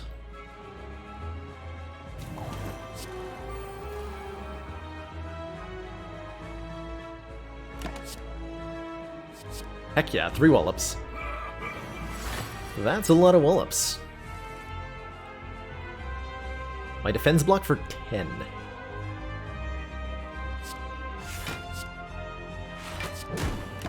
That's a lot of block.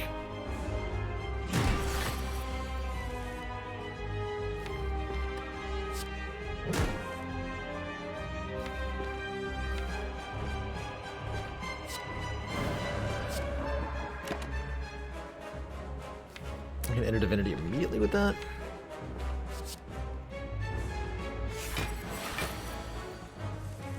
"28 while I'm in Wrath." That's cute. I didn't draw the Worship. I can block this way.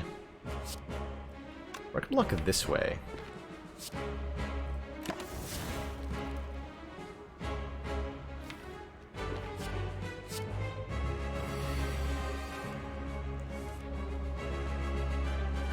This also works pretty well for us. Put us in Calm.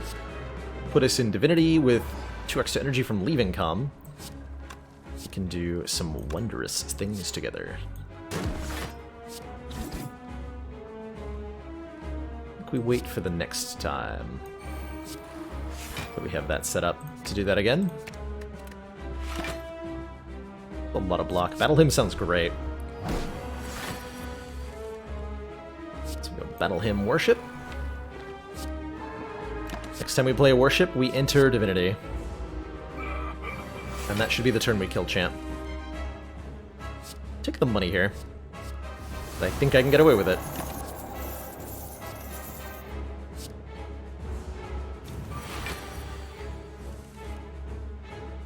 $26 block. That is a metric butt ton of block.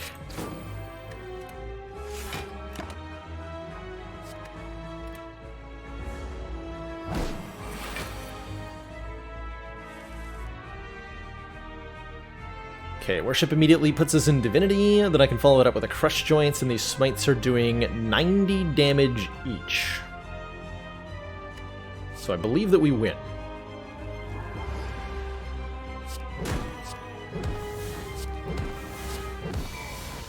Rip.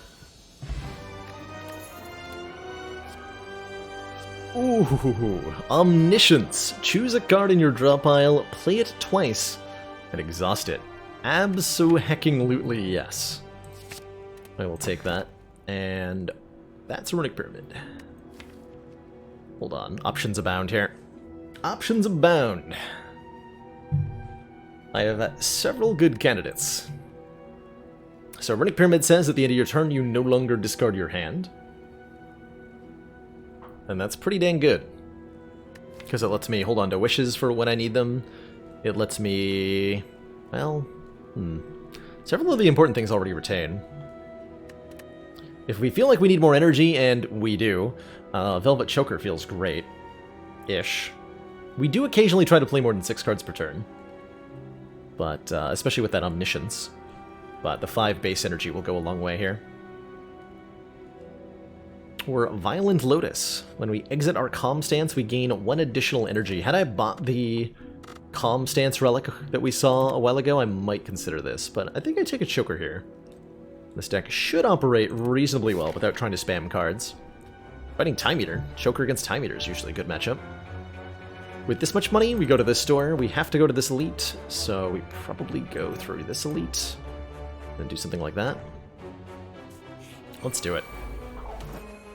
Let's do it. Oh my god. I have 6 energy on this turn, and I can Omniscience to gain more money. Yeah, Watcher's about to make bank off the Spire, indeed. Also thinking about taking the plated armor. I don't know how well we do. Let's find out. Make the greedy play.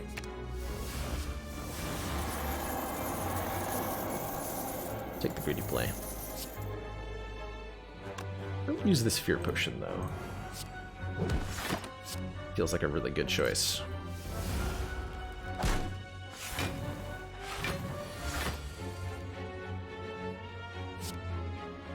Get obliterated, nerd.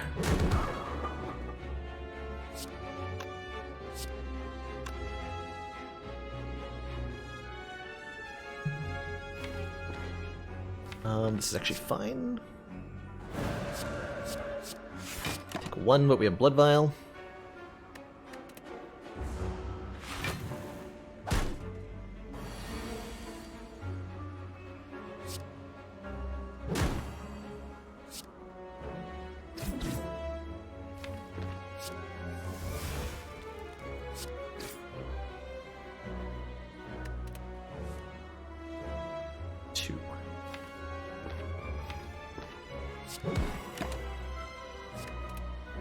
I don't get to play that 3rd wish, but I would like to.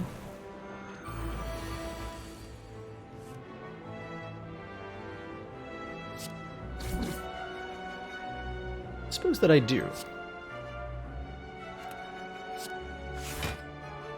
There it is. It's full block, and I can stay in Wrath Stance.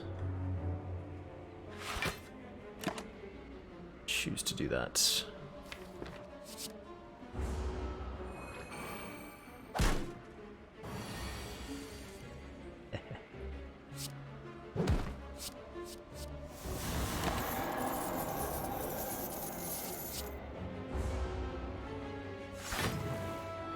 Excellent. If you Omniscience a Conclude or Meditate, does only 1 go off? Yes. If you attempt to duplicate any card that says end your turn, it will fail. Like, because your turn ends, and then you can't have the second one go off. When am I going to do some ladder? Probably on Monday we'll be doing some ladder Jabba Dabba. Tomorrow's going to be a Fun Day Sunday broadcast. And then who knows from there? Who knows from there? Let us skip the Sands of Time. I think it's an okay card. It's cheaper. Actually, you know what? No, Sands of Time goes well in this deck. 26 damage retain. When we retain it, it gets cheaper. It's good stuff. Good stuff. It's on top of the deck. Bowling Bash. Wallop. If I go Eruption, Cut Through Fate, Wallop. We're in pretty good position here. Wallop will deal Only 18, so it'll only block for 18. That's enough, though. So we do this. Wait, we have to block 40. That's not gonna be enough.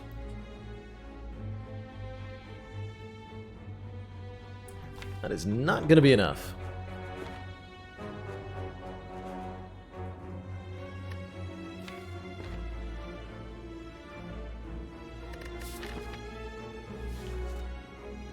I guess I'll double it.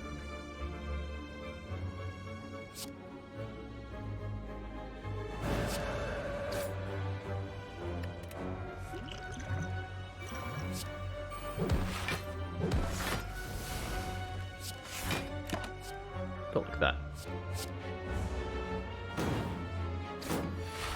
Just wish for more gold. I wish for more wishes.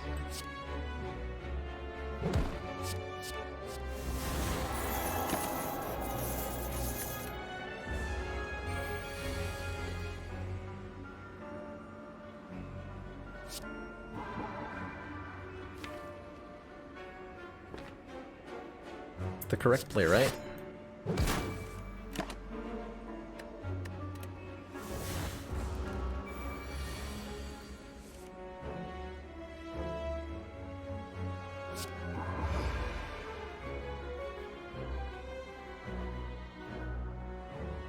Defend, cut through fate kills. I'm willing to take some damage to get more money, though. It's omniscience. Defend, take 5. Whether flying sleeves plus feels a little unnecessary. A little unnecessary. I think the two we have are fine. We have 650 gold for this shop. Oh, for a cauldron. White Bee statue's okay. I think a Foresight's pretty good too. Scry 3 at the start of your turn. Do we care to remove something? Did I play Witcher 3? I sure did, Jubba Dubba. I thought Witcher 3 was excellent. Thought that was a very good game. I don't like this store very much. I'm probably going to go to this one now. Do I want a White Bee statue? White Bee statue's pretty good. But it's not good enough. Especially with a potion I want to hold on to for a long time. In that case, do I remove something? I don't think so either. I'm actually just going to skip all of... Well, we'll take Foresight. Skip all the rest. And gain 333 gold before the next shop. Vault is a must-have, especially alongside an Art of War. Those are very good. Kunai, whenever we play 3 attacks in 1 turn, gain a dex. I think that's pretty good too. Definitely take Vault, definitely take Art of War. Kunai are scaling very good, if we can play 3 attacks, which we do sometimes.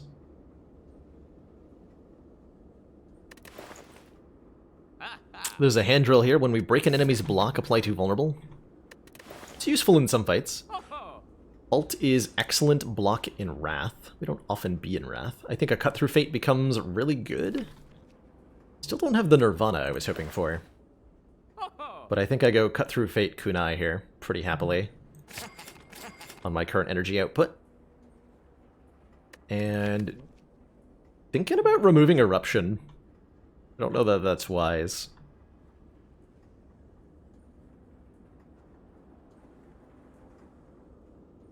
Don't think that that's wise.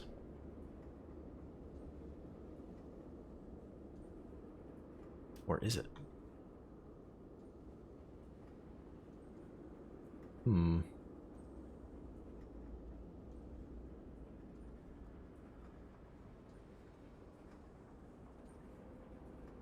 There's nothing left to remove. I have no good removals. The blocks are kind of important. I can't replace them with anything, and I don't think Halt fits the bill right now. This block potion and be gone. Still have at least 1 more shop coming up, and we have a bunch of elites still. Okay. Here we go.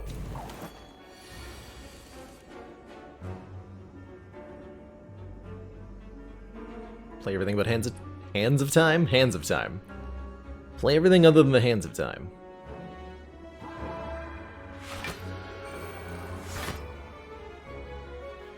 Omniscience, huh? Eruption Wallop. We have 7 energy next turn. Oh, I just canceled my scry. Right. Definitely take a conclude here.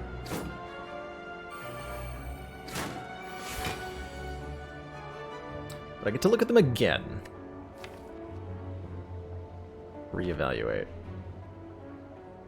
It's only 6 energy. Omniscience is very expensive. What would I be duplicating? It would just let me play Vault?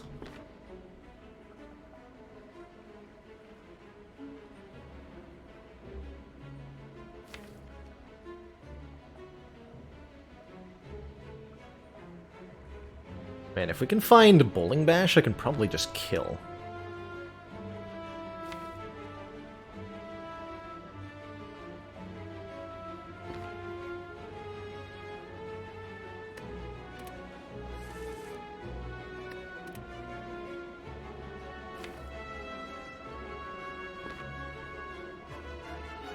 Which I can do with vaults pretty well. So maybe I just Eruption here. That's kind of all in. We do have an Ambrosia Potion, though.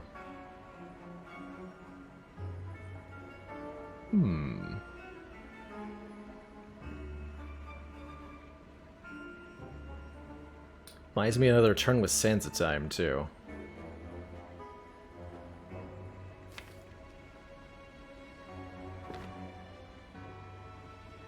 If I Omniscience for Bowling Bash, the only downside with that is that it is randomly targeted when I use Omniscience to play a card. So Bowling Bash will hit 2 random enemies a whole bunch of times. If I could target them both on Reptomancer, we could win right now, but I can't guarantee that that happens. And it's only a 1 in 25 chance to happen on its own. Otherwise, we just kill 2 daggers, which is nice, but not what I need here.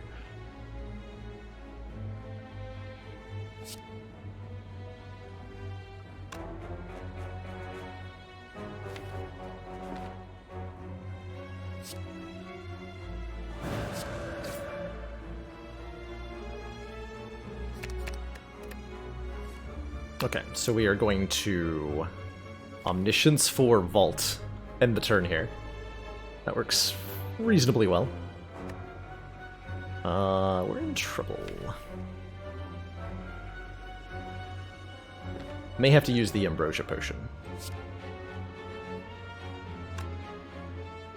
Slightly better.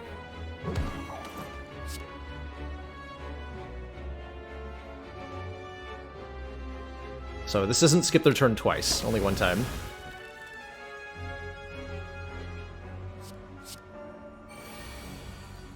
Okay, there's the Wheel Kick and a Cut Through Fate.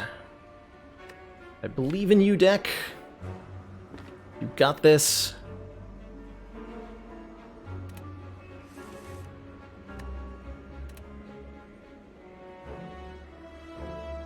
Not sure I believe anymore.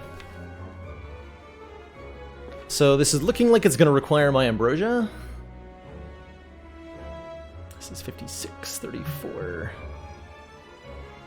8. It's not enough on its own. We have guaranteed kill this turn with Ambrosia right now in hand. Let's see, Bowling Bash is currently 18 times 5.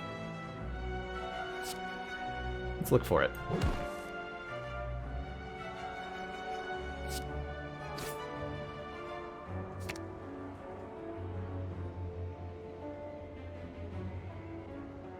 Don't think conclude's good enough. Do have meat on the bone. There you are. And that's a kill? That's a kill. Ha!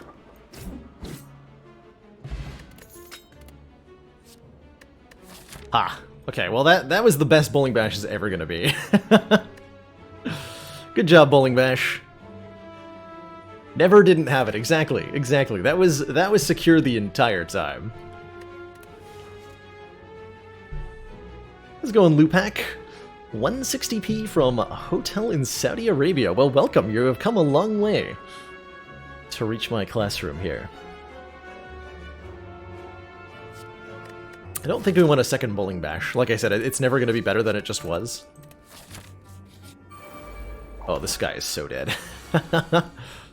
Oh, get wrecked. Get wrecked. Well, hold on.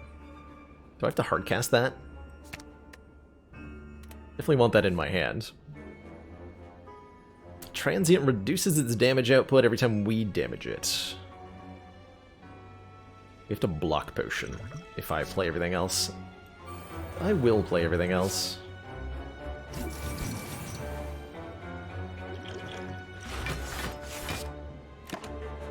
Ooh, Vault is very good against Transient, so we'll pick that up.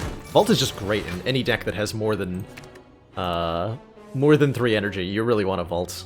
Or 2. Can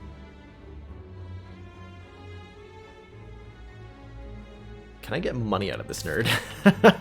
I want money. Please.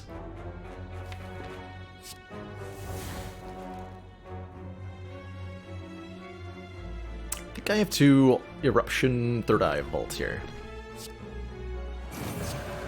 Scry at the top of the deck. Wish next turn with Wheel Kick. I'll play Fasting.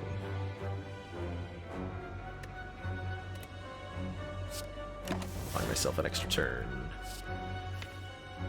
Excellent work, Commander. Don't want that, don't want that. This council is pleased to see our continued support of this project has been worthwhile. Centaurion, thank you so much for those 3 months of Twitch Prime support. Greatly appreciate the continued council funding, and in return, enjoy your renewed smug sense of superiority.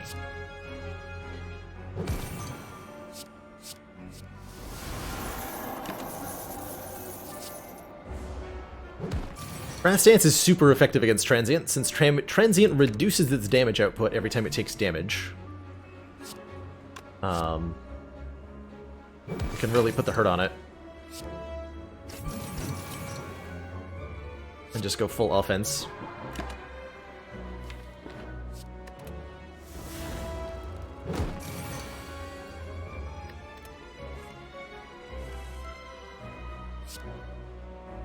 Looks like a reasonable turn to Wish again.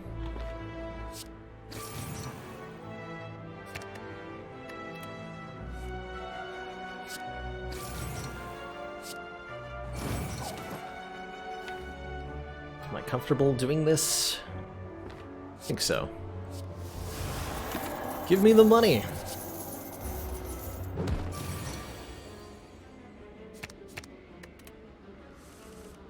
Give me the money.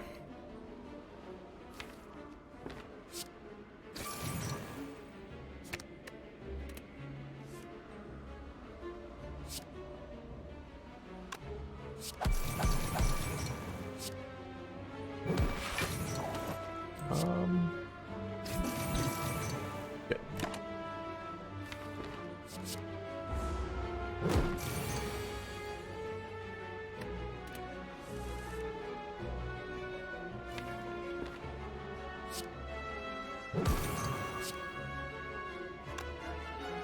Let's see.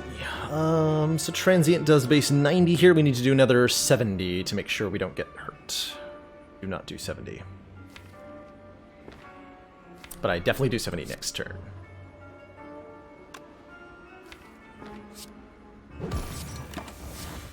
Oh, so we can carry over the damage from turn to turn. Yeah, that's OP. Well, that's OP.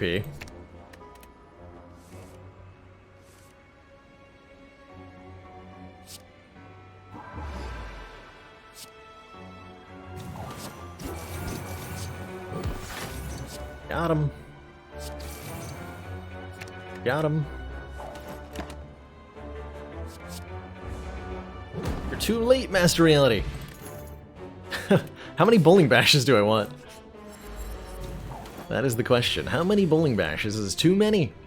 Okay, I don't screw around with Nemesis. We're gonna use Wish for things other than money here.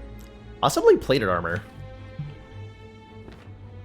fact, I think we are gonna use it for plated armor.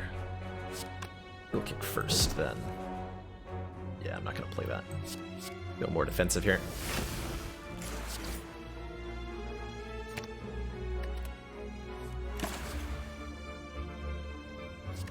Skip all that.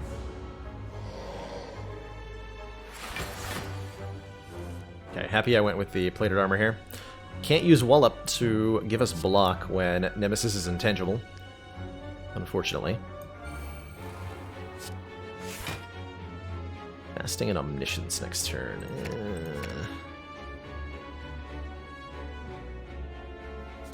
Get rid of both of those. One less energy next turn if I play Crush Joints here, but I think I'm going to. Establishment is quite helpful for us.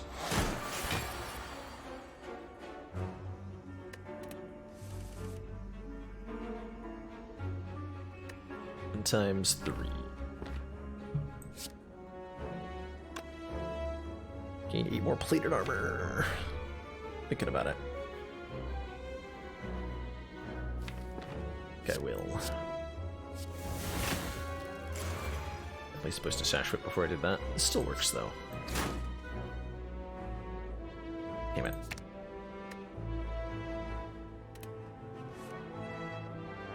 Gonna play that. Yeah, take the damage then. Very well.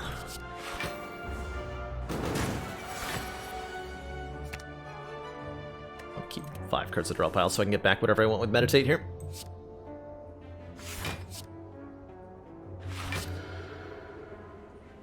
Be back. Fasting.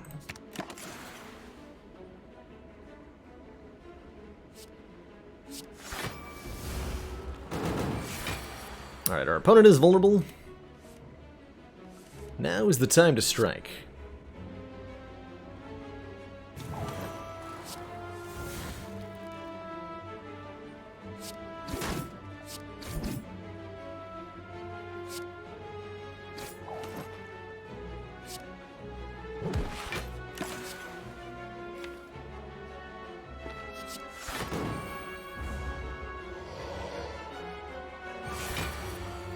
Aha. See that you are attacking me for way too much damage.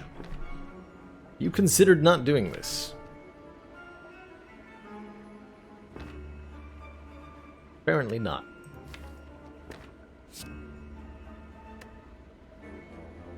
This will stack to make 2 attacks free, right? This is a ton of block.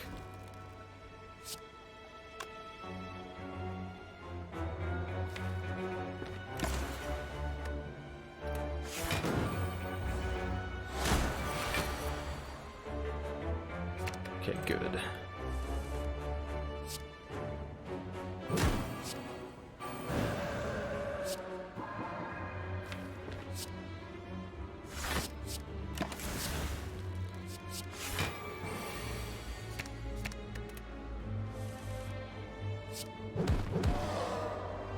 A bit of an awkward fight. We get ourselves a Tori, saying that whenever we would receive 5 or less unblocked attack damage, reduce it to 1.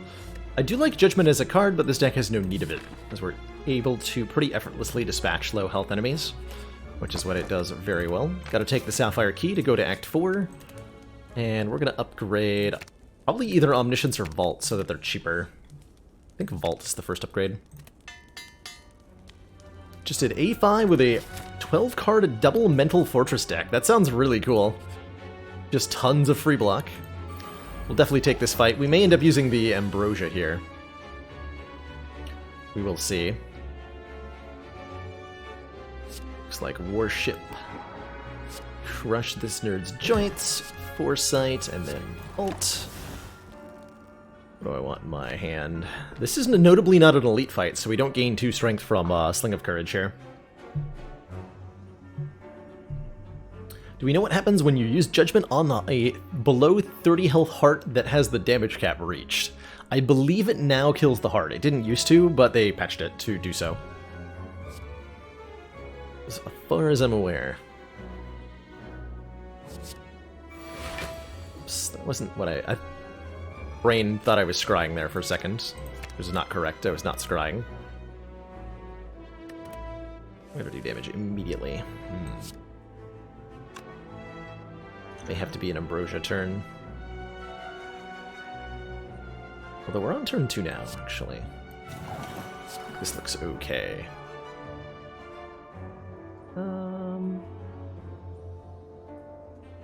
Take some damage here. We have meat on the bone.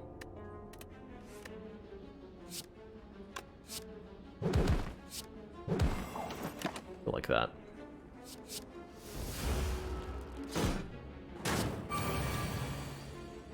Got Wallop and Omniscience. Can't play them both, though.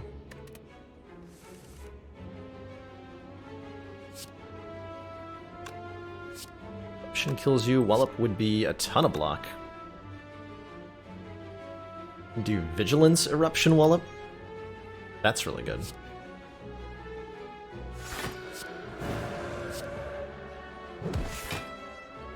Just take 2 here. Take 1 here, excuse me. And this is looking pretty lethal to me. Yeah. That's pretty lethal.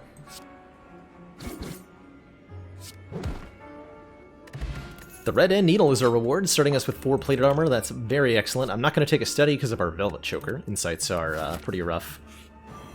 And the Giant Head should be pretty easy for this deck to deal with, especially with turn 1 fasting.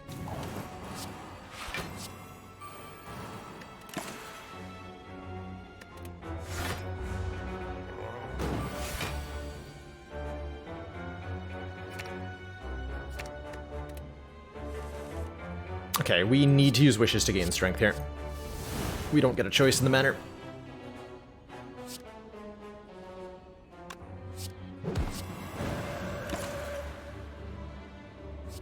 I'll take a meditate. The Victorian Tungsten Rod is that good? Yes. Very much so.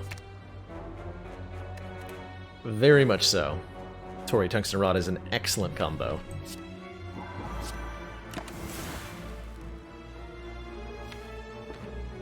Brilliance is going to be okay, but I mostly need to draw quicker towards my worship again. Oh, I can meditate it! Oh, I can meditate it! Incredible.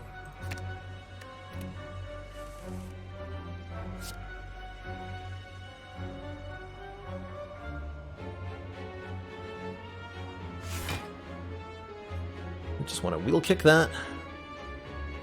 Wheel kick, Sash Whip, meditate. Yeah. And then we kill next turn. And we do so much damage. So meditate puts us in calm stance, gets us back worship.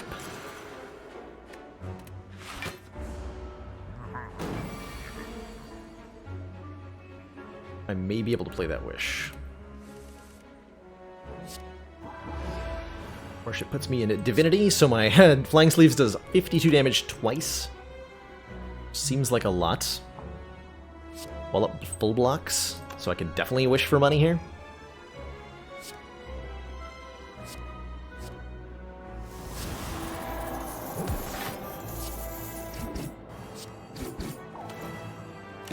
That works for me. Fault does not reduce Transient's turn counter, no. None of your opponent's turn effects will trigger.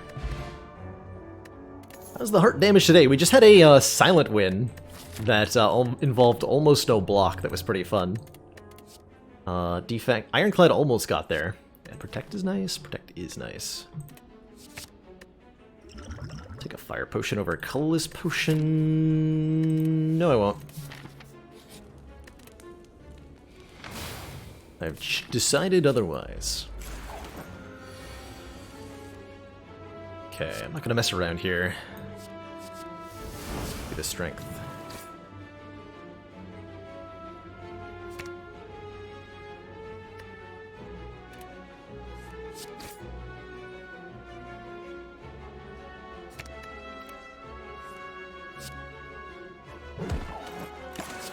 Take the kunai proc. How's the no block silent done? Lots of poison. We basically just killed everything before it had a chance to hurt us.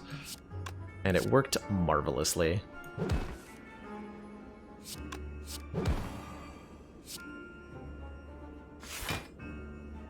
Not enough block? That is enough block. We have ult next turn, looking good.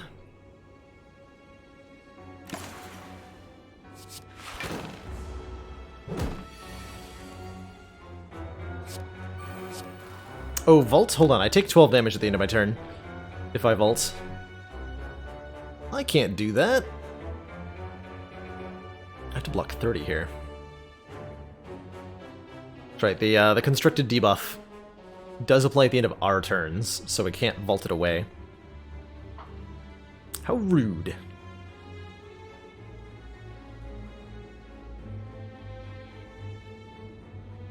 It's like Protect Vault then.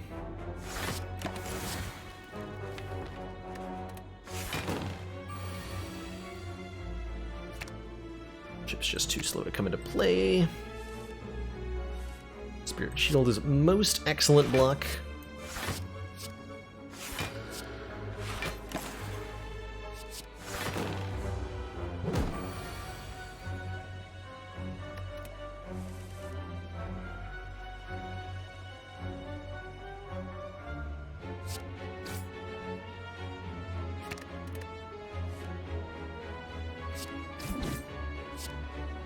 Playing this one slow and safe.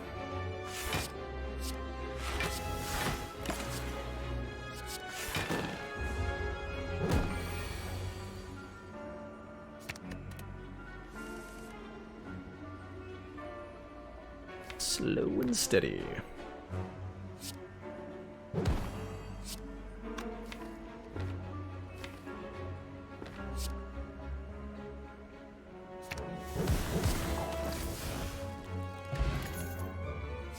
One more cut through fate. Feels okay. Stick one more. And with Pantograph, we're healing to full, so I can upgrade a card. Omniscience has been really hard to play. I'm gonna upgrade it.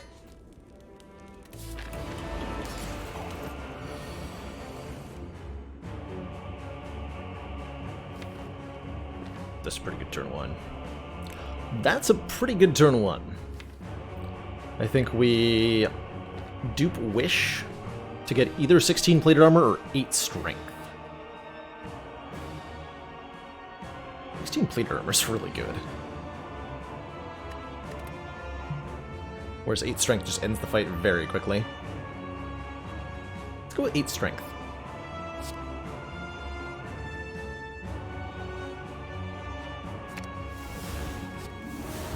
Could be one of each too, actually.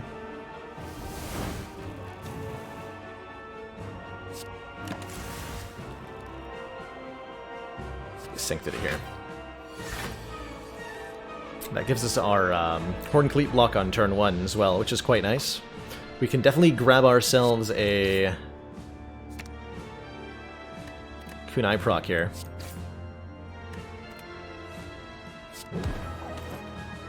Which feels double excellent. But let's get into Calm Stance. Do I bother scrying? I do bother scrying. 3 cards next turn, I'm okay with that.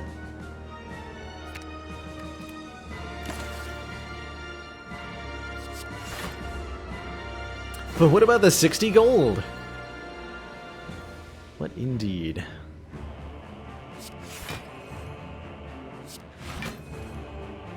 Okay, this goes to 7 times 3, so we're taking a point of damage to put Foresight in play and losing 1 point of plated armor. We're okay with that.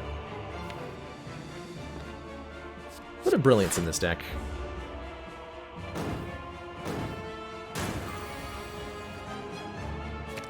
Out of here.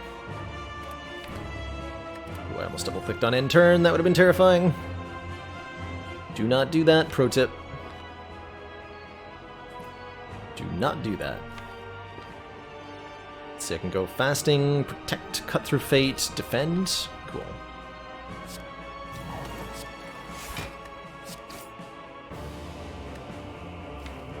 Don't want eruption. But I have to. Don't play the warship either. How unfortunate. Ragnarok is... I have 12 strength. That is a ridiculous Ragnarok. That is a filthy, filthy Ragnarok. How much damage is that? We play Eruption, Ragnarok does 17, 34 times 5. Do I have a kill?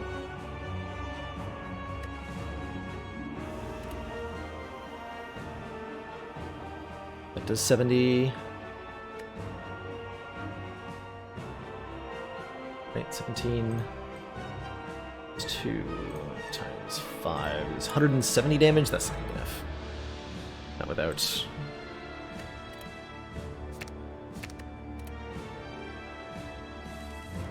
Not without the thingy.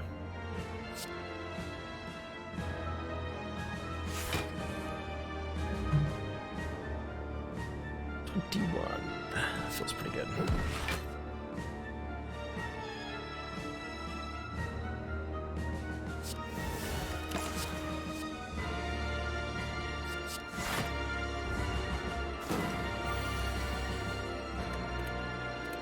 Blocking this turn, that's our chance to deal damage.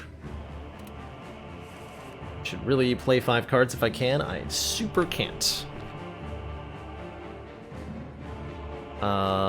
Can I... I can if Cut Through Fate draws me a Wrath Stance card.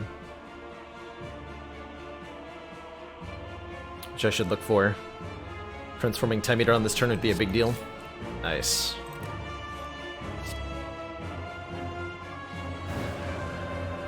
Put Time Eater below half here.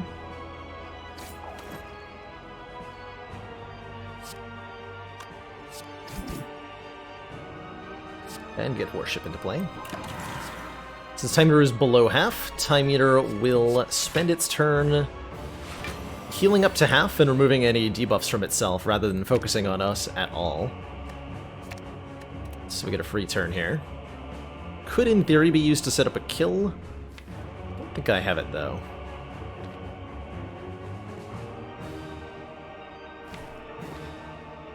Like I can't. There's no way I can kill this turn, right? That's in the draw pile. That's kind of spooky.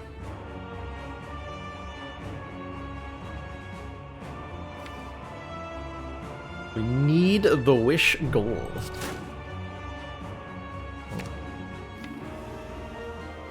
Unfortunately, not drawing it.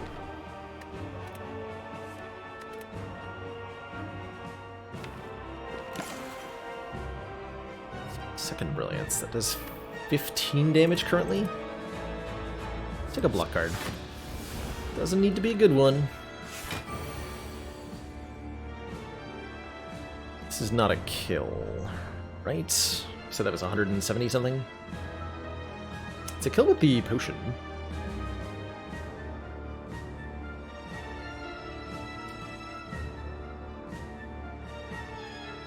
Four hours and 57 minutes. That sounds like Mini Minotaur. Mini is a very talented Spire Slayer.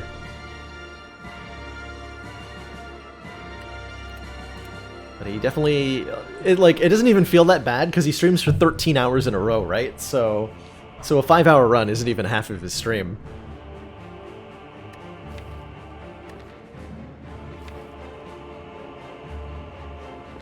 I'd better discard that. Did I see one with the Brimstone? What? I think I fell asleep during that. I guess I owe him 5 subs. I have to go back and watch that. Because I told him if he took that Brimstone and won, he would, that he'd get 5 subs from me. But I think I fell asleep. So, sounds like I've got something to do after stream. I have no idea. We just have a win with the Ambrosia. I'm trying to figure out if we have a way to not use it. Double check the damage. So that is 170. How much energy do I have? 4, right? That's not gonna kill.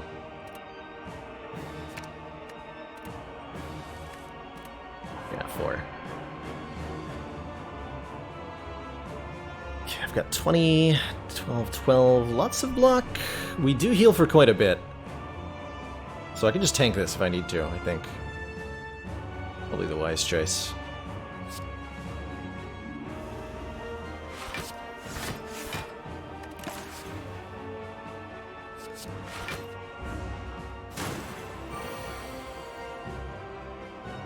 Okay, now we do have a kill with that Ragnarok. Almost assuredly. Wait, do I? It's 100, yeah. Here we go. GG Time Eater, and we healed perfectly to full, thanks to a combination of Blood Vial and Pantograph. Beautiful. I am definitely not allowed to play Eruption here, as much as I want to.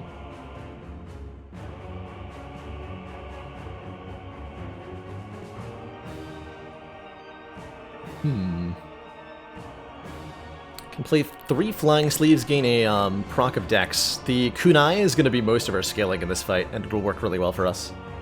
It does hurt a little bit to take 19 on turn 1, but my alternative is taking more than 19, so I don't really like that alternative very much. Otherwise, I can, like, Colorless Potion? That feels completely unnecessary. This fight is probably better than Shapes. I think so. I have enough Scry that a Weave seems really good right now. Rude? Although I can Omniscience Vault? Oh, I know what we do. Oh, Wish isn't,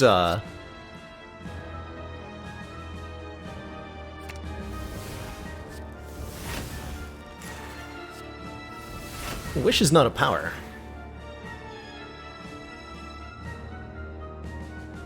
Wish is not a power. True story.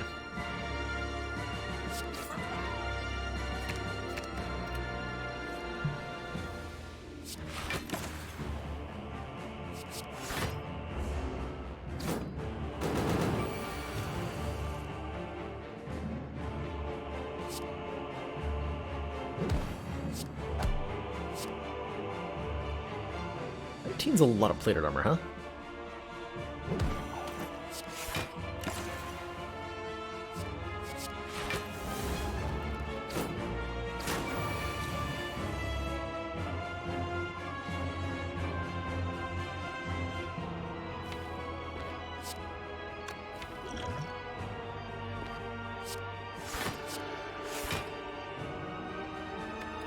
Look at that.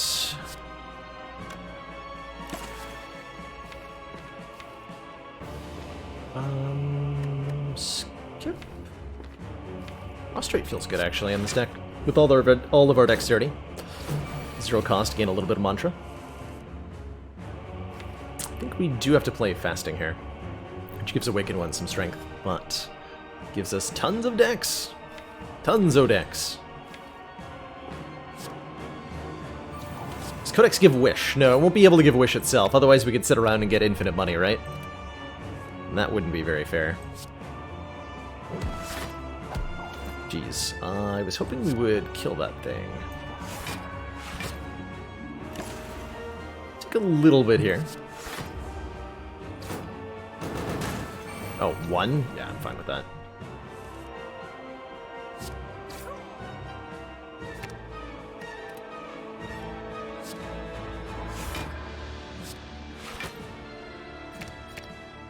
Myself at 19. Could go into Divinity right now. Don't want to.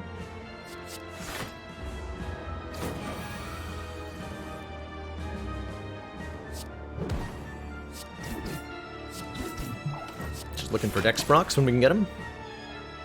That feels like it's worth putting into play. Got all the time in the world, right?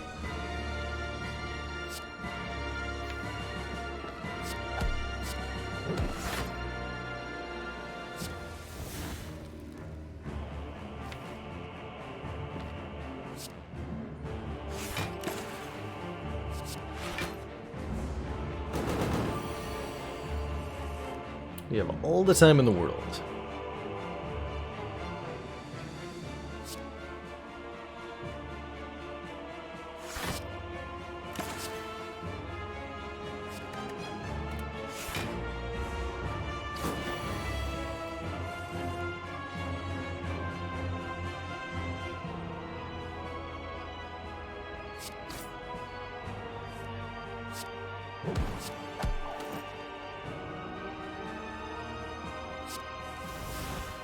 Dang it.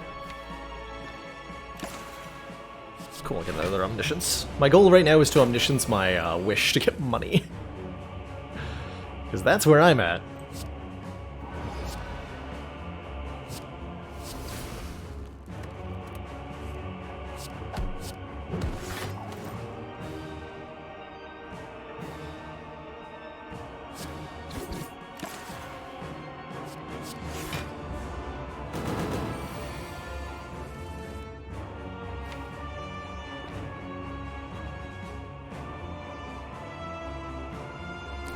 Could kill him, but I'm not done setting up.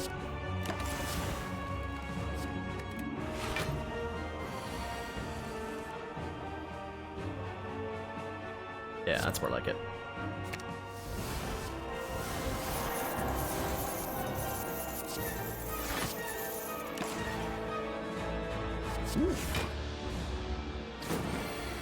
Art looks nice and official now. Watcher's not out yet, but she's close. She is definitely close.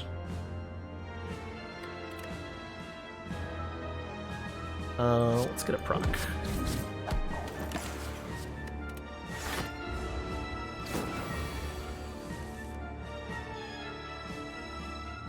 Can't play Omega. Or can I?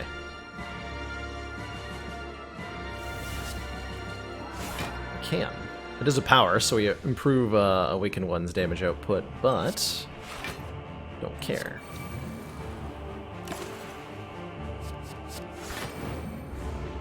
Omega says, at the end of your turn, deal 50 damage to all enemies. All of them.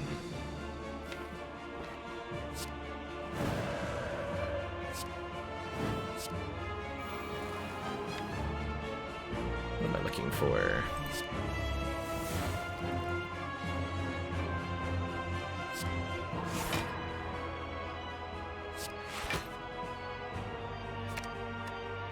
Next turn could be a little spooky.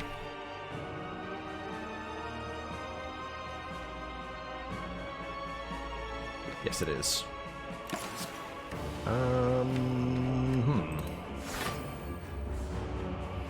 Oh, worship retains. Never mind, we're fine. Ignore me.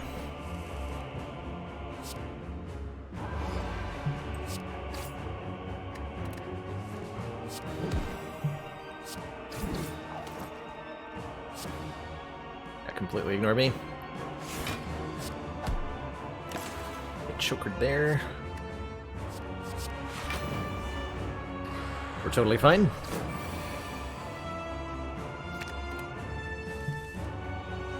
Watcher, why are you so hard to play? Demand an explanation.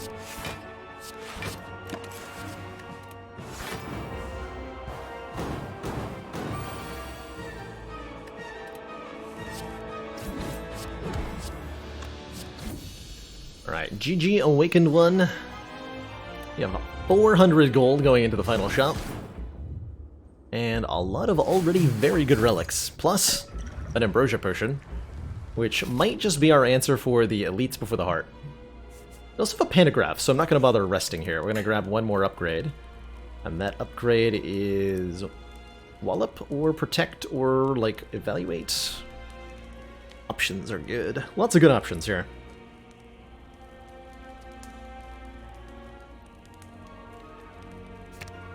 Die for the extra scry.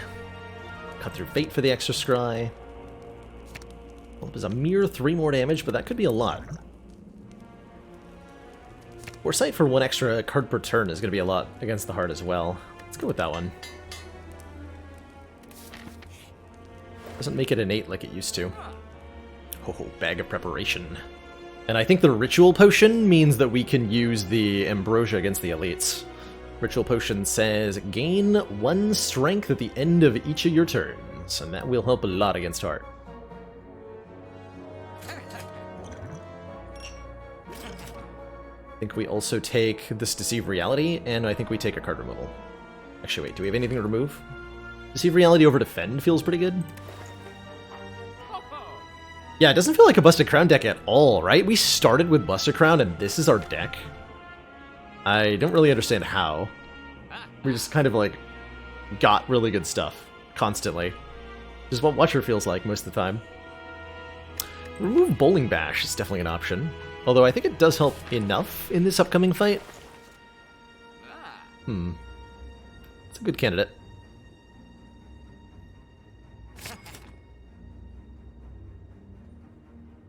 Yeah, actually, I like that idea. Give that a try.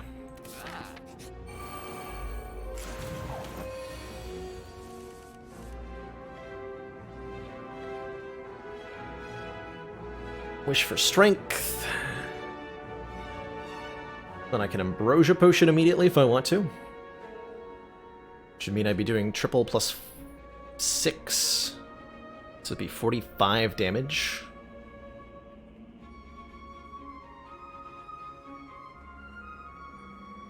Wish for the money. That's cute. I think I am going to use this just right away.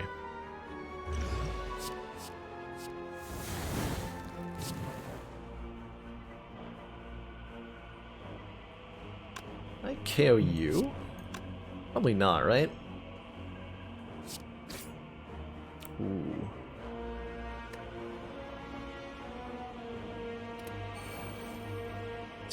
You bet I can.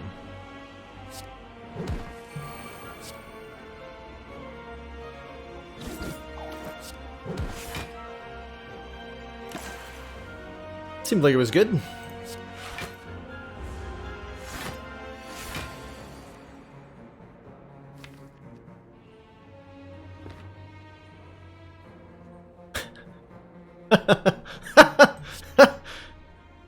Omniscience for worship. And just kill it.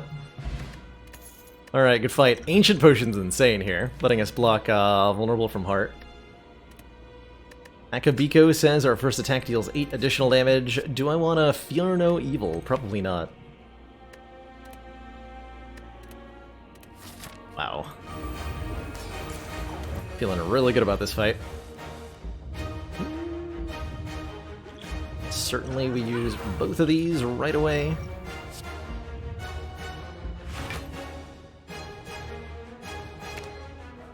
Definitely want to Wheel Kick, Cut Through Fate, Flying Sleeves to get a Kunai proc going.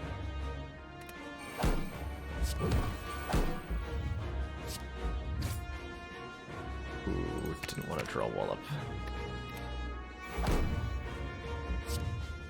And I can Deceive Reality, so I have 2 retaining blocks in my hand, and I'm not vulnerable. It's a pretty good start. Do I want a second Sands of Time? Probably. I'd really appreciate if I got generated Talk to the Hand or something. Not the right time for Vault to show up. But I can do Protect, Safety, Worship, and that feels really good. Take some damage, only lose 1 point of plated armor. Get rid of the Daze, lose the Wound, we get Art of War for next turn. Take that. Master Reality will upgrade all the cards we get from... whatchamacallit.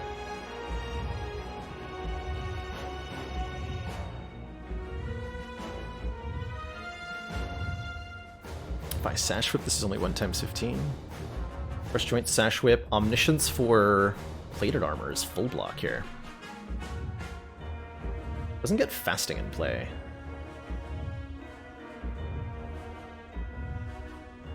Plated armor seems a little weird against Heart. Might be worth it though. You're gaining 1 strength every turn, so surviving longer benefits us a lot. Okay. I'm convinced.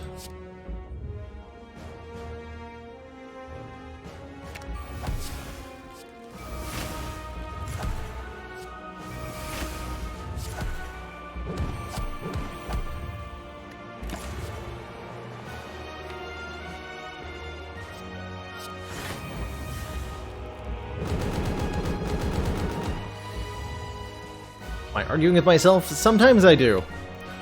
Sometimes I do. This is a very good turn to worship. We go Divinity, we gain up to 6 energy, we can play Cut Through Fate, Sands of Time, do tons of damage, and try to diminish these cards in the draw pile.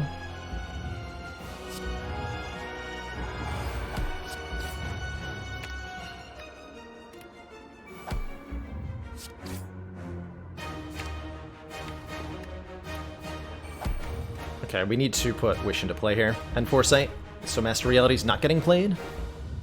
How unfortunate. Or I can play the Sands of Time for the Kunai proc, Master Reality, and Foresight. Don't play the Wish. Let's do that. It's 130 damage, after all.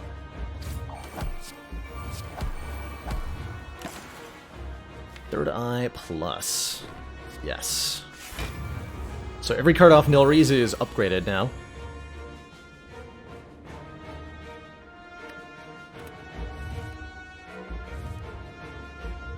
That's a sweet mult. Don't need it. Got lots of block this turn.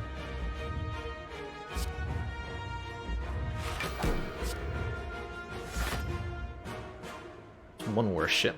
Can't apply a weakness with Sash Whip, so we discard that. Need some of the damaging cards in our hand, but I don't know.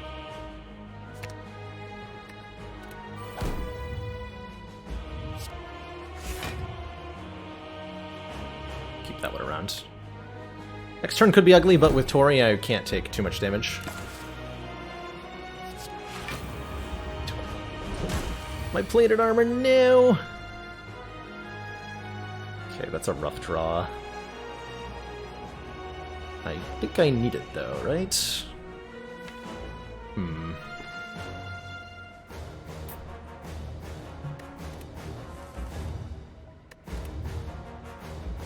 Okay, this is looking fine-ish.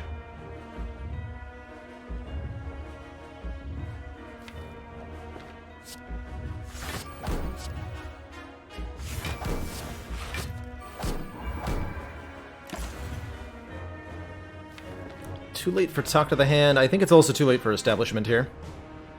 We gotta go.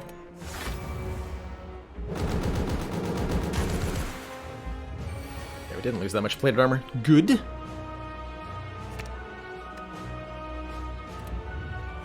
What's the pop-up I keep hitting cancel on? It's a glitch with scrying. When you're scrying, there'll be a cancel button, and sometimes when you're done scrying, the button stays. Doesn't actually do anything.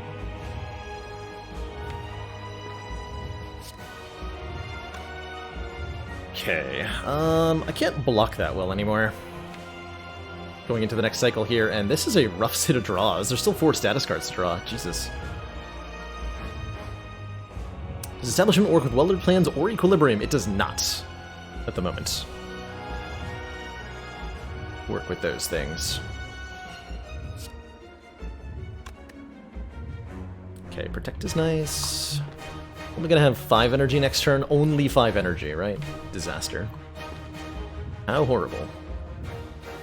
Yeah, it should, because they explicitly say retain, but they do not.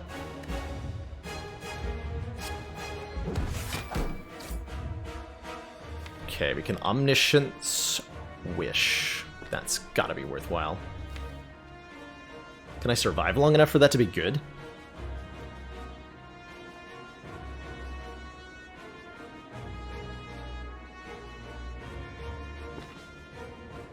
Heart's damage cap is an issue here. We're set up to do tons of damage, but we simply cannot kill our opponent before it attacks me twice more.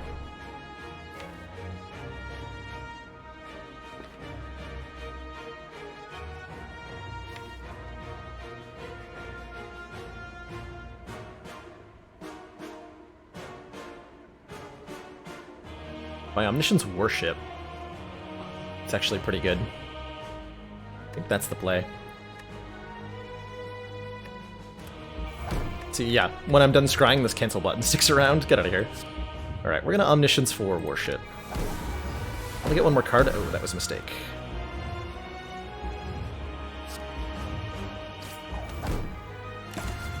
It's maybe not the best idea. That could have been bad. That's too much damage. We're in trouble now. I don't know of any way to survive this turn. Shit. We need to have a weaken down. I think we're dead. And I'm quite sure that I screwed this fight up. Because I am 100% positive we had a winning route through this fight. I might actually replay the fight even to try to figure out what it was, because I am confused as to what I'm supposed to be doing. I think the plated armor was wrong, in retrospect. So if we don't find a way out of this, I'm going to replay it.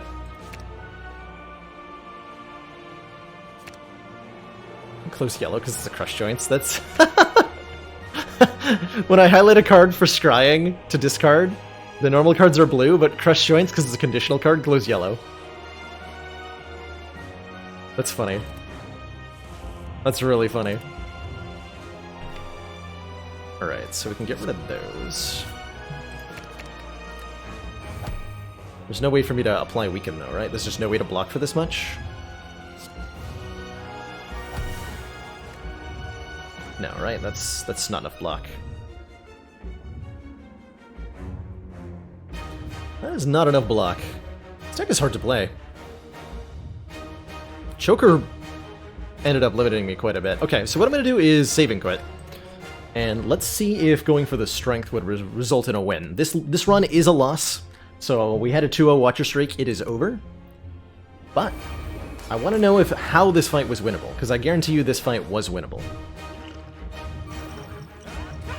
Won't often see me do this, but there's a very important learning opportunity to be had here, I think.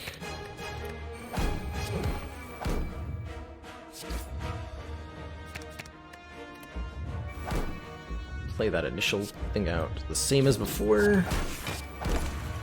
Walk like so. I do want the second Sands of Time, I think, though that was potentially also a mistake.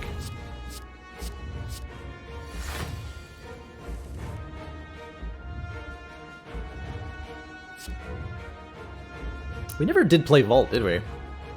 Just never lined up in such a way that it made any sense to do so. And we didn't get to play this, so I think this is probably the better pick to survive. A lot of foreknowledge being applied now. Still think it's worth it, though. I think we're supposed to also play this fasting. Yeah. So strength. Strength. Strength. Just play one of these.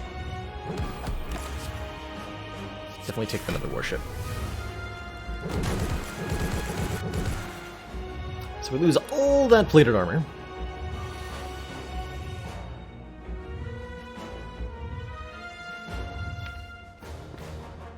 Only play worship on this turn. 66 damage. That is a lot of damage.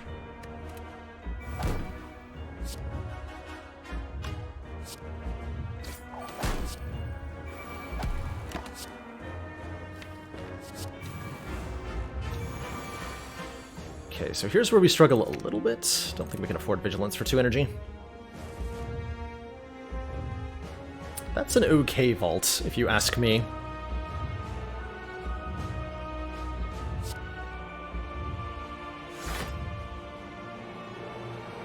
Yeah, that's a good vault. Discard that. Draw. Draw Sands of Time here. Pass the turn. Let's get all of those this time. I think it's time we just get good stuff into play. So with 7 points of dexterity this time, we're having a much easier time blocking here. We need to put down some damage occasionally.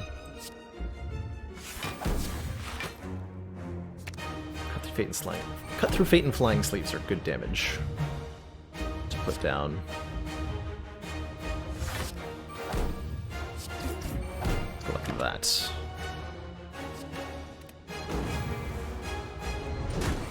This we can ignore, because we have Tori, and I think that's the key to our victory here.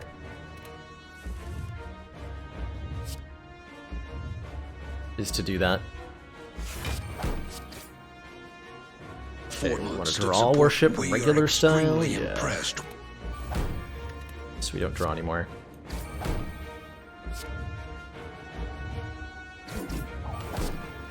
Sanctus of reality. Like this.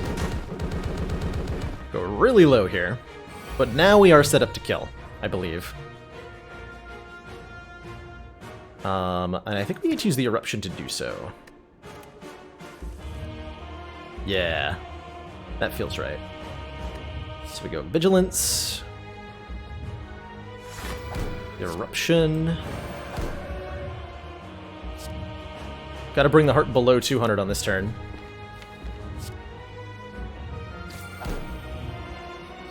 Which we can just barely do.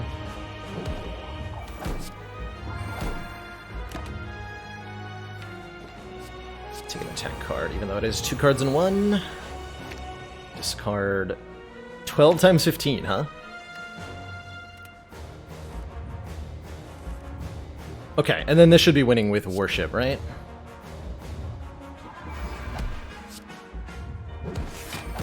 Yes, this would have won. Okay, so I needed to gain strength twice. As we have a GG here. So there was a winning route, as I thought. And had I think that was lack of experience with Watcher heart fights that led to this particular outcome. Or the outcome we had the first time. Definitely the plated armor was a giant trap. GG. GG. Yeah, I think not leaning on the Tory to do offense was the mistake there. And that it was close, right? We only went down to 10 health doing that, but looks like it works.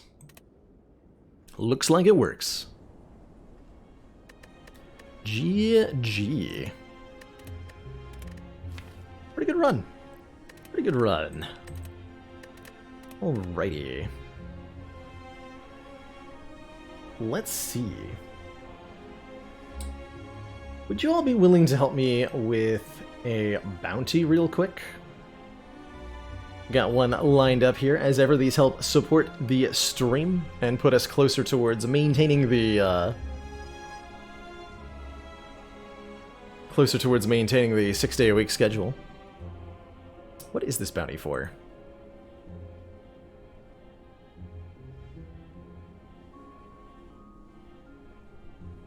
Watch the report trailer. So I got a quick trailer for something called The Report. That if we watch together, it'll generate some revenue. And then after that, I'll probably do like maybe a couple speed runs before I sign off for the day. Probably. Tom reporting for bounty duty. Most excellent. Most excellent. Let me just mute Spire here real quick.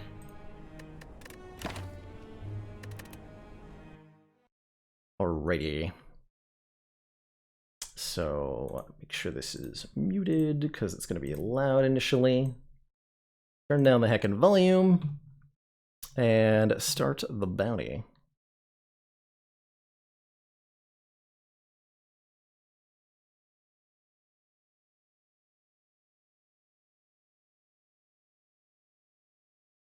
Alright, so the report trailer. Volume is correctly set. Unmute. There we go. So, here it is. That's still quite loud. After 9/11, everyone was scared. Scared it might happen again. It was my second day of grad school. Next day, I changed all my classes. That's, to national security. Commander. Oh hell, Morning, what's yeah. that actor? Most Have you seen the story today in the New York Times? supporters. Evidently, the CIA Says destroyed continued tapes support of of the interrogations of XCOM Al-Qaeda project. detainees. I want to find Life out Master. what was on the tapes, and why they were destroyed.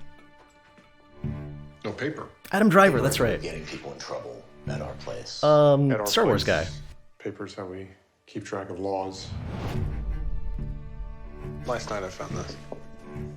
He's detainee number 24. Have you guys used this thing before? No, we watched your video. They waterboarded him 183 times. Everything they got from him. was either a lie or something they already had. If it works, why do you need to do it 183 times? Maybe when the report comes out, people will finally see that. I vehemently disagree with the narrative here. The United States does not torture. Dan, you need to be careful here. They can't destroy the documents. They can go after the next best thing. You. They claim they saved lives, but what they really did was make it impossible to prosecute a mass murderer, because if what we did to him ever came out in a court of law, the case is over. The guy planned 9/11. We will not allow this to be covered The up. intent is to gain intel, save American lives. History is written by the victors. We need to change our approach. How is that even ethical? Nothing could be further from the truth. Democracy is messy. Wow. That's a heavy film. The Times had your report. We would print it tomorrow. No. If it's going to come out, it's going to come out the right way.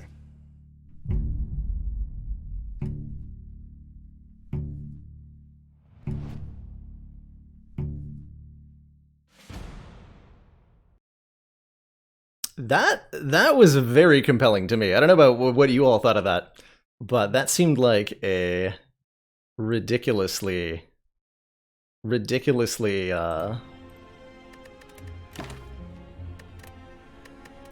eye-opening take on the state of American global politics. And I will probably check that out, because I am super interested in that after watching the trailer there. I ended up quieting during the second half of it, because it got so charged and intense. I thought it was better to let the trailer do the speaking. Wow. Wow. That's all I have to say to that. Super interested. Super interested. Yeah, Adam Driver very much showing off some, like, hard to get a lot from a 2-minute trailer, but Adam Driver definitely showing off some acting potential there.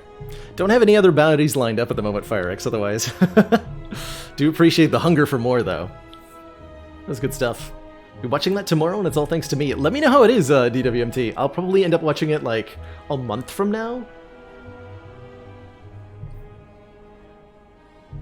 Am I allowed to stream it live on my stream? Ooh, I don't know how that works. I would have to do some research as to what Amazon lets you use on Twitch, because I have no idea. Haven't got a clue, in fact. Haven't got a clue. And I was just still reeling from how intense that was.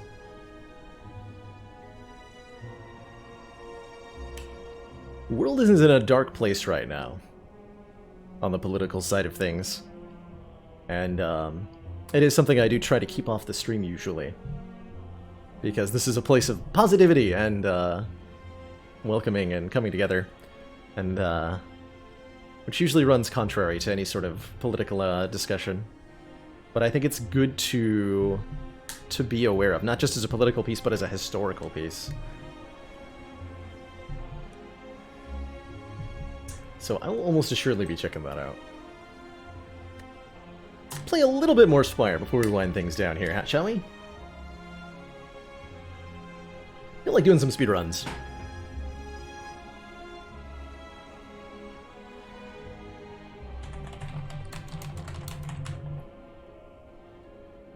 Update my title properly.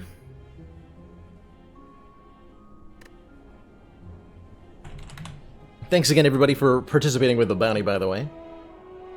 How would I feel doing a Brimstone A20 heart run? I hear that I owe you some subs, Minnie. I think I passed out before the end of your run last night. So I didn't get to see the conclusion, but I've heard that you pulled it off. In which case, I am very impressed. And you deserve a shout out for that alone. Check out Mini Minotaur. Because he streams himself beating the Ascension 20 heart on Ironclad and getting an Brimstone along the way. Which is crazy. That is crazy. Oh, not the A20 deserve. A0. Ironclad any percent. Let's activate the auto splitter. Searing Blow plus 10 Brimstone Run killed the heart. Incredible. Incredible. Alrighty. Yeah, what a mad lad, right? Ridiculous. Alright, so the goal for these runs is defeat the Act 3 boss as quickly as possible, using whatever the heck it is that I find along the way. What are my settings? We need to disable particle effects. Already got disable confirmation, good. Let's go. Let's go. Speedruns are often about doing as much damage as possible as quickly as possible, with little regard for anything else. Particularly on Ironclad. Particularly on Ironclad. Brimstone from floor 3. That'll do it, Doomquill. That'll definitely do it. That might have been too much money. Let's see. 500 gold. VSync needs the game to reboot to actually toggle whether it's on or off, and I'm not gonna bother restarting the game. So we'll play without the VSync speed here. And that's okay. Relic. Dig!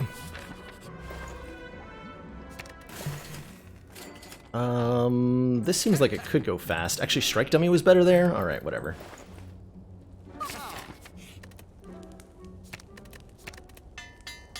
Let's go and throw Zammer. Oh, I made a terrible choice. I can't do it. I forgot how slow. I thought Toolbox might speed me up, but that was way too slow. That was way too slow. Unacceptable.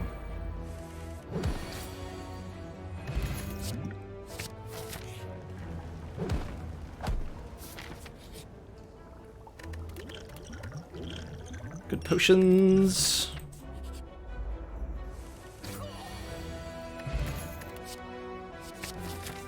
Flex. No! Can't afford the limit break, that's cruel.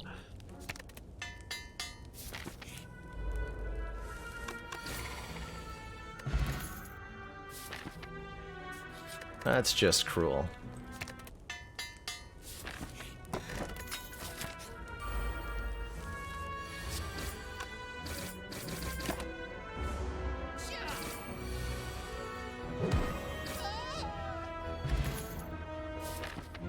That's just too cruel.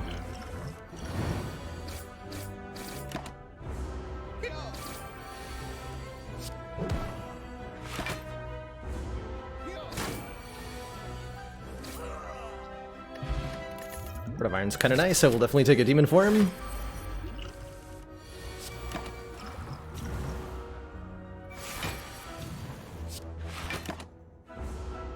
Oh, is Hammer in the right place for everybody? It's not. Hold on. You're right, it's not. Let me select that. Split. There we go. Thank you for pointing that out.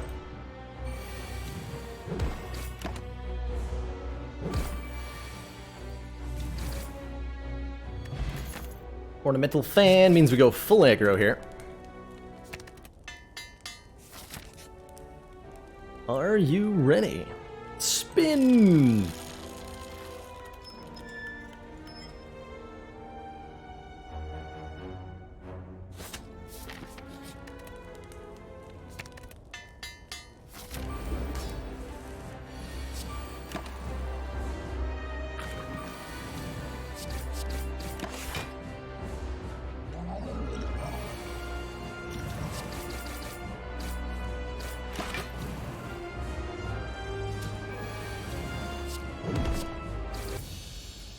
That works.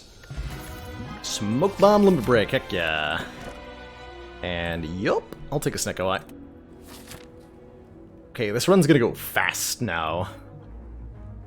Probably. This way.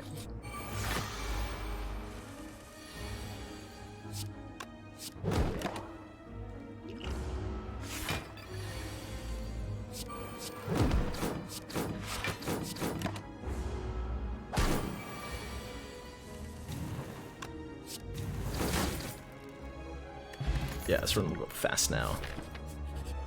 Don't need no stinking block cards.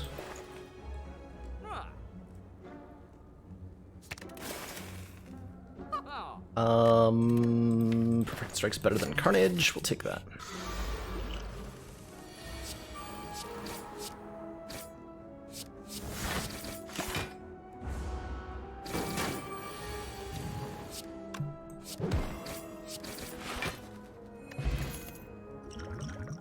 Embrace is very strong. Flex is actually pretty good too, despite the, yeah, for turns like this. Order? But I wasn't gonna have enough energy to play all that. Whoops. That was definitely a, like, 30-second mistake.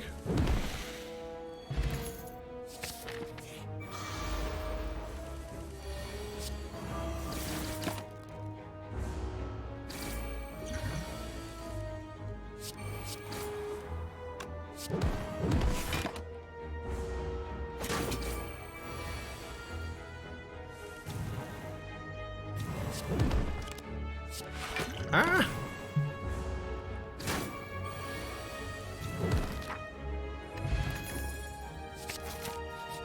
Take any source of immediate strength.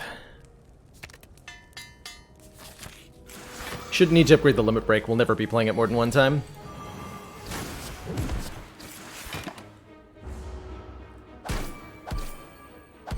Not 100% sure where I plan on using the smoke bomb.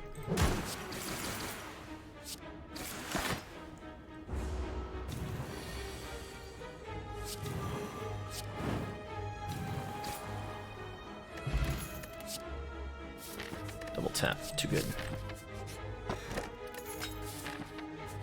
Did I win the Watcher fight? We found a winning route through it, but it took me 2 tries, and so it doesn't count as a win. Wonder if we can take this to the heart.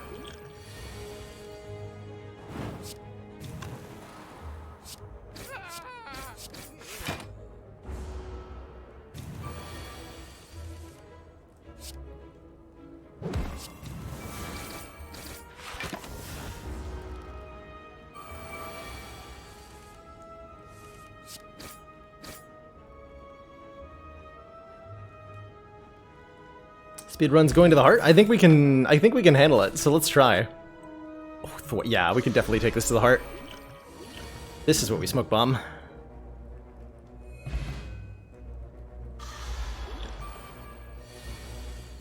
That's what we smoke bomb.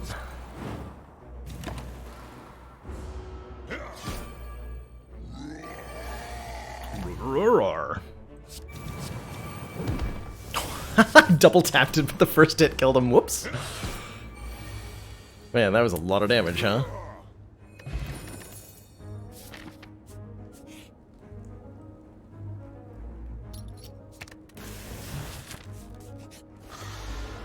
Get thee gone, stinky block cards.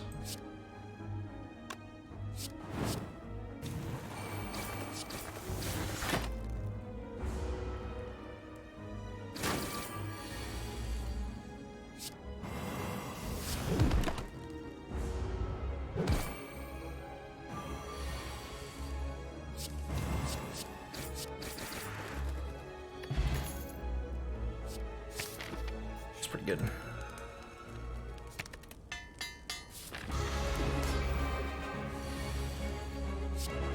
Good enough. Good enough.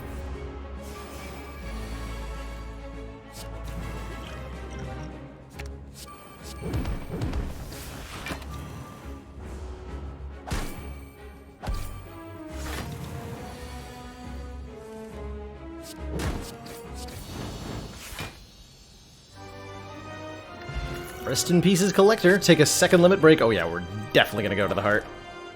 Choker seems fine. Dome was probably better. Dome was almost assuredly better.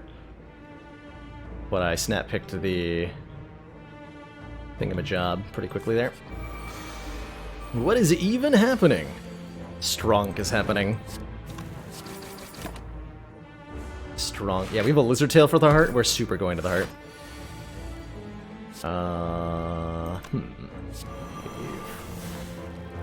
This is Demon Form, Flex Limit Break. Take the damage.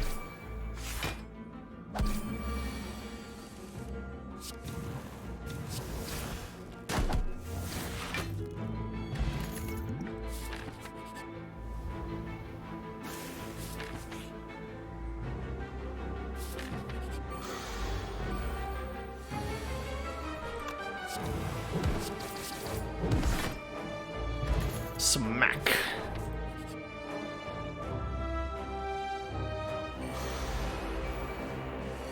Shouldn't take long to kill.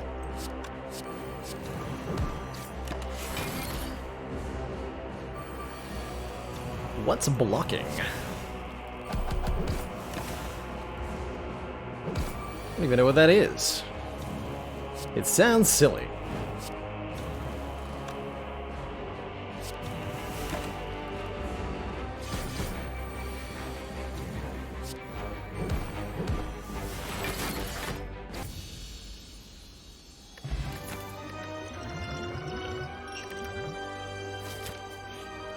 Maybe Whirlwind would have been okay. Oh yeah, with the double tap upgrade, Choker feels pretty bad. Yeah, Whirlwind would have been nice.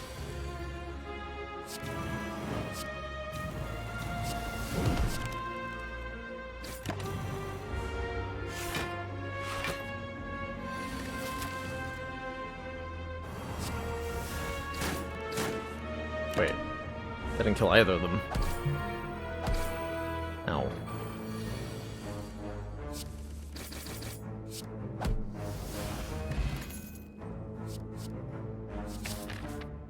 That just for the survivability.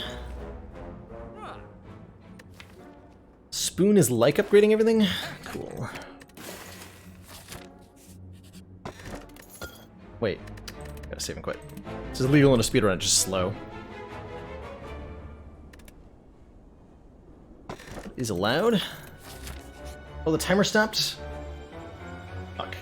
We'll use the in-game time. Stupid timer. Damn you, timer.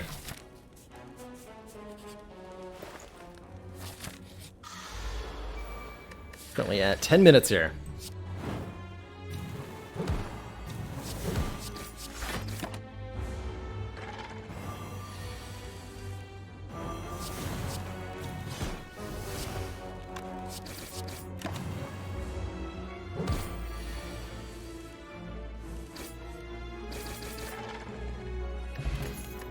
Second blood potion's pretty good.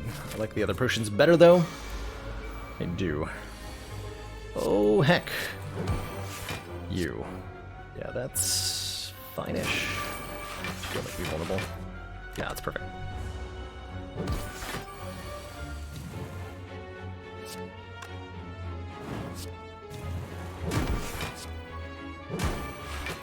Good.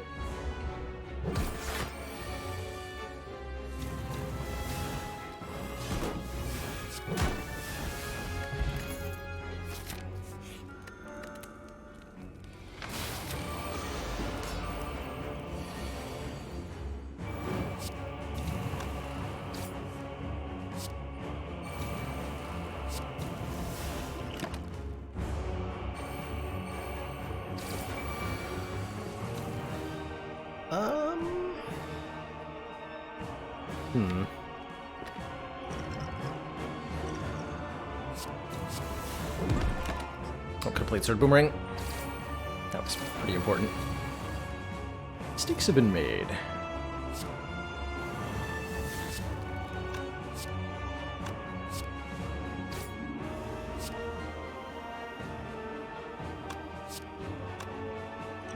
Damn it.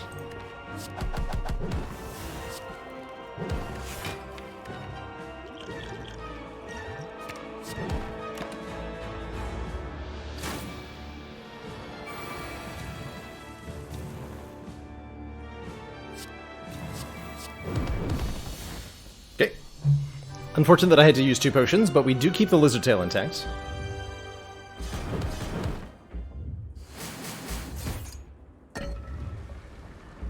Not even close, right? Easy game.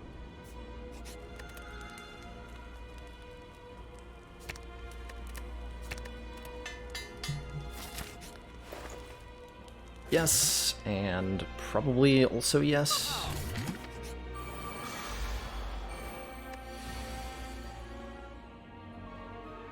Ugh.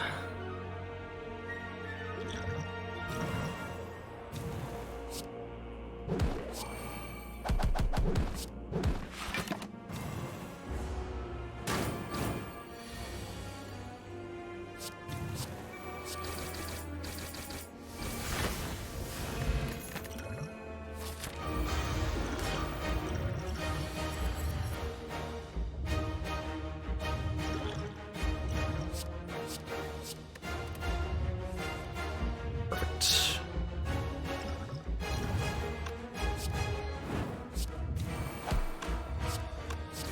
This.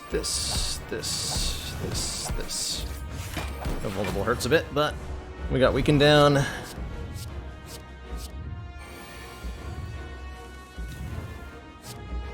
Literally just play attacks now.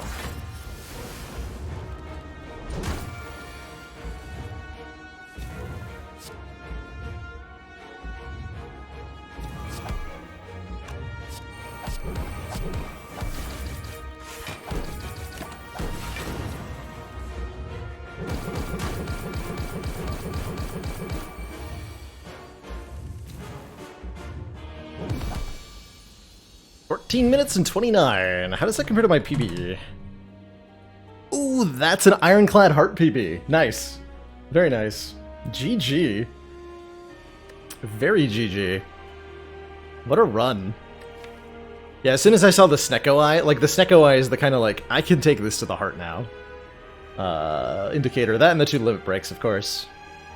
Given the choice between a donated gift sub and a donation of equal cost, which do I prefer? At the moment, direct donations are better for me, Adonis Incarnate. More of that money makes its way to me. And we're a long way away from, at the moment, from subs being a relevant thing. In terms of raw count. Like, we need like hundreds more subs to get another emote. And many more than that to do anything else. So, currently donations are the way to go, if you'd like to support me. That's the best way. Bits work really well as well. But I certainly don't complain about subs, that's for sure. G frickin' G. That feels like a great note to end on, truthfully. How can I top that? I don't think I can. The Spire sleeps, and so shall I. What a day, chat. Had a couple really good A20 runs. I think every run we had on A20 was very good today.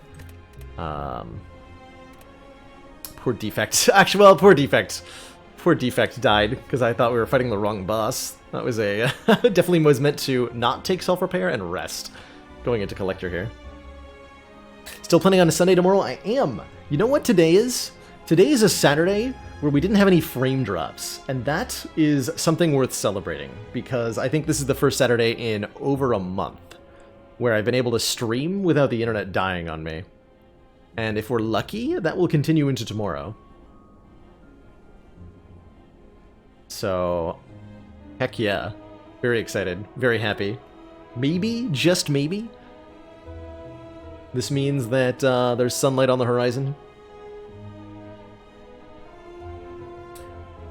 Truthfully, don't know if it'll stay around. That's the problem with intermittent issues, right? Is that you can't really be sure when they're gone.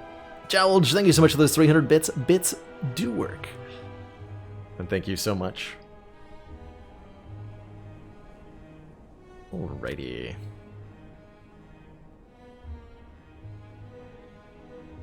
All.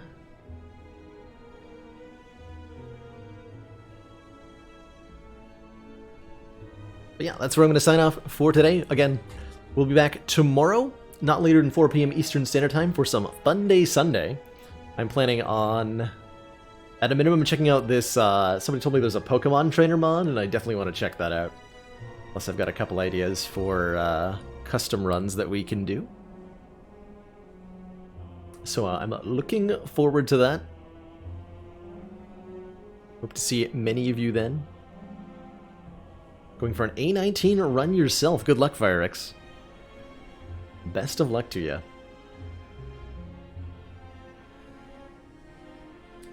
Alright, everybody. Thanks for watching. Ta-ta for now. And I'll see you all soon. Have a good one.